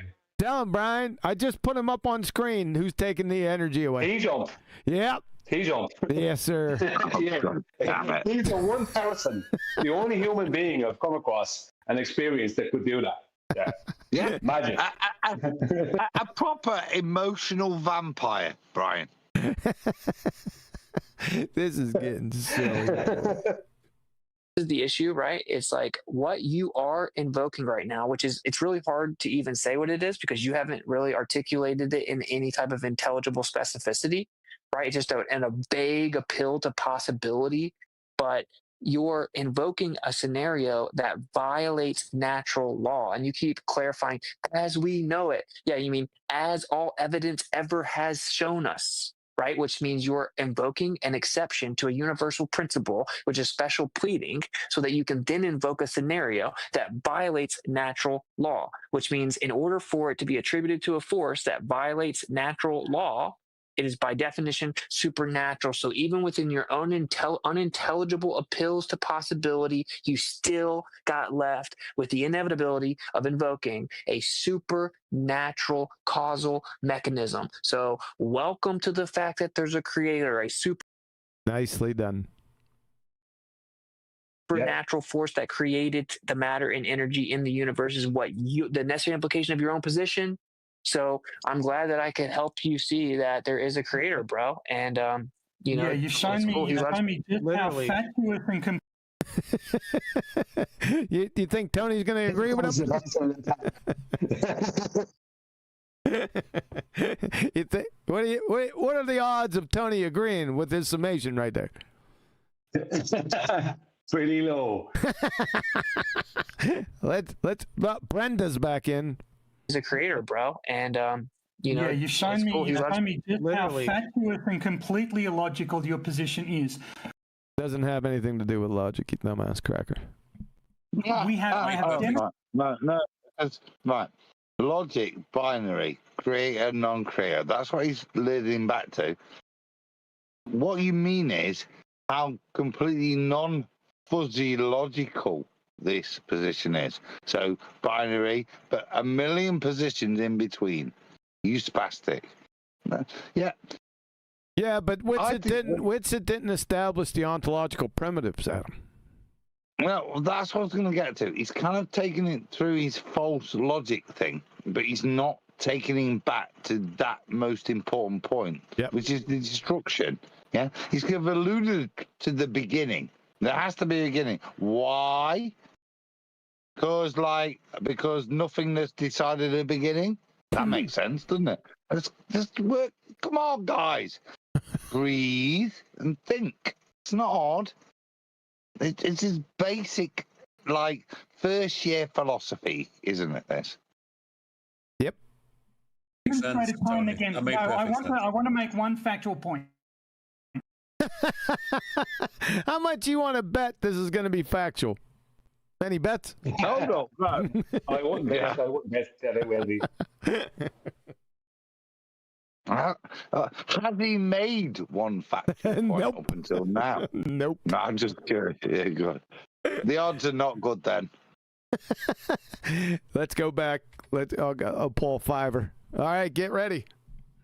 I have demonstrated time and again. I want to make one factual point. I have demonstrated several times, because there is vacuum energy in space and because the universe is expanding, the conservation of energy is not.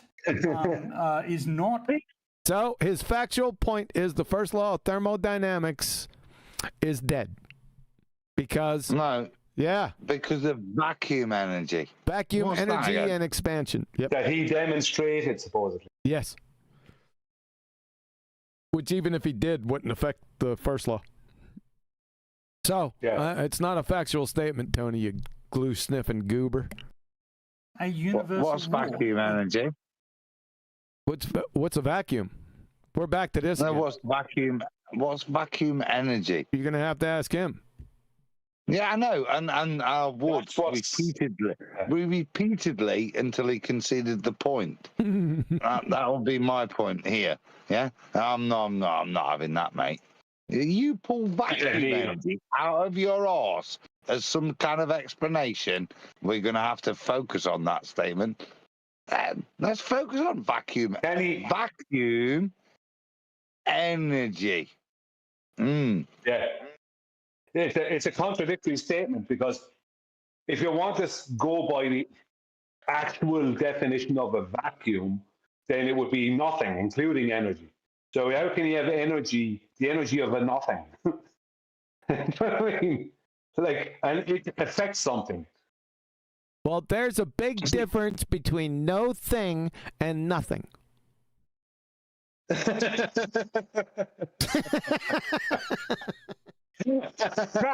that's it, isn't it?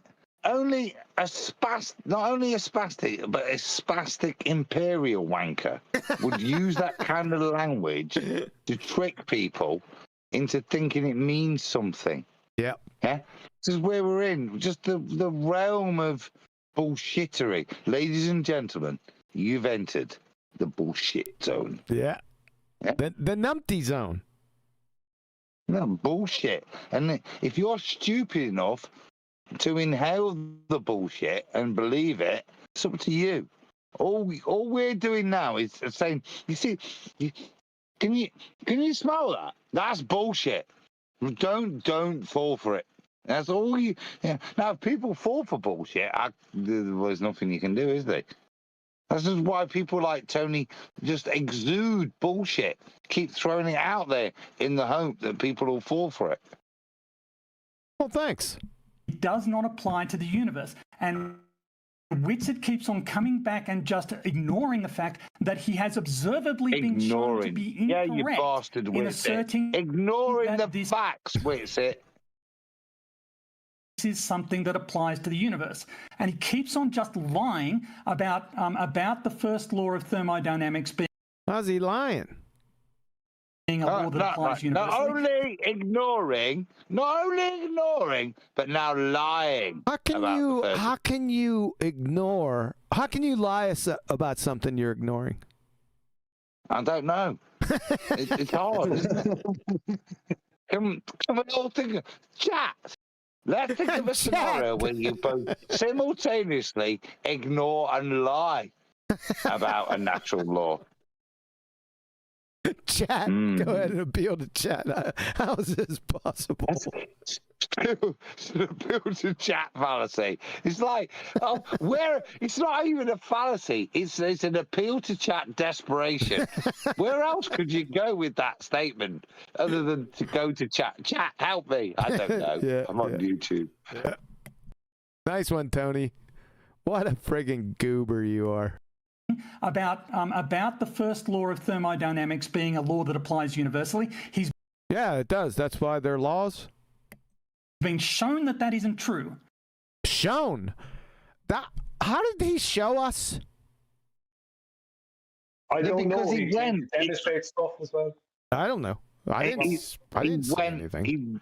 He went to Alpha Centauri and showed that you don't need containment for gas pressure. No, he said the first law was. I need to see the obituary, PhD Tony. Okay. He went to Alpha Centauri and farted batteries into existence. I don't give a shit what we want. The reality is he's just making shit up. Yeah, stuff that if you actually, like I just did, tried to actualize the implications of what he's saying, it's farcical. Yeah, go into outer space, a place you've never been, and there you can fart batteries. Yeah. Yeah. So Duracell ones, not these cheap Chinese shit. Yeah. Good quality Duracell batteries. Watch out for the cadmium. You're gonna have to get rid of that stuff, man. It's bad for you. That's why you guys need Greenland, but that's a separate point. That's a separate point, right? So, as a glue sniffing, spinning baltard atheist, you have just put out to everyone that the first law of thermodynamics is false, PhD Tony.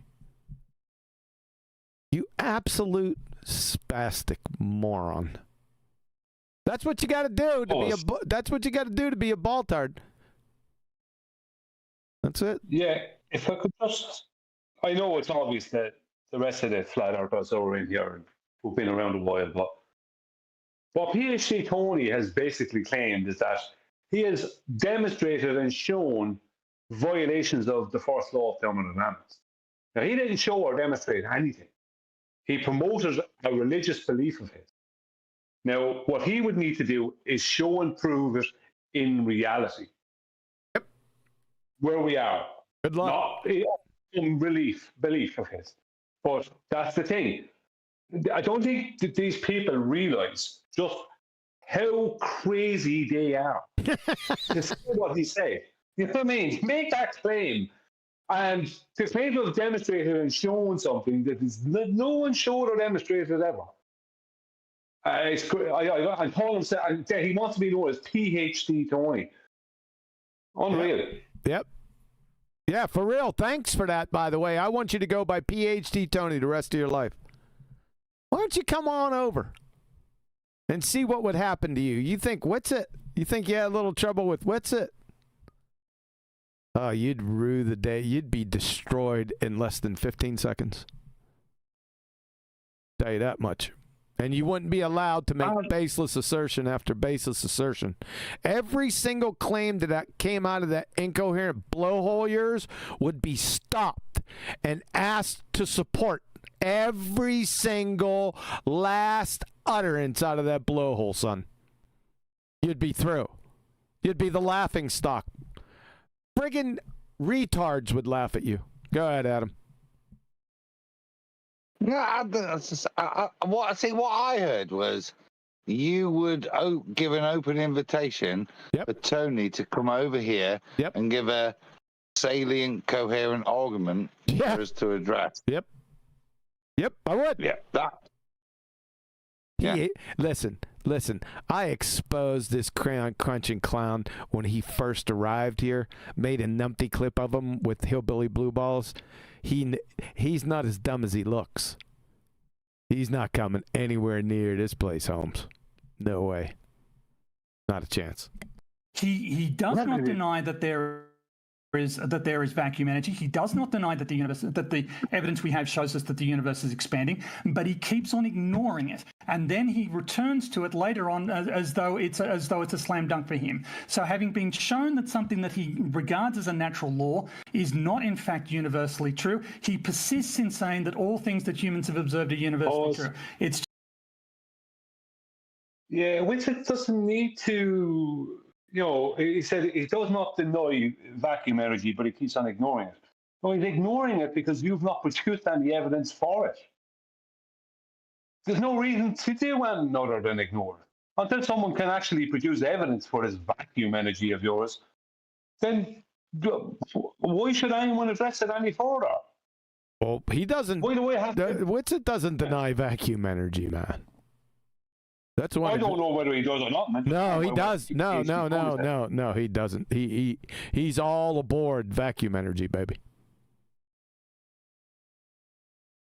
Well, I didn't know that. I just from what I heard in this, I didn't hear Witsit agreed that vacuum energy was a thing. Oh yeah, he loves vacuum energy. That was the whole basis of his little friggin' Ephers proof, Brian. But what he was doing there, QE, was he was trying to, because this was his exact words to me, on that time he was on Nathan's for 3 hours. His exact words to me just at the very end was, when I got it down to the brass tacks of what he was actually claiming, and what he was trying to call ether was basically the light and radio, radio waves and all this kind of stuff that would exist still inside the vacuum chamber when the majority of the matter has been taken out, right? And I said, that's just energy with it. He said, call it energy, call it ether, call it whatever you want. That was just a hijack of the light spectrum. That's what that was. Yeah, but he is a proponent of vacuum energy. Just hold on a second. He has to be, because, right, that's the differential. This is when these shit This is when people invoke a differential of the term vacuum. Vacuum being devoid of energy and matter. No. It is devoid of matter, even though the energy is matter. But at this point, it's not devoid of energy and matter, just devoid of matter, but still full of lots of energy so that manifestations can occur. You're going to have to stop. Stop, Brian. Stop. My dinner's ready, so I got to go. Where's Flatsy at? Sorry about this. Flatsy! The last I heard of Flatsy, she was in a deep spawner with some drummer dude. I don't know. All right. All right. Adam, very concisely, take us home. Okay. Like, you remember the little fable you used to get as a kid? Be very careful of the boy who cried wolf. Or in this case, the boy that just cried bullshit. Yeah? Don't be drawn in. Don't keep running up the mountain to go, oh, you little rascal. There's not a wolf. Yeah? Because this is what they want, to draw you out on bullshit after bullshit. And that's what's being demonstrated. I think Witsit's done a good job. And I assume we'll finish this job. Oh, no, we got a lot more. That's what I'm assuming. So for now, I don't see him being drawn out. The only thing I've seen is like you say, and this is where I just had a real issue, this invocation of vacuum energy, why it's contentious among us three. Because I'm going, whoa, what's vacuum energy? And the only reason you want that is if there's an ether. Hey, look into it. Concise, get us out of here. This is a concise explanation of our frustration. And I was virtually there. I was there. That's exactly it. Yeah. The only reason you would. Well, I'm going to get to it. The only reason you would engage in this bullshit is if you had an alternative agenda. None of us do. Hence why we go, vacuum energy. Witsit, he's not going, vacuum energy. He's going, ooh, I like that idea. Not for the reason you've invoked this bullshittery nonsense, but we might need to use it later for an ether. Right? The trouble, if you, dude, I'm gonna shut you down. I'm nearly there. No, you got 5 seconds. This is a cautionary tale, like the boy who cried wolf. If you put your trust in people like Witsit, the boy who will cry wolf, yeah, you're gonna get screwed. What you got to listen to, most importantly, is some angry person from North America who doesn't give a shit about the message that's being put because his dinner's ready. Yeah, I got steak and mushrooms. Thank you. Good night.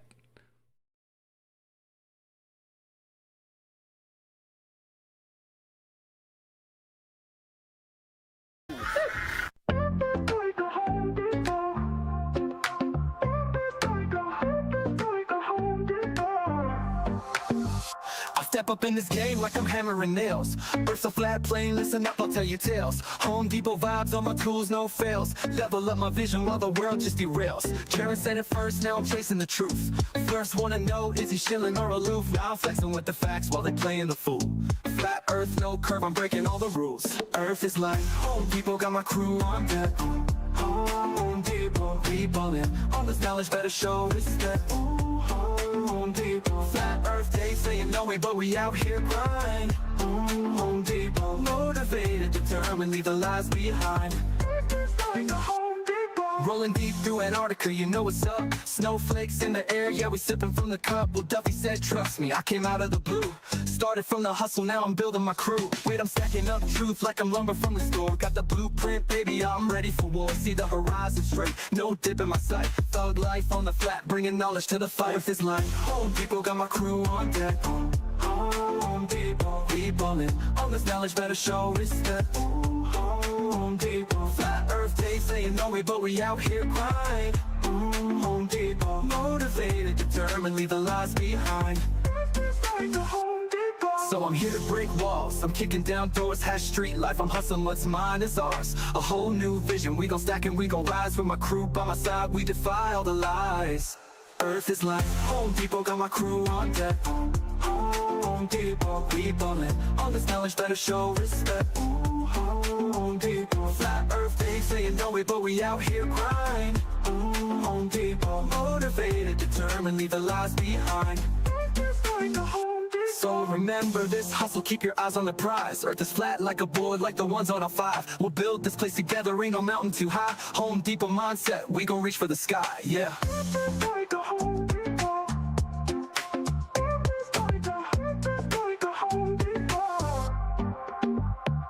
So remember this hustle, keep your eyes on the prize. Earth is flat like a board, like the ones on our 5. We'll build this place together, ain't no mountain too high. Home Depot mindset, we gon' reach for the sky, yeah. Go home.